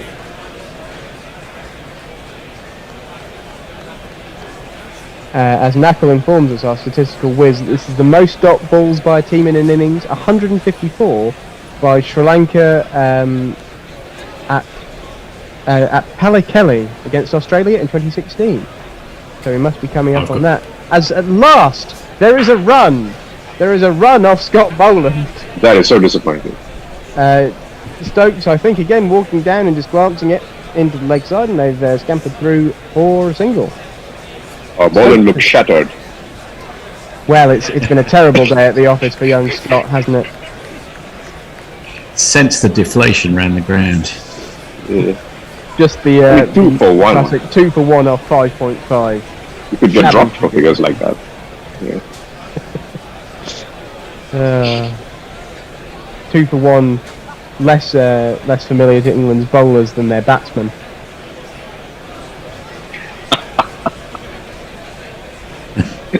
in this series. Forthy, you've startled Knackle with that primal shriek of amusement. As Boland is over the wicket to Bairstow, who gets one off the outside half of the bat and down into the ground, and it will be stopped by the diving Cameron Green at Gully, and that is the end of the over with England 37 for 4, and we go to the social. Yes, Jeff Perkins referring to Boland's wicket dot sort of figures. It looks like a code. Message as replies, I think it's code for I'm not a real cricketer, get me out of here. Warren, whatever next, 2 systems measuring distance when it comes to the Australian and the English ways of reading out the score. Quite a lot from us. Farong, Boland's spell in second innings at Melbourne is the best strike rate for any bowler in Ashes history. 4-1-7/6 strike rate 4, but he's second in Test history. Who has the best strike rate from a spell in Test cricket? If no correct answer, will reveal 9:30 Dhaka time. Love it. Peter Kumi, come on now, people, aren't that silly? Alwell North, only person he can't get out is extras. Currently our second highest run scorer. I'll break off. As Cummins is in and Stokes is fiddling at that one outside the off stump, but again beating the outside edge. That is a play and miss, and it will go through Carey. Just to Ninja, I bow to no one in your historical knowledge, but was it not the case that Bob Massey preceded Jeff Thompson because he was on the 72 tour? I don't think Jeff Thompson didn't. Yeah, you're right. You're right. No, Lily was in that team, but Lily was in that team, but yes, yeah, but Thompson wasn't. Yeah. Before we get overwhelmed by tweets.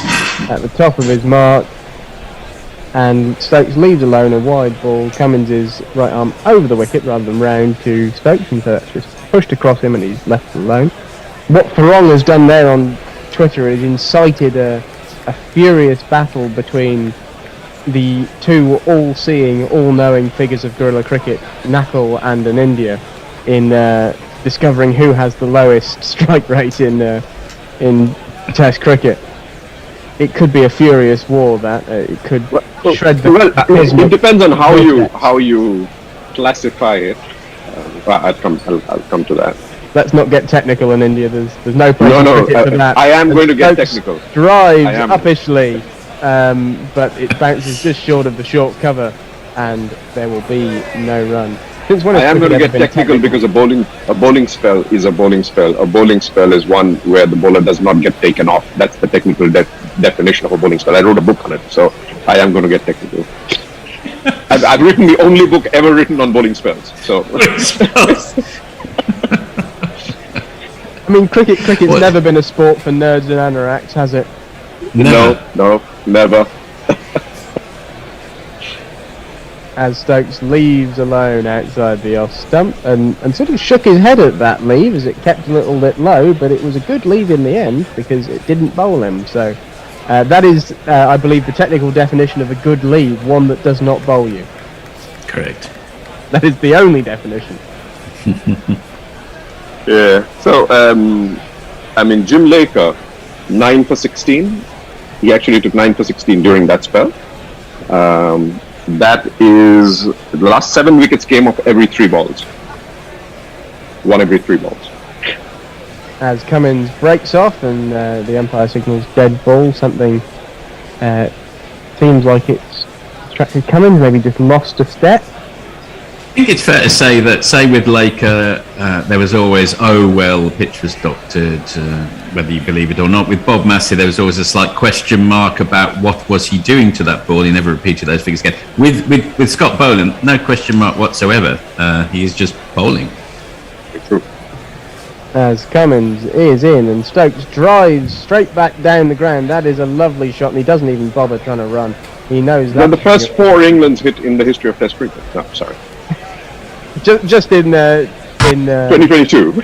It's not even the first 4 in 2022. Zach Crawley had a couple. He was looking all right, but then Yeah, he was. got bowled with a massive gap between bat and pad, as did Haseeb Hameed, and Joe Root flirted at one. Well, it was short and wide on 7th stump, and he's edged it, and that's a no ball from Cummins. They're falling apart. Yeah.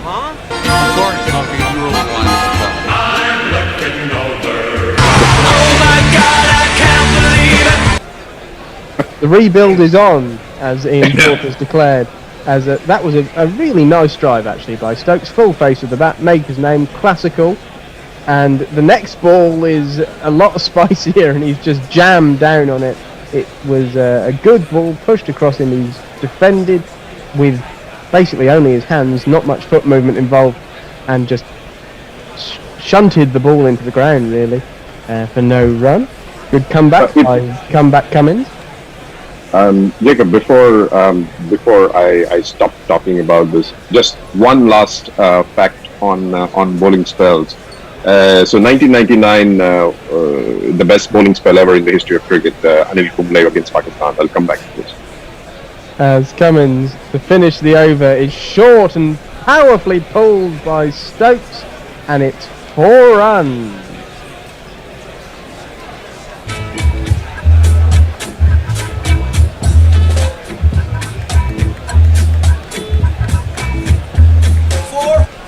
A lovely, aggressive shot by Stokes to see off the end of the 26th over.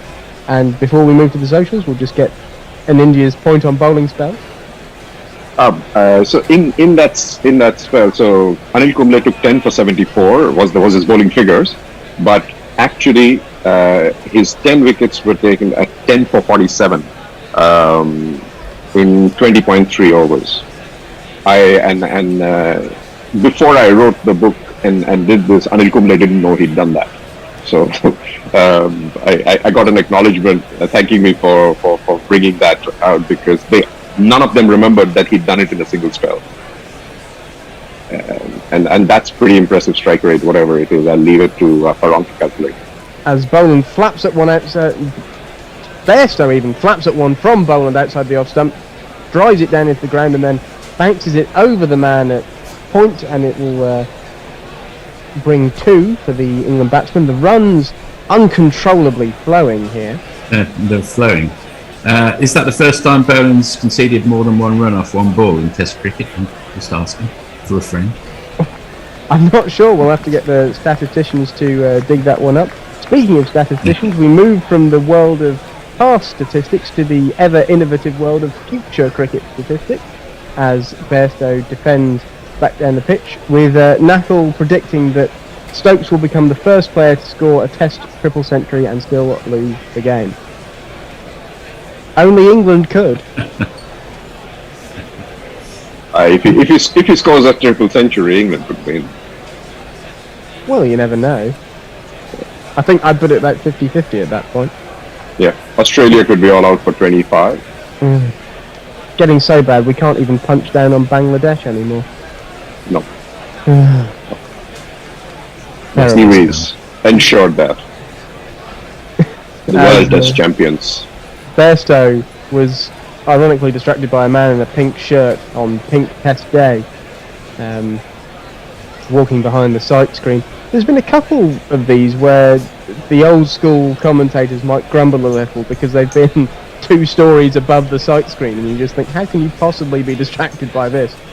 But he's not walking in front of the sight screen, he's walking above it, so why should he be distracted? Then again, you get players like Sachin Tendulkar, who famously, if a fly flew in kind of the airspace of the stadium, he would immediately call it all off for 3 days. Yeah, but from his height you can see that. You can see why. As Bairstow clips into the leg side, showing that famous slightly wide gate which has caused him so much trouble in the past, but he manages to get fat on this one. It was in fact how Boland got him in the last game, as he stepped across his stumps and played across a ball on off stump and got out LBW, which is something Bairstow's been susceptible to since he tried to fix that issue of throwing his hands at the ball and being bowled. He now steps across and plays across straight balls, as a la Dom Sibley.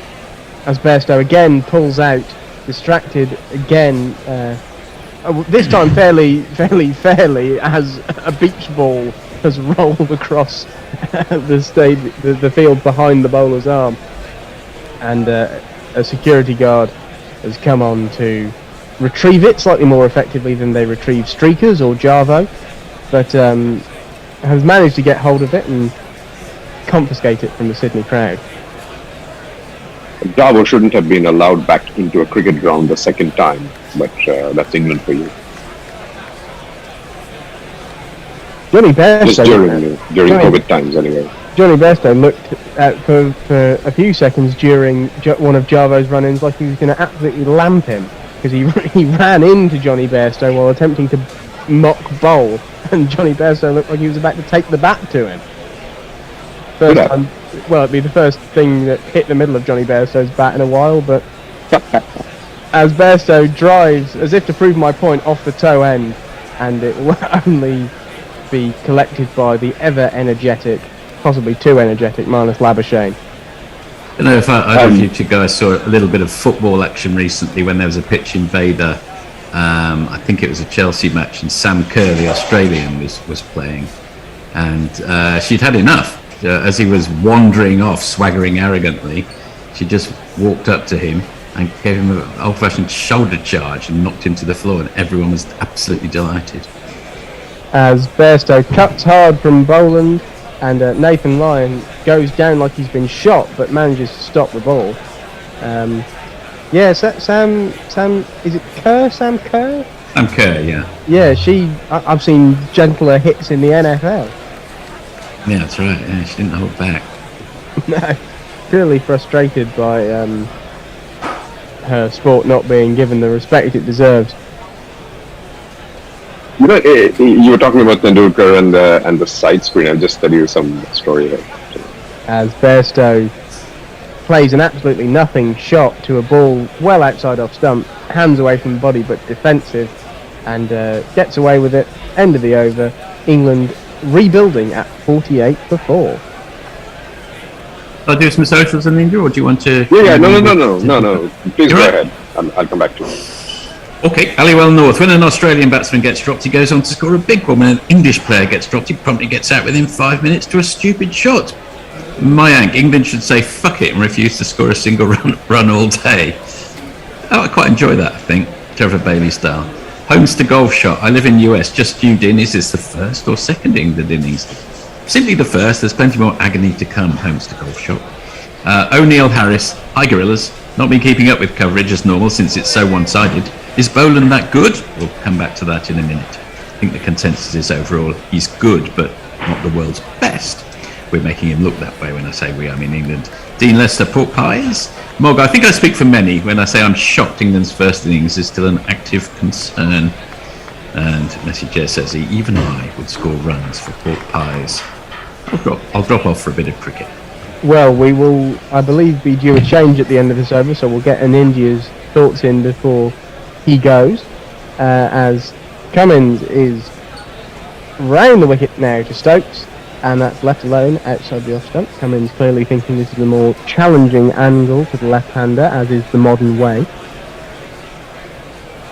Yeah, I was just saying, I was listening to Sunil Gavaskar on commentary a few weeks ago, and he was talking about this issue about he used to do the same thing, on side screens, just wait, not as much as Tendulkar probably.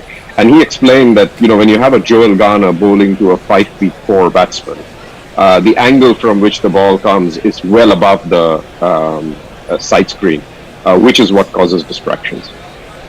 As again, there is another distraction. Ben Stokes getting very frustrated now. He's gesticulating at the crowd, saying basically, "What the hell are you doing?" And Cummins again has been forced to pull out of his action by someone walking around behind the side screen, as if to emphasise in India's point. Although I know Michael Holding was obviously not a batsman himself, but famously one who didn't really believe in sight screens and said, well, we never used to play with them, so it's fine. Yeah. Well.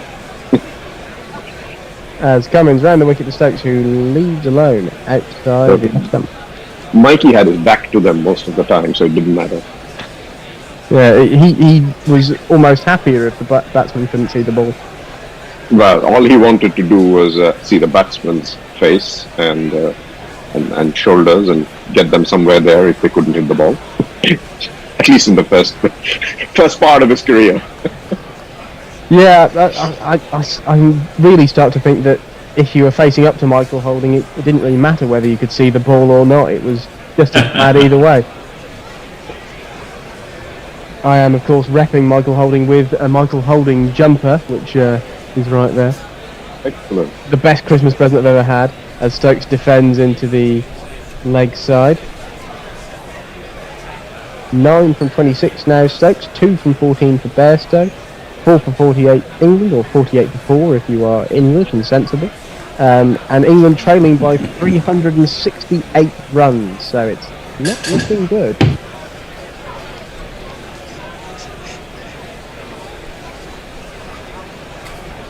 Next they'll have different measurements for the speed of the ball or something ludicrous. South African broadcasters already did. As that's patted back to Cummins. Oh, that's almost a caught bowl. Cummins has fallen over onto his face in the follow through as well, attempting to catch that. It's pretty low down. That looked like a nasty fall actually. It's been hit pretty firmly by Stokes off the full face of the bat. Uppish though. Cummins has tried to take it around his sort of thigh area, his right thigh, bent over in his follow through and basically dropped it in response to even lower face. Yeah, around his knee, and he's almost gathered it and then dropped it, and as he's gone down and his hip has hit the floor, it's just popped out. That was a tough chance, but a chance nonetheless. As Stokes again plays with full face of the bat, this time towards mid-on, and there will be no runners. Mitchell Stark and whoever's at mid-off converge to cut it off. Quite a funny moment when captain. Sorry. Quite a funny moment when Marnus Labuschagne went to say something to Pat Cummins after that. Took one look at him, thought better of it, and took 2 steps backwards. That's what I was going to say. That Cummins,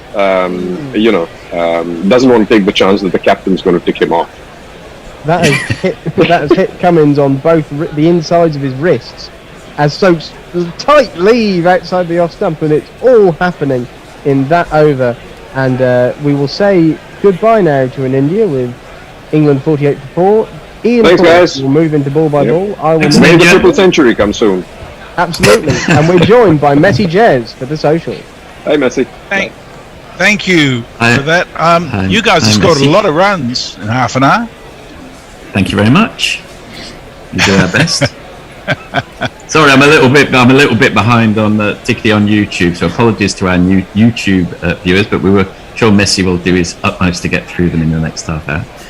I will, seeing as you talk so little. Yes, I'm so sorry about that.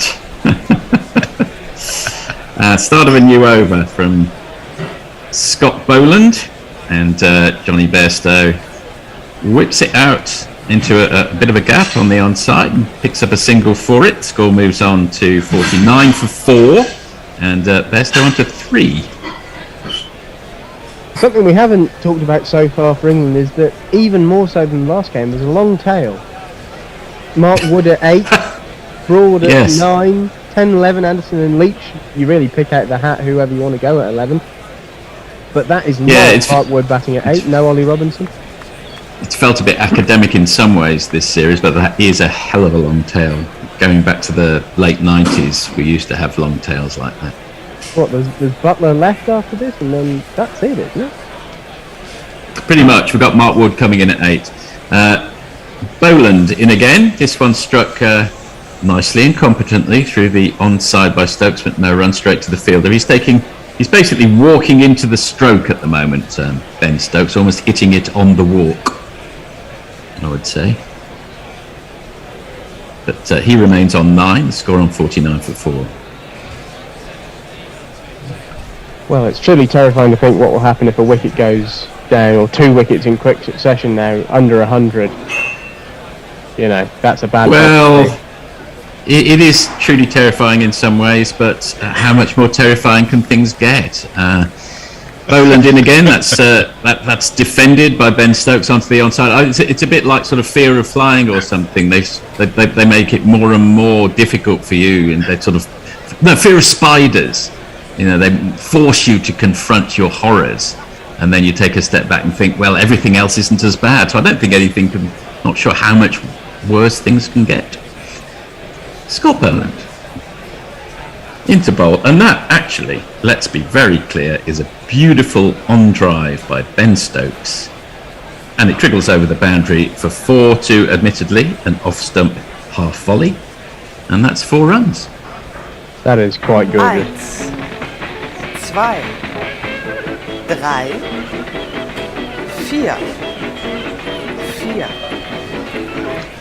Is that the first boundary off Boland? I'm guessing it must be. I think it must. Well, in his test career, I think it probably is.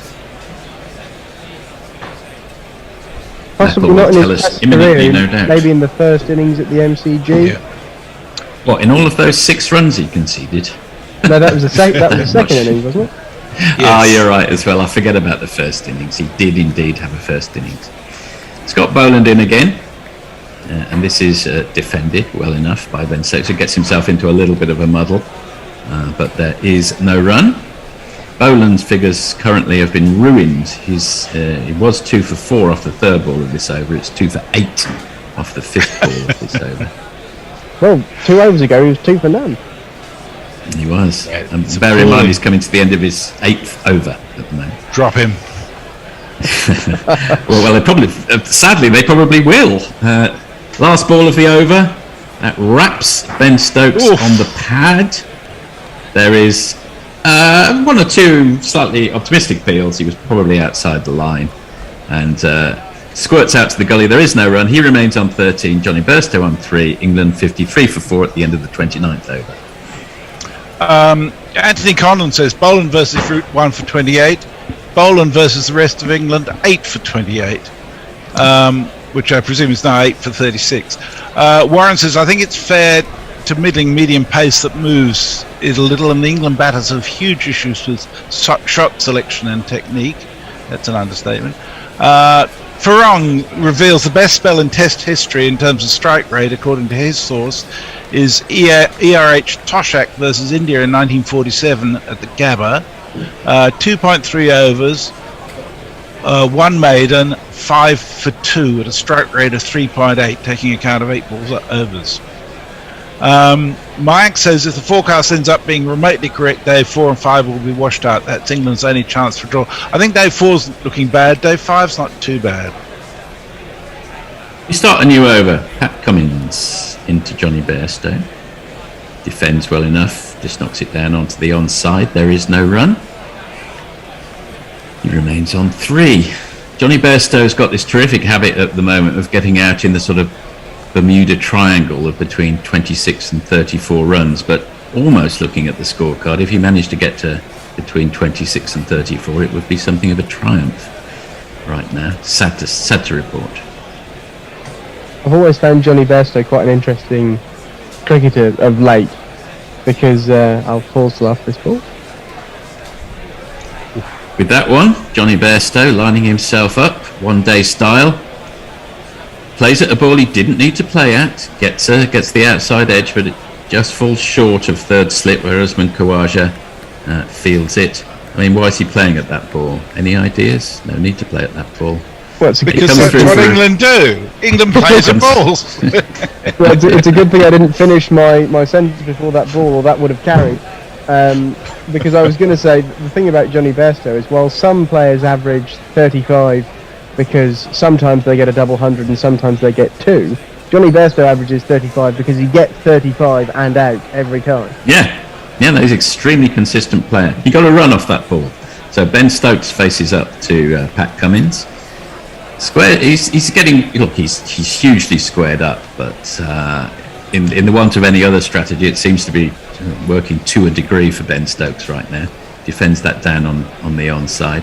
This is slightly tragic in the sense that these are two very talented batsmen who, as I say, 4 or 5 years ago shared in a stand of 399, who look all at sea on a reasonably good pitch against good but perhaps not absolutely outstanding bowling.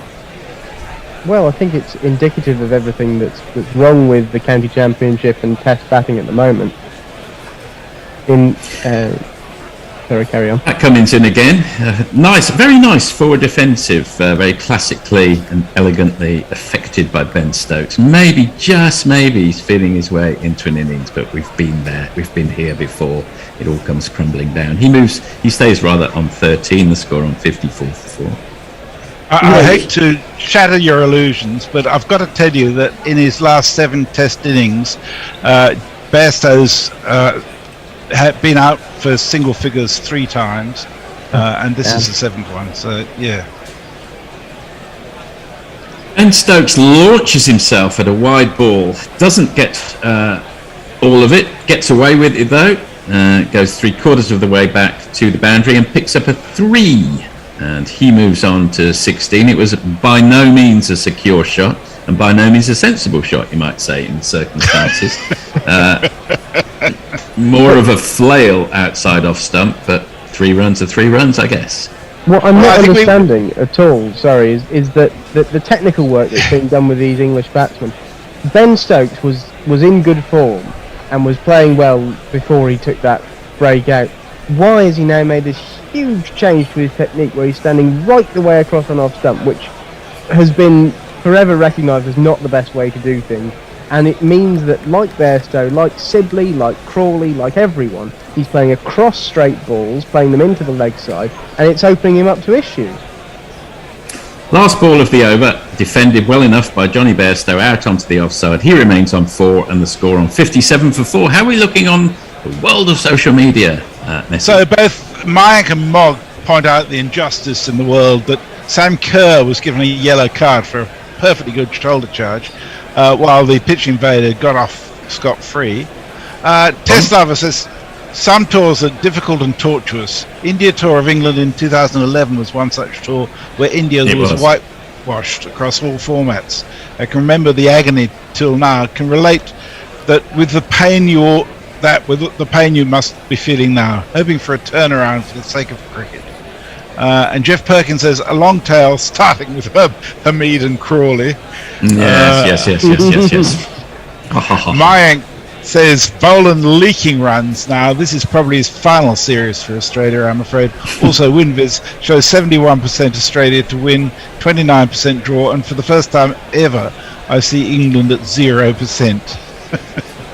I don't know about the first time ever, but... yeah. Jeff Perkins says... No, this is a tongue twister for me. Orthopterophobia. Yeah, I think that's right. A fear of crickets. There you go. Something you probably didn't know before now. And we're back to Cameron Green. We are the Cameron Green Appreciation Society. God save Mitchell Marsh's brand of all-round variety. We are the Hulk, the giant baby, call him what you will. He's a very good bowler. First ball from Cameron Green. Oh, he's got it! Up. Oh, I thought he hit the wicket. Has he? I think it... it looks as if he has got him. I thought that. In what way has he got him, though? In what way has he got him? It? Well, the Bales both appear to be on. Is it caught behind? Is it bowled? Is it LBW? We're about to find out. Is the decision, it seems. Stokes has reviewed it. Yeah. Stokes has reviewed it straight away in a very angry manner, I must say. So the height which let us see. Stokes angry. Alone. If it hit the stumps, the bail's not off. So the rules are very clear. If the bail is not dislodged, it's not bowled. They're fingering the stumps with some anger and alacrity here, as if to say, "Well,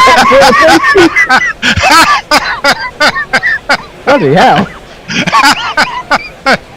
Fingering the stumps is a new one. Please, well, I mean, maybe if they do it Please. nicely enough, the bail might fall off on its own accord. Let's have a look. We're finally getting the replay. The ball goes through. It misses the stumps. It hits the outside of the off stump, but the bail is not dislodged. Ben Stokes finds that absolutely. It clattered into the side of the off stump. It didn't just. It really thumped into the outside of the off stump. That is the best The lead bail I've was ever not seen. dislodged. Absolutely remarkable. History of Test cricket. But what was he given And, out for? Because he was nowhere near the pad. It was nowhere near anything. I have no idea what he was given out for. I assume that the seeing the ball hit the stumps, perhaps the umpire was duped into thinking, "Well, you've been clean bowled, mate." But you don't usually have to appeal for those. Well, it What a funny piece of. it massively changes Well, the ability to leave on length, doesn't it? You can leave on any the length. other thing If is it hits the stumps, it's not doing anything. That hit the them off, quite the off, hard. It hit hard at whatever it is, 140k, and the upshot is it's a dot ball, and we resume the over. Cameron Green must be absolutely spitting feathers. Second ball, dot ball. England 57 for 4. Stokes remains on 16 not out. That's extraordinary. It's the best leave ever. Well, we saw the off stump vibrate significantly. It's not like it was unmoved, but the bail was unmoved.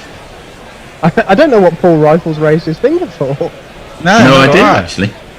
Just Third ball of the over. Stokes plays that inelegant ramp shot that he's taken to lately, which he got out to in Melbourne. This time he manages to connect into the covers and picks up 2 very inelegant runs. He moves on to 18 off 40. The score to 59 for 4. I've never seen. It does anything happen. like that. Yeah, it does Yeah, happen. but- I've heard of it happening, but I've not heard it. It really clattered into the stumps and fell. I've seen it before. It was, I think there was one in the 2019 Ashes, but it's never hit them that hard and not dislodged. No. I think that's the point, because it really went off at such an angle. Everyone assumed it was an outside edge, but it can't possibly have been an outside edge because Ben Stokes was shouldering arms. I think Paul Rifles might have been under the suspicion that it clipped the back pad. Yeah, I think that's right. Yeah. As we see the replay of Labuschagne fingering the stump. Well, I mean, to be accurate, he was fingering the stumps. There's no. He was tapping it with his index what, finger. Yes. Exactly, that's what was happening. So that ball arrowed in on leg stump, and Ben Stokes manages to get it down to mid-off. There is no run. He remains on 18, score on 59 for 4. It's worth pointing out that while it was not a good one to leave, although in the circumstances it turned out all right, it was a bloody good ball too. It came back in a fair way. It did, and did that perfect thing of hitting the top of off stump. It just didn't hit the top of off bail. Last ball of the over. Cameron Green. Ben Stokes has had enough. He launches into what could be the start of a thrilling counter-attack. Smashes it for 4 over mid-off. He moves to 22 off 43 at the end of the 31st over. England are 63 for 4. Oh dear, that's the first round of green too, I think, isn't it? It is. My name is Lakhan. My name is Lakhan. Well, Simon Cowdroy, when he tweeted 10 minutes ago, was surprised that Green hadn't been given a couple more, because Green and Boland were turning the screws nicely. Well, he's back now, of course. Mayanks, things you don't expect to hear on Guerrilla Cricket, they are fingering the stumps angrily.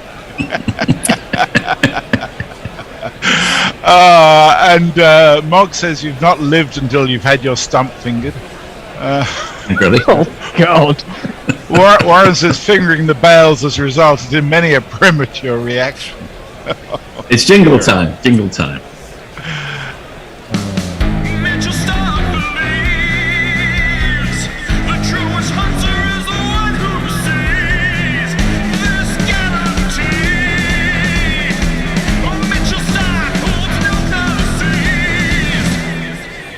I think it's important to note as well that Stokes, after that nice shot at the end of the last over, clutched at his side and puffed out his cheeks in pain. Right. Mitchell Starc in on a crisis of England have put together a double-figure partnership and serves up one of the classic Mitchell Starc opening deliveries, a leg stump half volley. which Bairstow clips beautifully off his legs for 4 runs down to deep square.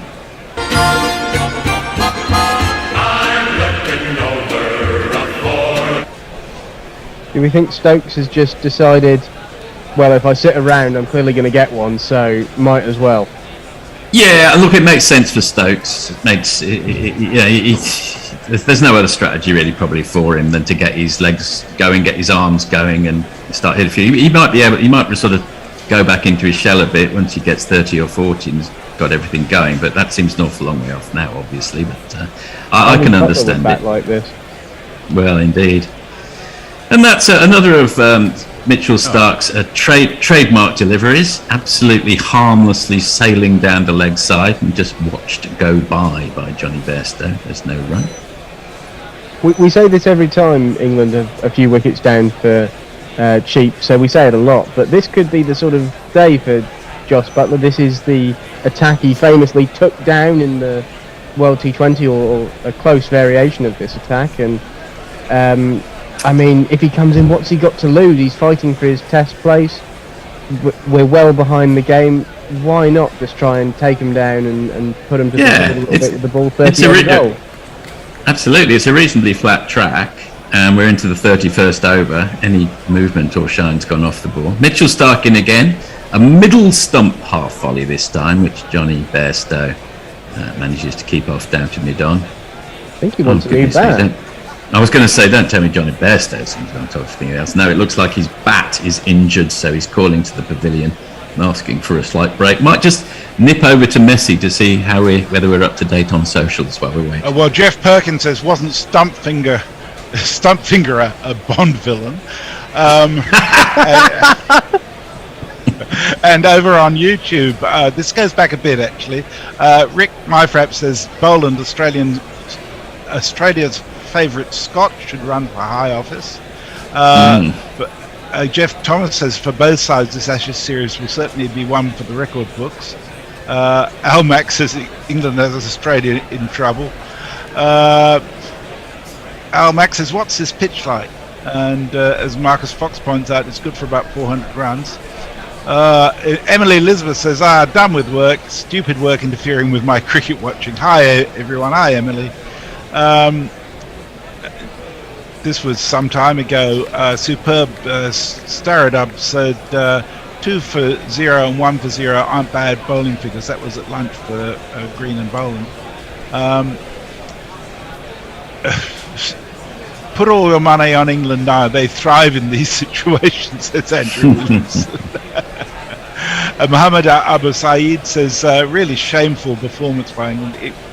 Frankly, but this session before lunch was just, it was woeful. And Rick Myfrap says, Australia won't know how good their bowling attack is until it's tested against Bangladesh, who bowled beautifully in New Zealand, I've got to say. I think it was wonderful to see that one there, and we're back. It was indeed. We're back with the cricket. Everyone's got their bats sorted out.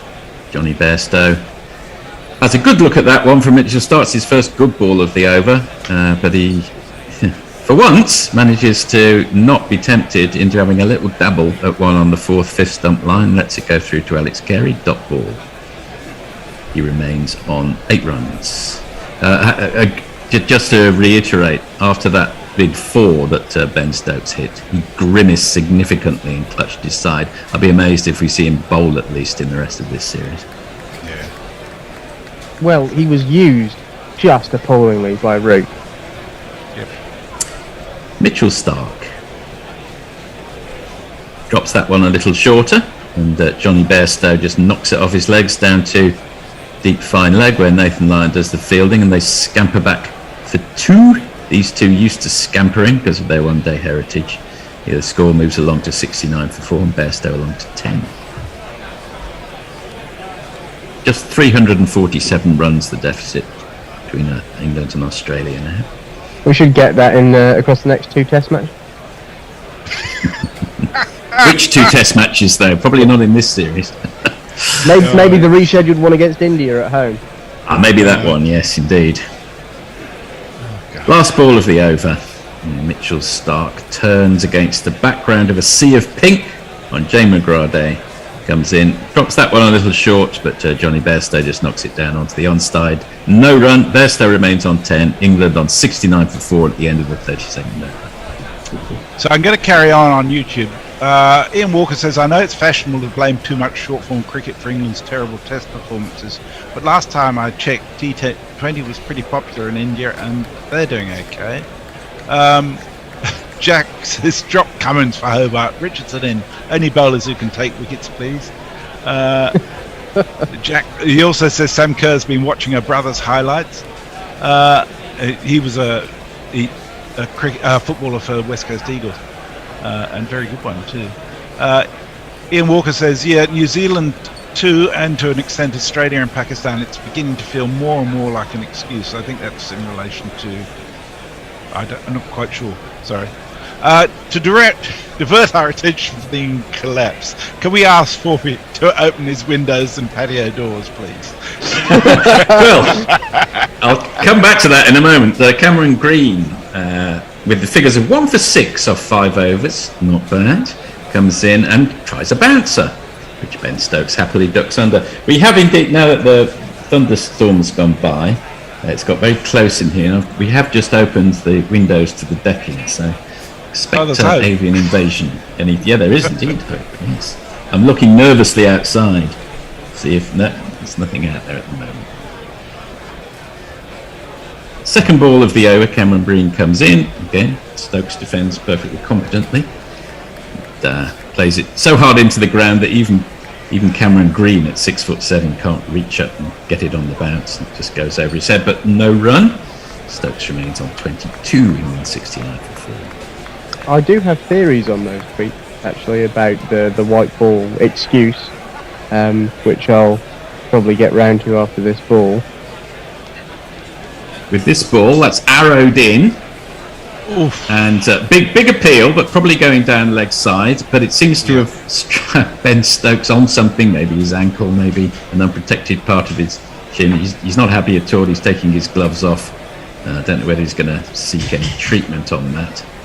It was a good ball, but it would have missed. Probably would have missed another set of stumps, to be honest. Yeah. But Ben Stokes really in the wars in this series. Sorry, Jacob. Over to your theory. Yes, I have theories. I think the main thing that we see with Australia, New Zealand, and the like.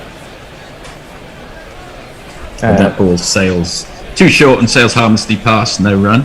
Back to Jacob. Is that there is in their first-class system a concentration of talent. It's a much smaller system. There are fewer teams. There are fewer first-class cricketers, and what it means is that the talent pool is less diluted. And so if you look at Australia, for example, in the Shield, New South Wales, their bowling attack is effectively the Australian Test attack, and so every Shield cricketer plays them on a semi-regular basis and has to come up against them on good pitches.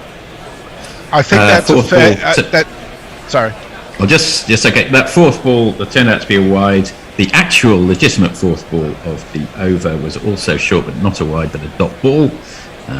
England remain on 70 for 4. In ideal times, what you say is correct, but over recent years, a lot of Test players have not been playing Shield cricket because of COVID bubbles. Oof. And talking of being on the wars, that ball from Green has hit one of those cracks, shot up at Ben Stokes, hit him on the hand. In a mixture of anger, fury, whatever you will, he shoots his hand off the bat, thrusts his left leg in the air, drops the bat, goes for a little walkabout. If Ben Stokes is feeling it, you know there must be pain involved. But he's sticking it out there. He's okay. He's going to carry on batting. He's going to be black and blue by the end of the innings, though. Smack onto his right hand, we saw on the replay. His left hand. Straight into line for the next ball. That's the end of the over. He remains on 22. Bairstow on 10. England 70 for 4 at the end of the 33rd. Mayank says, don't know if you're aware, but Scott Morrison was in the Fox commentary box before lunch break and said Australia are living with the virus and taking wickets with the virus. What a fucking clown. Jamie Cook wonders why you get so offended by that. Well, I got to tell you, I only have to see Morrison to be offended. He's just such an appalling man. and to try and leverage off the popularity of Gilchrist and Isagua is just despicable in my judgment. I cannot tolerate that. And Mike goes on, I'm not sure, he didn't explain. Clearly he's a shit commentator, just like he's a shit old politician. I won't disagree with any of that. And over on YouTube, Rick Myfraps asked the question, Australia ever going to actually play Bangladesh? So be our last over, I think. Mitchell Starc in, and Bairstow possibly getting his eye in, leaves it on length. The ball he would certainly have dabbled with in his first few overs at the crease. Lets it go through to Carey. Are there signs of Stokes and Bairstow beginning to get their eye in? We've been here so many times before. You'd have to say probably not. But Bairstow remains on 10, Stokes on 22. England cricket, it's the hope that kills you. I'm considering having that tattooed on my lower back. Which was originally a quote from the film Clockwise. I think John Cleese said it many years ago. It's funny how those sayings remain over the years. Mitchell Starc in again. And this time, well, Johnny Bairstow left it on length and it missed off stump, but it probably would have not cleared off stump because that one kept a little bit low and signs of some variability in the pitch beginning to creep in. The score remains on 74 and Bairstow on 10.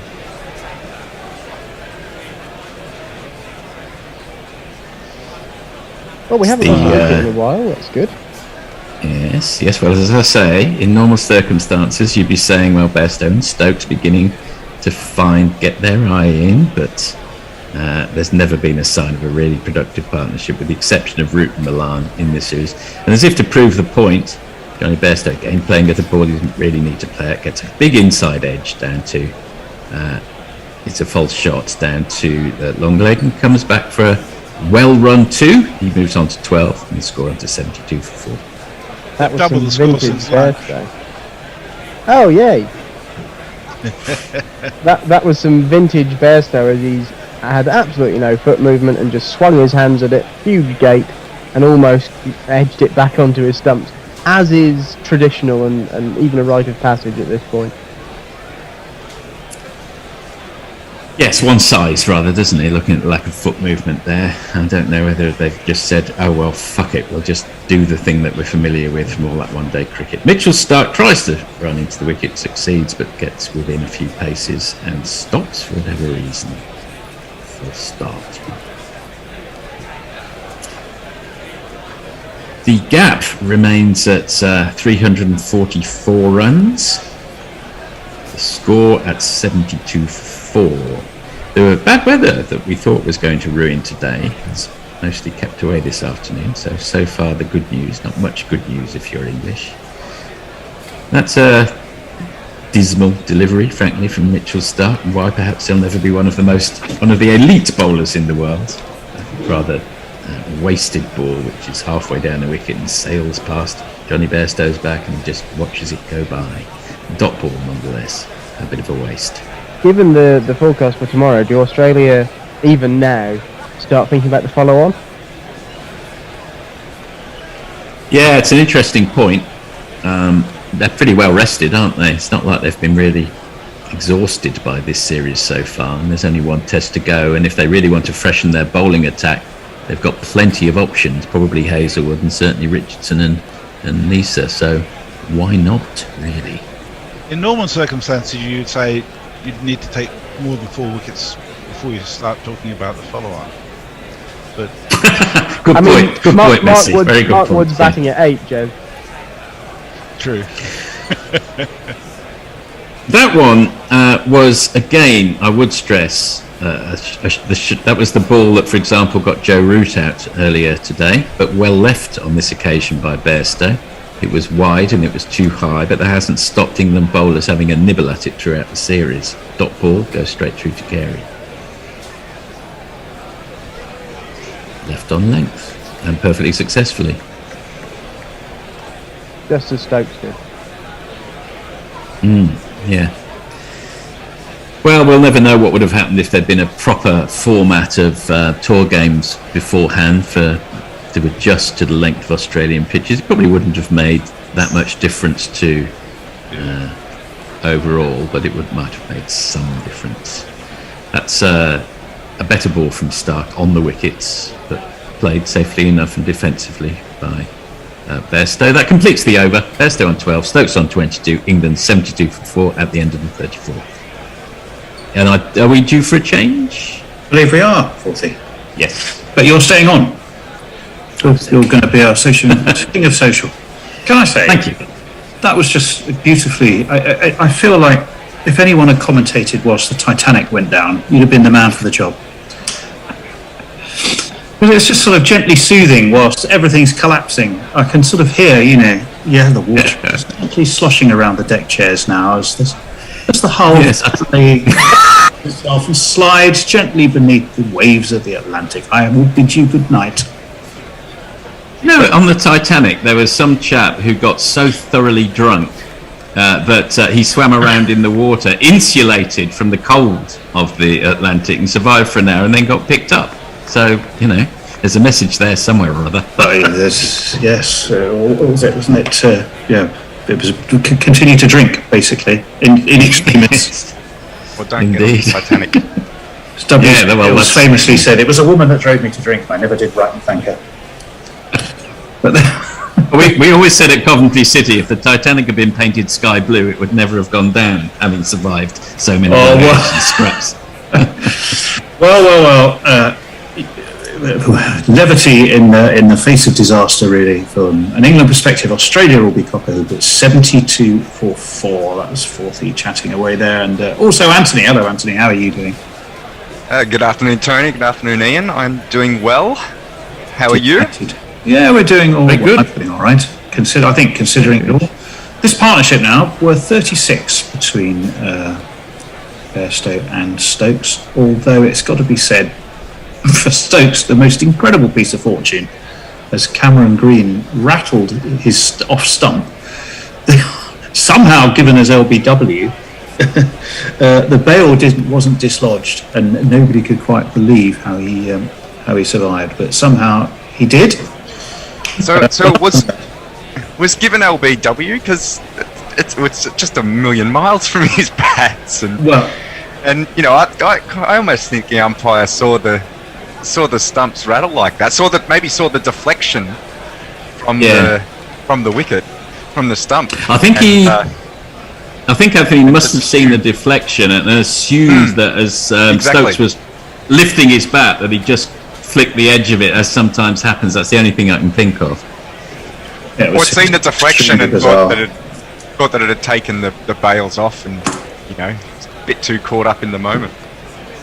And thank God for the DRS, that would have been an embarrassing one. Yeah, exactly. Well, indeed, the other wickets to fall, Hamid, possibly predictably didn't last long, cleaned up by Mitchell Stark, middle stump. Crawley also bowled, he went for 18, he did survive 55, got one that nipped back off Boland. Boland at that stage was 1 for 0. Milan was caught for 3. He battled away for 39 balls, caught at leg slip by Khawaja off Cameron Green, which is a great bowling change for Pat Cummins. And Joe Root, well, not his day, slashed Boland to second slip, caught by Steve Smith. And as we've said, something of a disaster. Apparently that my microphone brushing against my beard. So you were probably hearing cackling, or crackling rather than talking. Hopefully better now. Knuckle, thumbs up, yes, was that excellent, jolly good. 72 for 4, 344 the deficit. Cameron Green, who got that extraordinary ball to rattle Stokes' off stump. He's going to be bowling. He also, of course, got that wicket of Dawid Malan.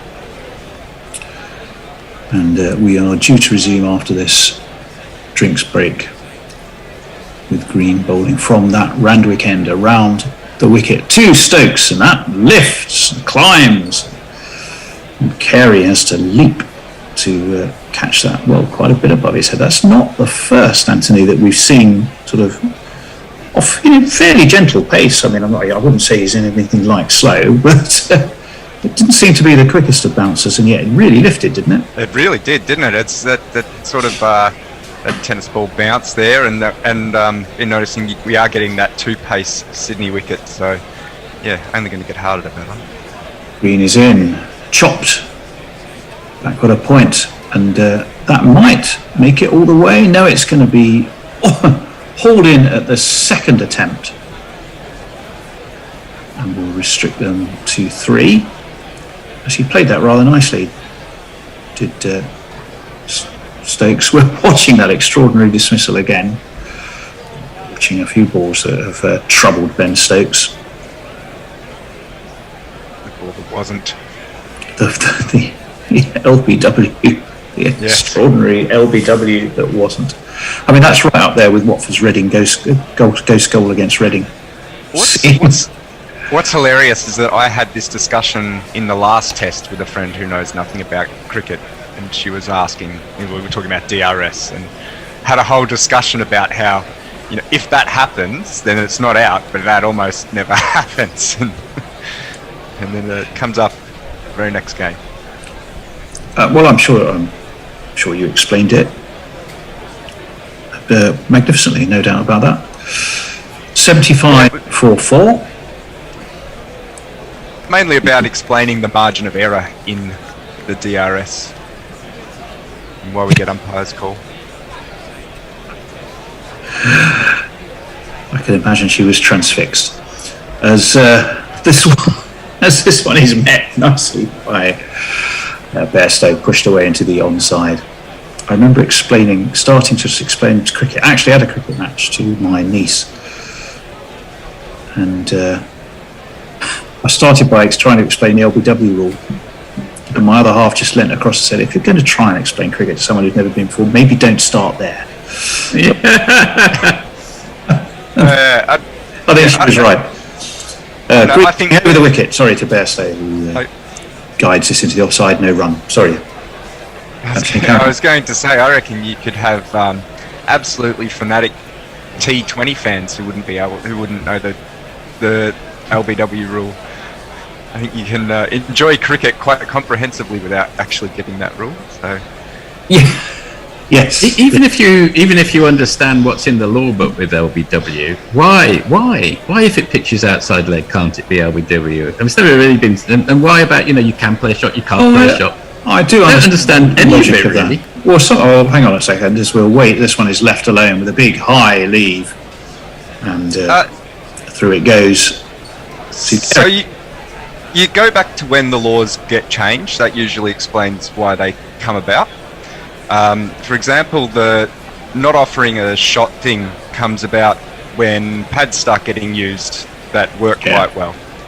And, because before that, you offered a shot or you broke your leg. So, so that's a result of pads.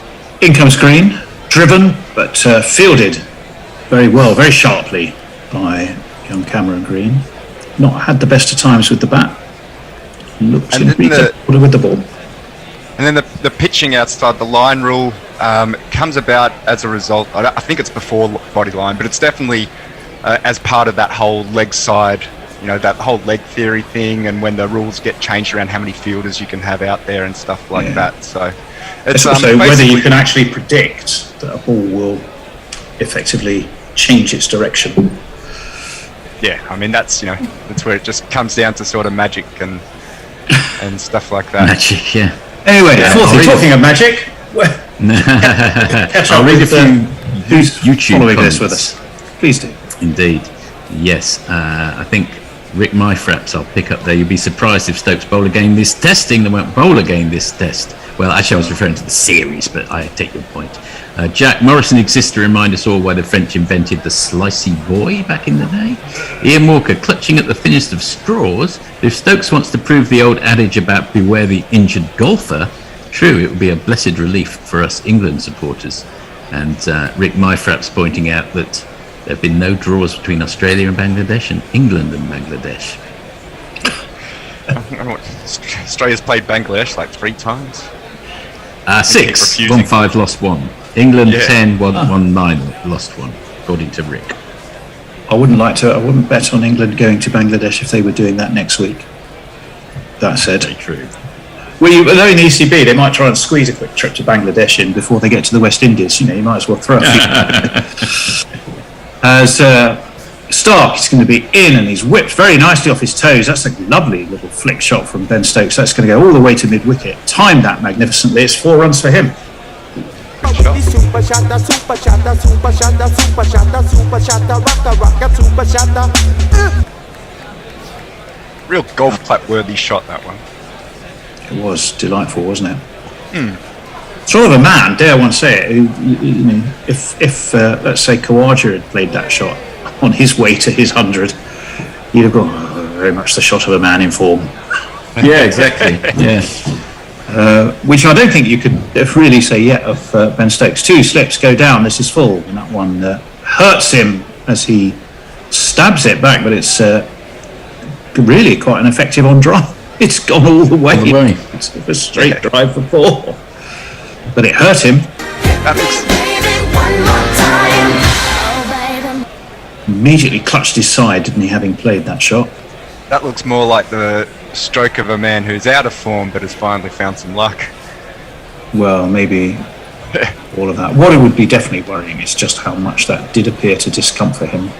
Yeah, and it's in under the rib he's sort of touching, and I got problems with those muscles in there. Know which one he's pulling.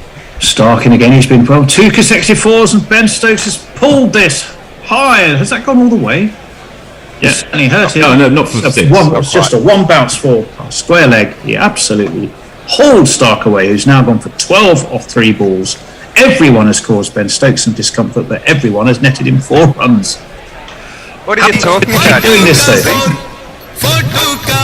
My name is Lakhan. My name is Lakhan. If all the English had just done this since they came out, they'd be winning.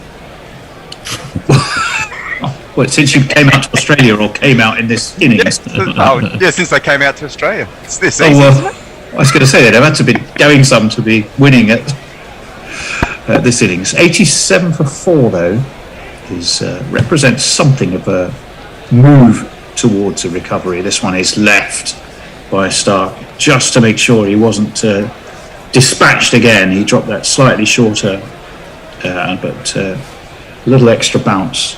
Stokes was happy to leave that. 50 partnership. From 50 partnership. Fantastic effort, really, by these two. It is all backs to the wall stuff.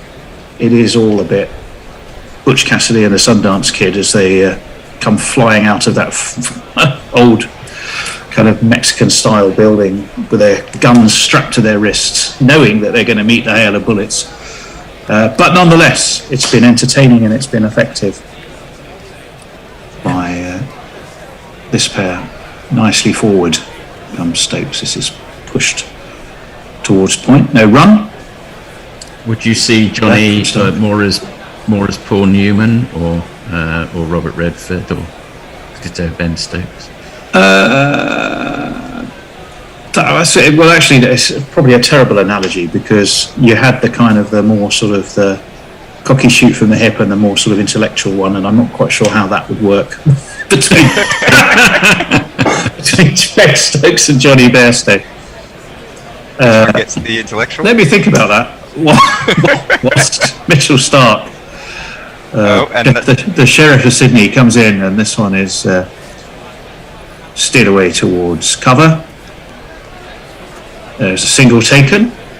Stokes will keep the strike. It's 88 for 4. And whilst I think about who would be who in that pairing, we'll go to 40 for some social messages. Yes, various people, including our own Mark and our own Anthony, getting a little bit upset about Scott Morrison, understandably so. And so does Mayank. And then Mayank adds, rifle gives him out LBW because his mind couldn't comprehend that it would have hit the stumps and not dislodged the bail, and without playing a shot. Clearly Stokes was out. To be fair, can't blame the umpire. It happened so fast and was a freak situation. I think that's a very measured and fair view of the situation. Mayank, 90% of the time 90% of the time fielders dive close to the boundary. They honestly could just bend down and pick it up without any effort. Who are they trying to impress? They look like a bunch of tossers. They're probably trying to impress the fielding coach, aren't they, amongst others? Mog, back on the subject of Scott Morrison, he's not impressed. He uses little Anglo-Saxon language. There's a concur, Mog. Concur. There is. It's going to be this- Nathan Lyon, by the way, back into the attack. Let's jingle him very quickly. Sorry, Anthony. As he goes through you're right. calisthenic warm-ups.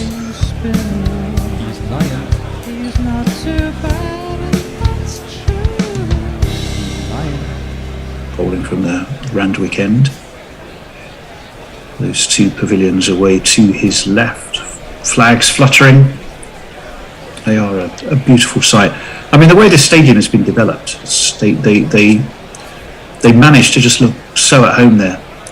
Despite that, as forward comes Stokes, pushes it away into the offside. Nathan Lyon ambles across, but lets Marcus Harris do the fielding.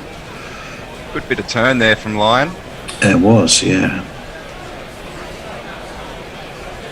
Nathan Lyon is just a little multi-trot as he comes around the wicket. Forward comes Stokes, goes to back square, and there's no run. Not have been many 50 partnerships for England this series, and this is one of them. Well, no, they still trail by a score they've yet to achieve in the whole of the series so far. 40 runs to avoid the follow-on. Yeah, well, that's the one to look at. This one is thumped away and towards mid-wicket. There is going to be a man down there. Yes, there is. It's Scott Boland. But we restrict them to 2. Stokes will move on to 40. Carrying that knock, any sort of fairly high-effort shots have caused him considerable pain on that troublesome side of his. So it's been a superb effort from him so far. Lyon wheels in, puts Stokes onto the back foot. There's a forward short leg and a slip. But neither of the forward short leg is called into play, but the ball pitched pretty much down at Stokes' toes. It's the top spin of that one. Yeah. Flight, and again worked off his legs very tidily. They take 1. They are going to come back for 2. They're going to have to really hurry, and they do it.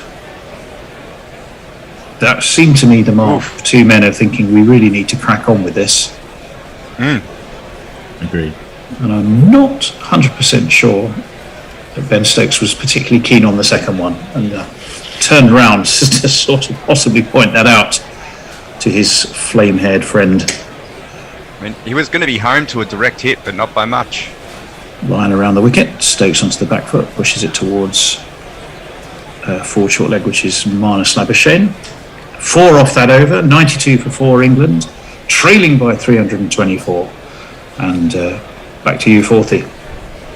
Well, I think we're up to date. I think we've finally exhausted people on social media. I was going to say, my flame-haired friend sounds like a B-side from the Go-Betweens. That's the only thing I've got to say at the moment. Well, it is. It's sort of a ginger resistance, isn't it? We're enjoying here. 92, which would be a brilliant name for a band.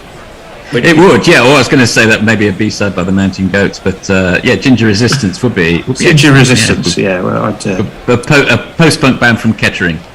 Yeah, there we go. There we go. Well, we were having some fun the other day on our internal little WhatsApp group as we decided to have a sort of the county music competition. We were working out the best bands to come from each English county, but it had to be a first-class county. Obviously, we rather avoided the minor counties, which was a bit harsh, because that might as well have just been any band from anywhere if you counted them in as well. Stark is in and driven straight by Bairstow to extra cover, and there is no run.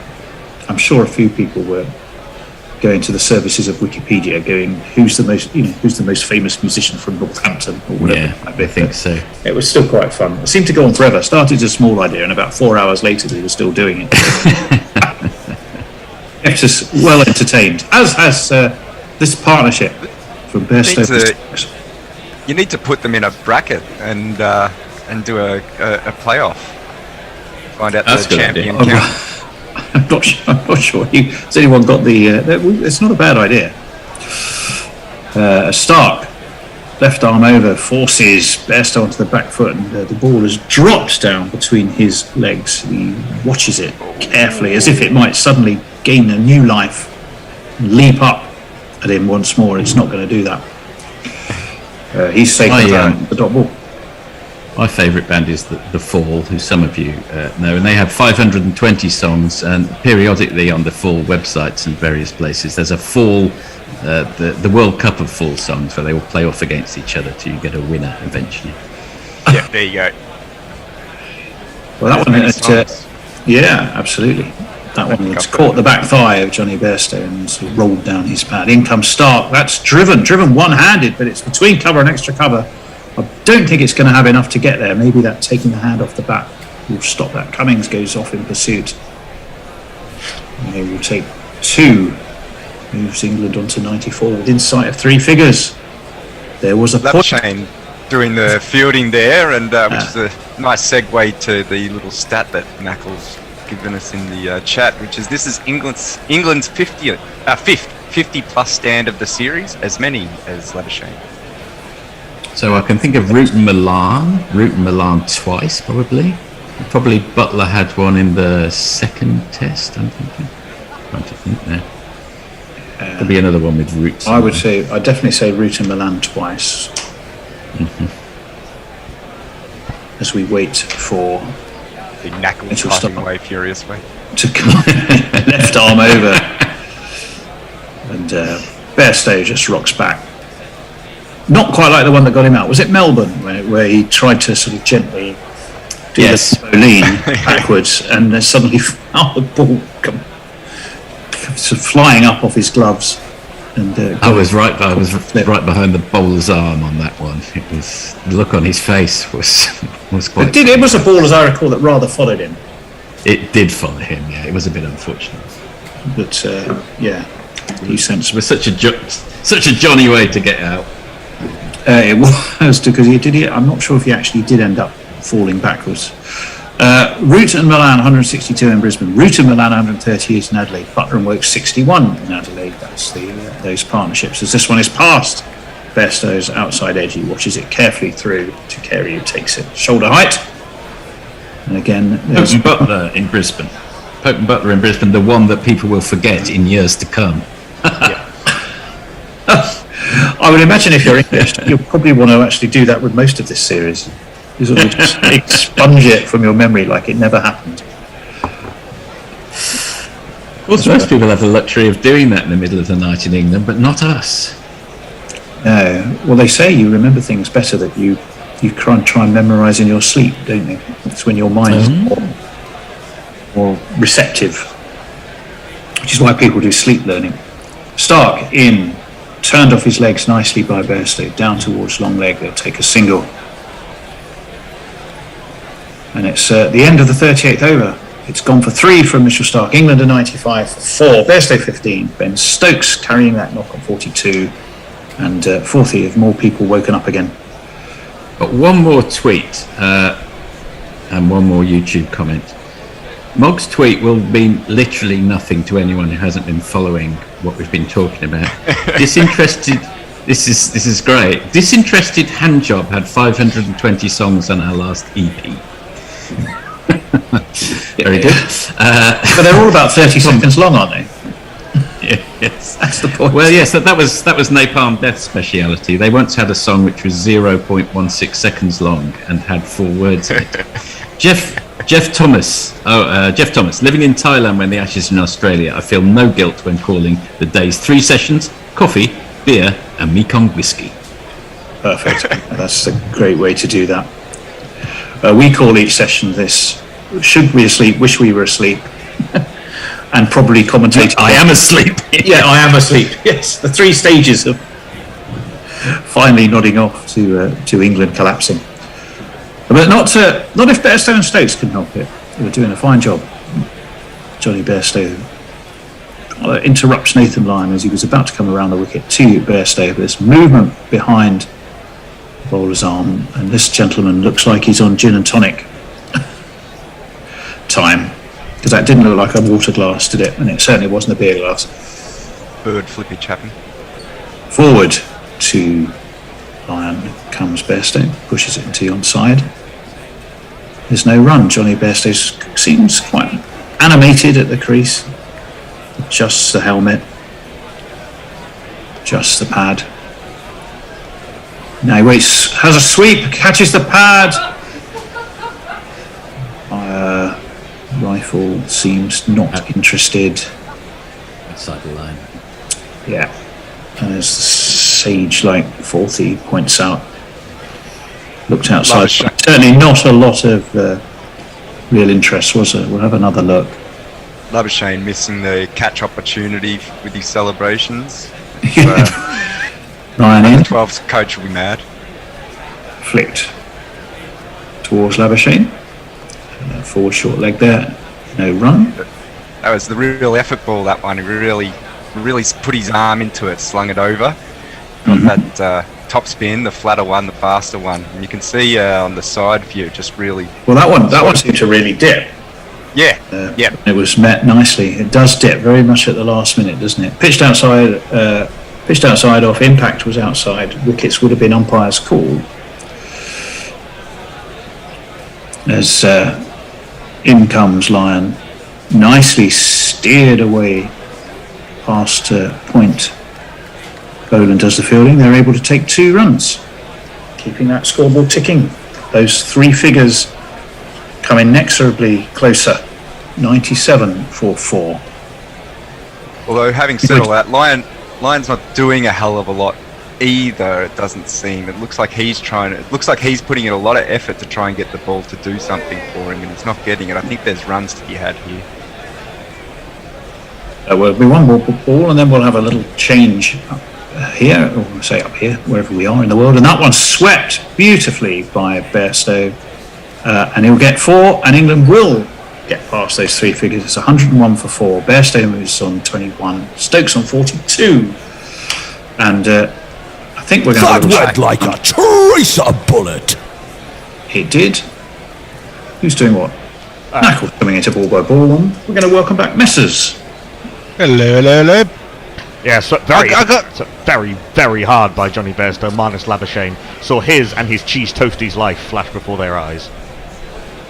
Yes. I'm experiencing a certain amount of dissonance internally, because much as I like Australia to win, I actually need England to score some runs, so there's a desire for England to score, but I don't want to see them score. You know what I mean? It's weird. Everyone had so given up on this game that nobody entered the GPL. I'm not surprised.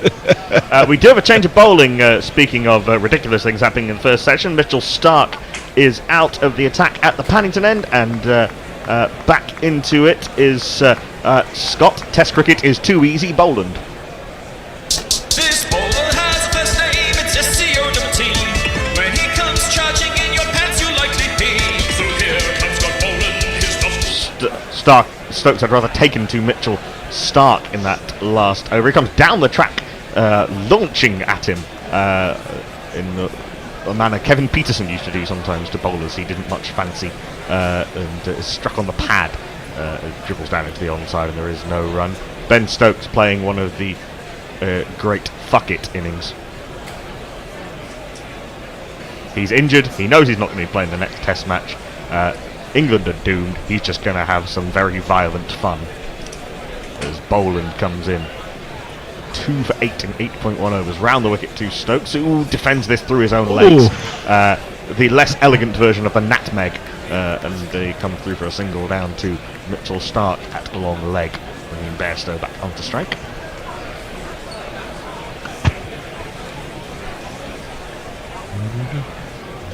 Yeah, as though England's batting couldn't get any worse. Then, looking ahead to Hobart, Ben Stokes can barely move. Jos Buttler apparently has a very sore hand. All 3 openers have been tried in this series. Ollie Pope's already been dropped. Not entirely sure where England go from here, other than to Hobart and then sheepishly home. Well, I'd be amazed if COVID still managed to stay out of both camps right through to Hobart. I really would. Might be some England players trying to go to Super Spreader event in the next couple of days. This one is clipped by Bairstow, not timed very well down to long leg for a single, going unmasked to a gig or sitting next to someone in a restaurant when they see them cough. I don't know. Go to a book launch, maybe. Who can write a book the quickest? My Ashes Hell by Ollie Pope. Oh, he'd had a few competitors, wouldn't he? I think Hasib Hamid might have a hellier hell. Oh dear. Our Ashes Hell by England. Yes. Scott My Boland. This Ashes, my Ollie Pope.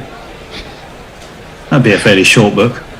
Scott Boland pulls out of his run-up because Ben Stokes has spotted someone behind the line. We're seeing the celebrations of Scott Boland's heroics at the MCG. Remarkable stuff that he pulled off on his home ground. In he comes. Fourth ball of the over. This is driven very pleasantly by Ben Stokes through extra cover. None of the Australian fielders are going to bother chasing that. Rockets to the fence for 4. 1, 2, 3,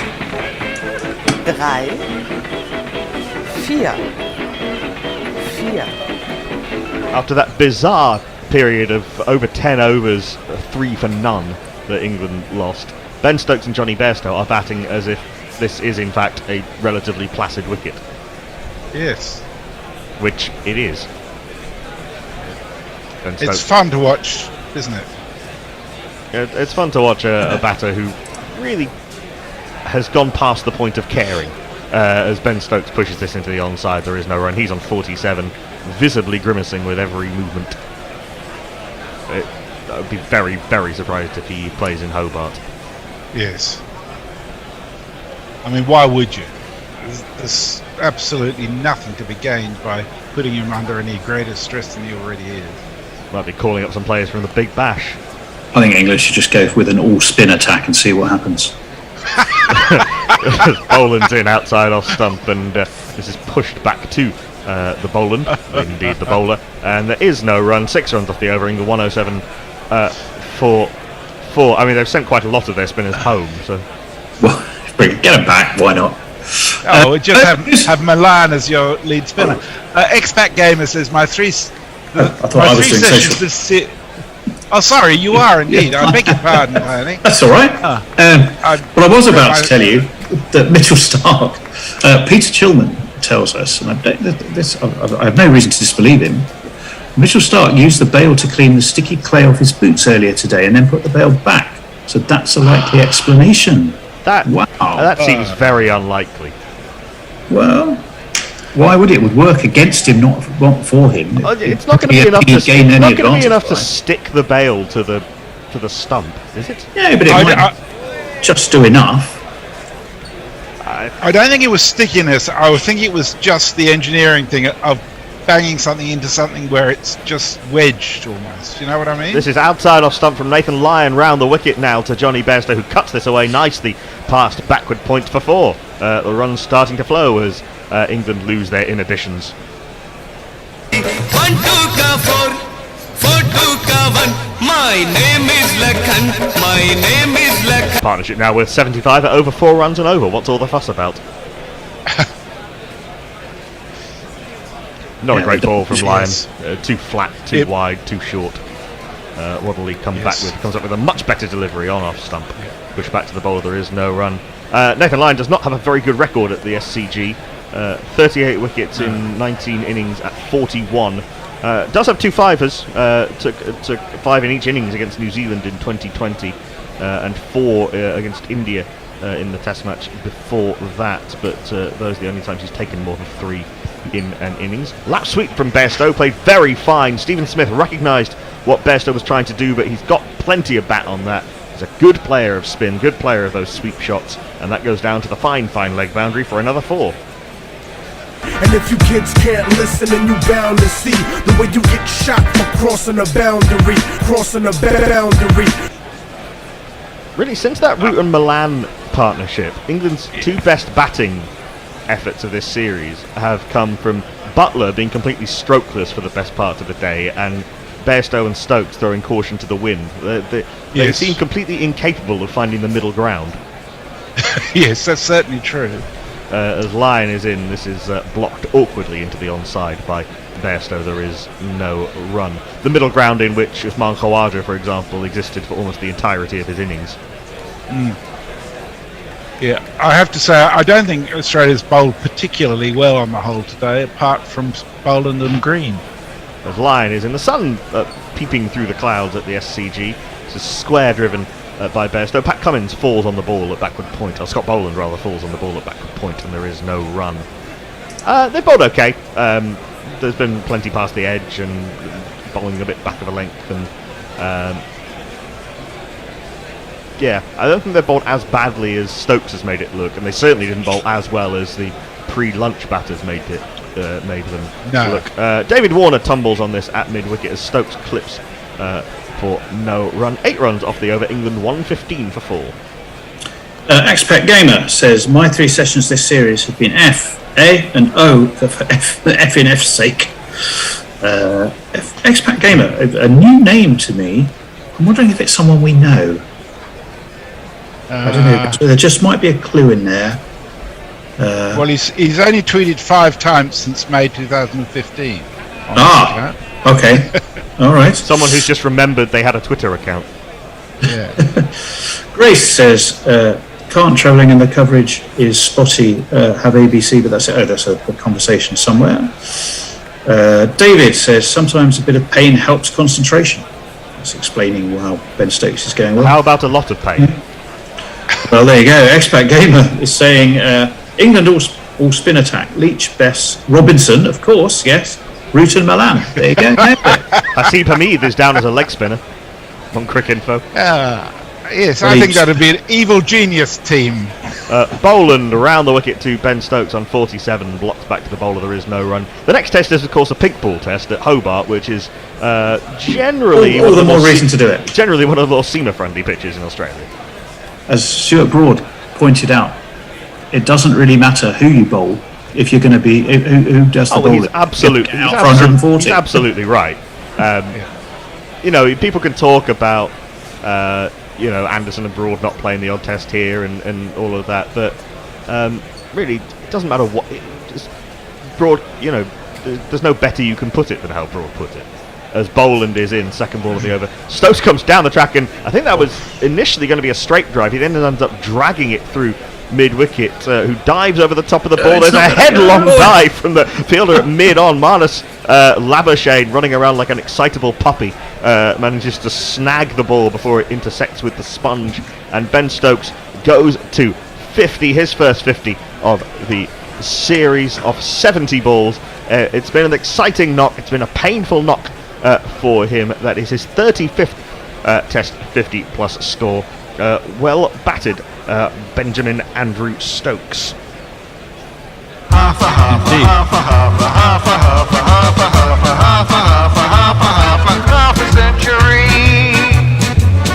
Good effort from Labuschagne to save the 4th. It certainly was. There was an interesting graphic on Channel 7 just now showing that Boland's bowling on average almost a metre shorter than he was in at the MCG. It's quite a bouncy pitch. Yeah, it is. But that's quite a big adjustment. Yeah, he's played a fair bit of cricket at both. Well, I say in first-class cricket. Pretty sure Labuschagne got to the ball before it hit the spot. I think he did. Yeah, no, I think he did. And I think, given the state of the game, that's a fantastic effort in the field. Yep, he is entirely. He's very, very grassy and muddy. I played five-a-side football before I came here to Guerrilla Cricket, and I looked down at my goalkeeper's shirt just before I took it off to change into this, and it was very, very scuffed. This is full by Boland, and on-driven nicely by Bairstow, but straight to mid-on, there is no run. Well, you were playing indoor or outdoor? Outdoor. On Astro. All right. That's an exhausting effort, I would imagine. It's good fun. It's good fun. I hope you were socially distanced, like most of Watford's defence are against any attack. I thought Watford were doing all right in the Championship. What would I? Sorry, I'm a season out of date. A big booming drive from Bairstow gets nowhere near the ball, thankfully, as I'm sure that would only have been an edge. A little bit of movement away from Scott Boland, taken by Alex Carey above his head, nearly knocks him off his feet. Good bowling from Scott Boland, a rather loose shot from Bairstow, but he survives. There is no run. Sorry, I haven't watched a lot of football this season. It's a bit hit and miss. I think Arsenal fans are now allowed to start watching football. Yeah, actually, it's been quite good recently. Watford 17th, take that at the start of the season, newly promoted team, and you full delivery and driven by Bairstow back to the bowler. There is no run. Anyway, that's enough of that. Yes, indeed. Yes, filthy sport. Although sometimes I think English fans take refuge in the football when the cricket's not. I will say the Tottenham own goal from the Carabao Cup the other day was very fun. I haven't seen that yet. Defender tried to clear it, hit another defender, and it went in. Oh, God, I hate that. This one comes in a bit from Boland, and it's blocked by Bairstow to backward point. There is no run. Just that 3 that brought Stokes to his 50 off the over. England 118 for 4. Trail by under 300. 298. But under 300 tweets. Yep. Jeff Thomas says, why all the pessimism from England fans? If Hamid and Milan had made 50s and Root hit 100, those 3 little things would have seen England heading for a draw. Well, yes. If. He's not wrong. that is a Rudyard Kipling size if. Yeah, it is. If you can keep your if you keep your stumps in order. Yes, Ben Stokes was dropped by the stumps. Yes. I wonder if painting the stumps pink makes a difference on their on the bails staying on. I think the stumps certainly are heavier now because they've got cameras and microphones in them. There was that. Remember at the start of the 2019 ODI World Cup when the ball kept hitting the stumps and not knocking the bails off? That's right. Yeah. Although none of them were as clear as this one. You know, as hard as this one. You know, they just generally rolled up to the stumps, hit them, and stopped in those circumstances, didn't they? Warner, I think, did it twice. I think. Yeah, he did. But yeah, that was a fearful thump at the off stump given by Cameron Green. Nathan Lyon's going to continue, none for 18 off his 3 overs, slipping a short leg rather in place. Stokes goes jumping back into his crease, using the full depth of his crease and punching up to mid-on for a single. I think these two are very good at stopping Lyon, getting into a rhythm. You know, keeping those singles going and just moving it around the place makes it much harder for him. Stokes has been troubled by Lyon in the past.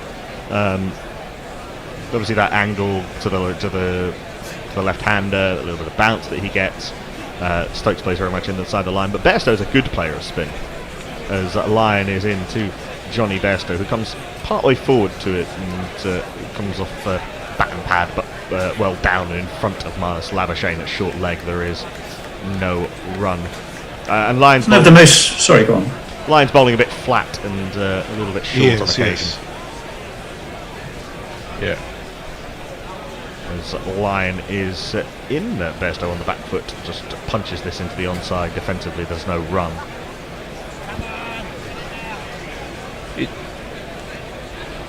I don't know. There seems to be something a bit downhearted about the Australians all of a sudden. They're easily disheartened by this partnership. They've forgotten what England scoring runs is like. This is cleared so by Bairstow into the onside, and there is no run. They're thinking, hang on, I bowled and he hit it.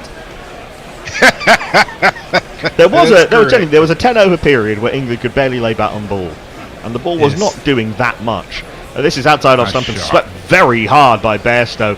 Plays that shot so well, backward as square for 4.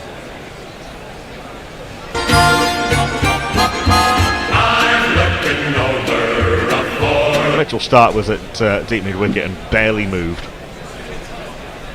That was beautifully struck. It wasn't a particularly bad ball or anything, but Bairstow's, he seems to be getting a confidence about him that I haven't seen so far in this series. This is cut nicely by Bairstow off the back foot. That wasn't a bad ball at all. On off stump, not that short. Scott Boland rather labouring after it down to the deep third boundary. They will come through for 3 runs. So with minimal risk, 8 runs off the over. Lyon's been milked for 26 off his 4 overs. England 126 for 4.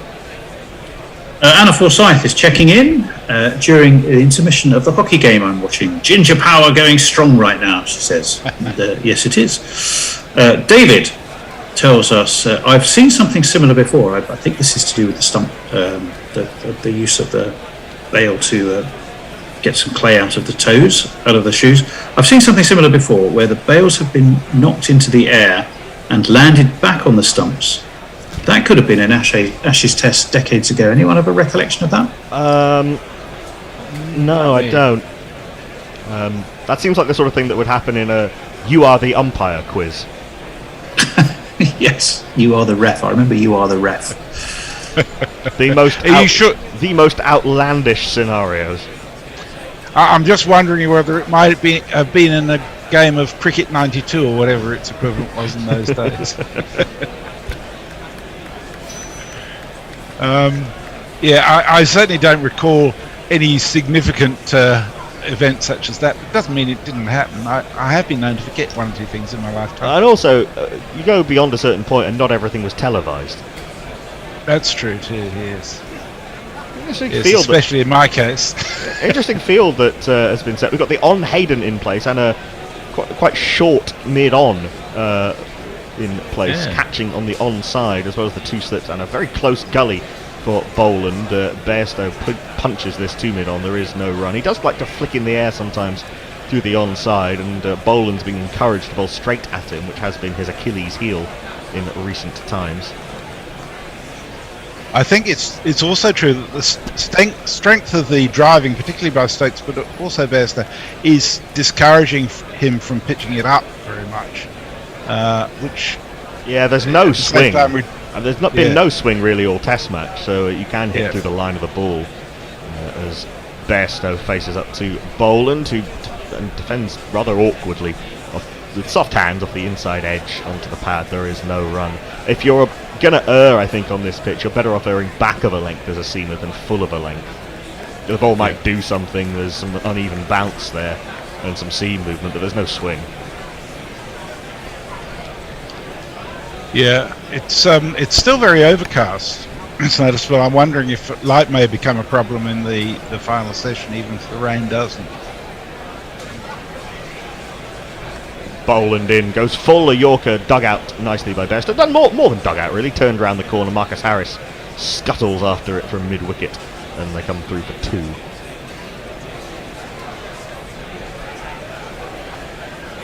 And going at 6 They're runs looking over. very comfortable, these two. I mean, when you think about it, it was 36 at the break. 36 so they for 4, scored 32. 36 for 4. Yeah. So they've put on 92 so far, without any massive trauma. 4 runs and over.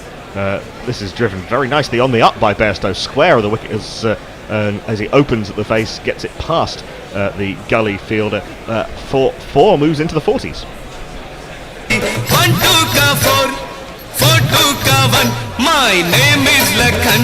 My name is Lakhan. He's going to scored over a run a ball in the last 10 overs. And Boland's conceded 23 runs without a wicket, which is probably a first in his Test career. Well, no, he had normal figures in his first innings, 1 for 48. The second innings where everything went ridiculous. So you can see it's 6 runs off this over. Australia being made to work a bit harder. Bairstow nearly becomes the first batter in about 15 years to be caught on Hayden, pushing this in the air, but past just Patrick Cummins, who's put himself in there, diving to his right. The ball stopped on him a little bit early on it. No run. Yeah, it did seem to stop a little bit, but it did pitch it up a little more, which I was encouraged by. Oh, actually, it was quite a long way away from Pat Cummins. There's an optical illusion of the original angle. It was nowhere near him in the end, but a slightly false shot from Bairstow. Boland's in to finish the over. Bairstow jabs down on this from in front of middle and off stump and takes 2 out to Harris coming in from the deep square leg boundary. Another productive over for England. 8 runs off it. The last 10 overs have been worth 62 runs as England moved to 134 before. I did find an example from a 2015 World Cup game where Ed Joyce got lucky and these bales went up in the air and dropped back down in place again. That was against the UAE. I'm looking for a test match to see if I can find one. Mog, I'd asked him if there was of the 52 songs on one side of his EP or whatever it was. 520 was his favourite. 520, yes. He says, I'm a big fan of is the word I use when I want to cut off a piece of your thigh and eat it. So you can watch out for that one out of the 520. Lyon continues, despite being rather harshly treated by Bairstow and Stokes. This one's a decent delivery, a little short, but turns and bounces. Stokes on the back foot, pushes back to the bowler. There is no run. Plenty of chat coming from short leg, and why wouldn't there be with Australia still leading by 200 and plenty. This one skids on a little bit fuller. Blocked back to the bowler, there is no run. There isn't the characteristic shape that Nathan Lyon gets, usually, with a ball that comes up and out of the hand and then dips, the overspin and the drift. It's almost like he's trying to bowl a little bit flatter. That's a good delivery. A little bit full maybe, but there was the dip there. Stokes drives back to the bowler, there is no run. Yeah, he certainly threw that up a little bit, and it was encouraging to see, to be honest. Gorgeous bowler to watch when he's bowling well, Nathan Lyon, as he has been most of this series. That's a very short delivery, almost a deliberately flat delivery, like a bowler trying to get a batter off strike in a T20 game. This is pushed down to long on for a single. Lovely change up there from Nathan Lyon. Doesn't bowl too many of those variations. Goes round, and it's going to go round the wicket to Bairstow. We've got to slip a short leg. Two fielders back for the slog sweep. Fielder on the 45, almost a fine leg, about 15 yards off the fence, a deep square leg, a squarish mid wicket and a mid on, plus a mid off and a backward point. Bairstow lets this hit his pad, pitching outside leg stump. Given that he wasn't trying to play a shot, they can't take a run. That'll be a dead ball. Interesting just seeing Bairstow and Labuschagne at short leg having a few friendly words between balls. It's been played in good spirit this series. Yes, Australia haven't had to. It's easy to be nice when you're winning by this much, I suppose. This is cut by Bairstow, but straight to backward point. There is no run. Better over that from Nathan Lyon, just 2 runs off it. Australia, though, might be looking to make a change, maybe, and just break up this partnership, which is worth 99 of 141 balls. England 136 for 4. Bearing in mind this will be the last over before tea. Yes. Mr. Currell from Margs says, in a game of under-12s, I played a full toss landed on top of middle stump, right in the middle of the bails, bounced off them, through to the keeper on the full, and the bails stayed on. There you go. I did find an example from a test match between Pakistan and South Africa where Suckling Mushtaq bowled an off-spinner which turned through the gate of Pat Simcox and went between the stumps. Wow. Nice message from Lee Sumasian. Hope I pronounced that right. Good coverage listening from Switzerland. Thanks for this. Well, you're very welcome, Lee. Scott Boland to bowl the last over before tea. 2 for 25 off his 11 more normal figures after his insanities of the second innings in the MCG and the first session today. This is blocked by Stokes into the onside. There is no run. I would very much doubt there's ever been a situation where you've had within the same sort of 30 overs, 10 overs with no runs and 10 overs with 60 runs. It's pretty remarkable. Well, maybe the Headingley Test match of 2019, but possible. As Stokes walks down menacingly towards bowling and then leaves it through to the keeper, there is no run. Stokes memorably was it 2 off 73 balls in that innings at one point? Before all hell broke loose the next day. Well, I mean, I can't actually recall watching a 10-over spell with no runs before. I know there have been some, but the record 154 dot balls, which was Sri Lanka, wasn't it? Yeah, when Steve O'Keefe, Peter Neville had an injured hamstring and so couldn't run. as this is wide outside. Stokes is off stump and left through to the keeper. There is no run. That was Australia trying to save a test match in Sri Lanka and failing to do so. I remember listening to that on White Line Wireless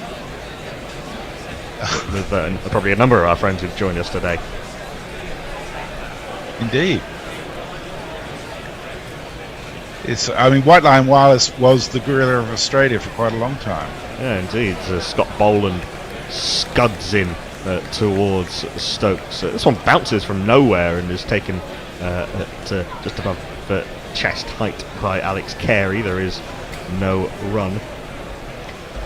One thing it is worth pointing out is that when England were 36 for 4, it could actually have been 36 for 8 with that ball hitting the outside of off stump, a wicket off a no ball, and 2 dropped catches. Yes, it's extraordinary to think about it, really, isn't it? It creates an interesting game. You've got to say that. Yes, sometimes a ridiculous one. Penultimate ball of the session. Ben Stokes deciding to play for tea for some reason. Well, not for some reason, but rather out of keeping with most. Might be the fact that tea is within one ball. Well, sure, but it's been rather out of keeping with this innings. He blocked this into the onside, and there is no run.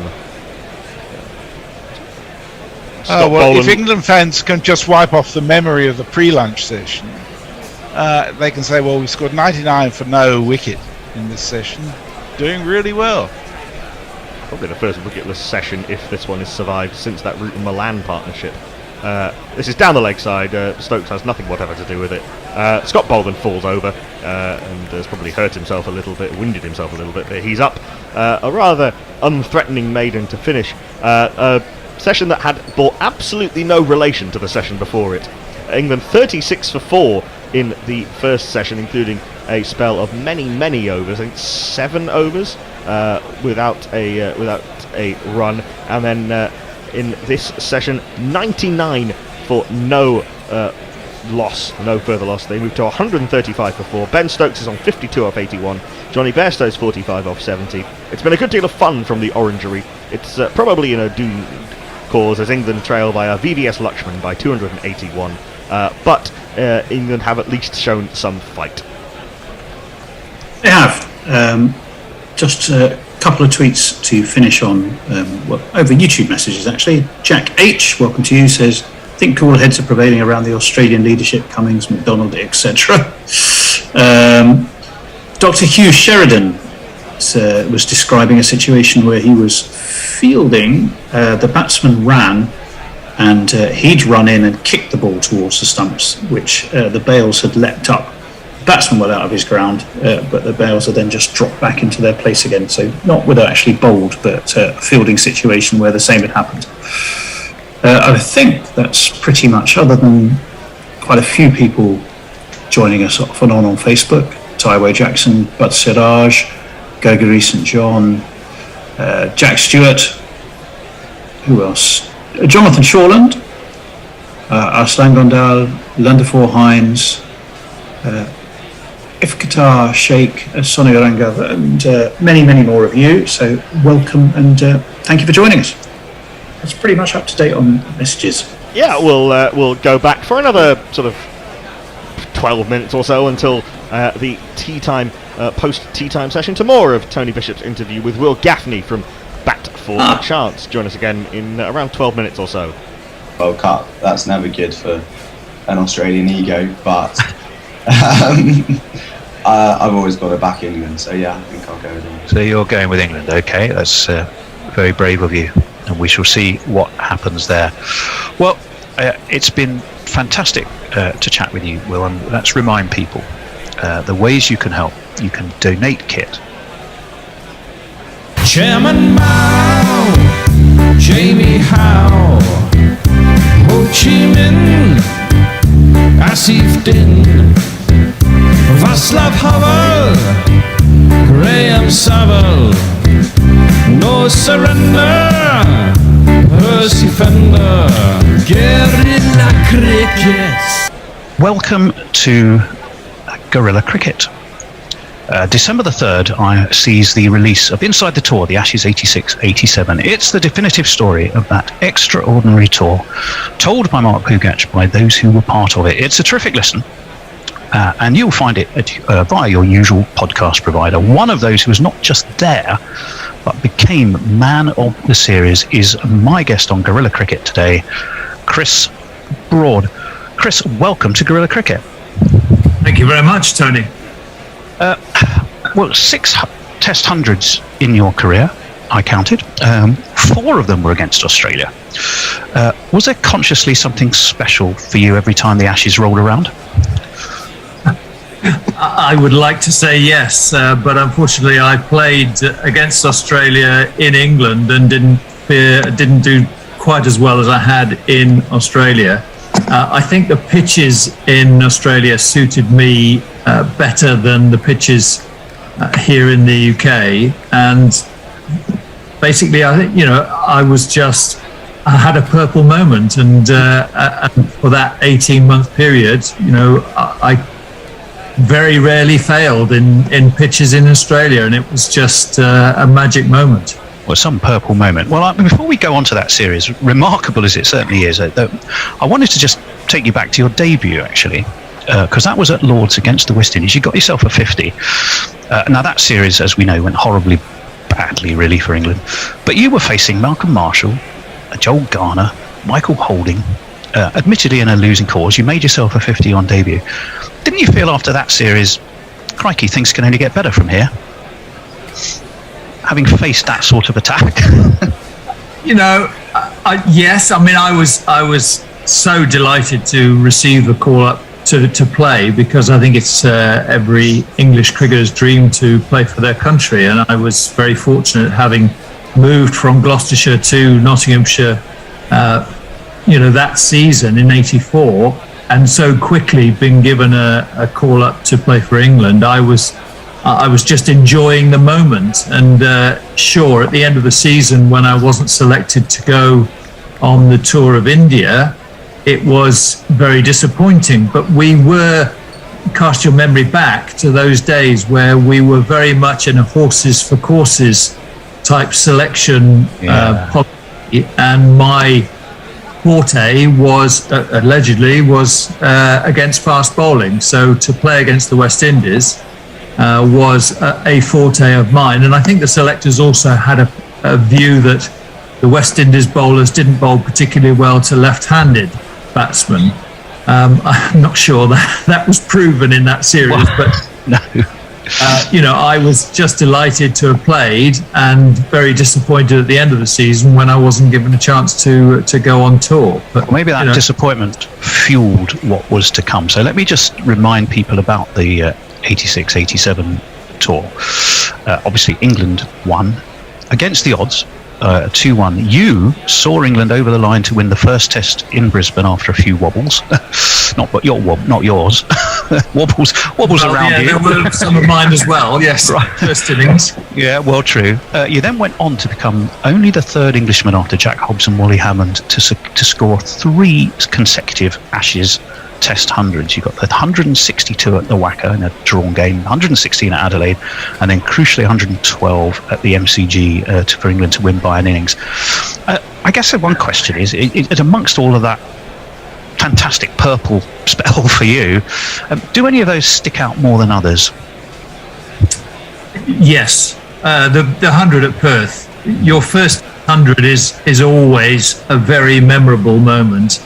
And my parents were in the crowd during that test match.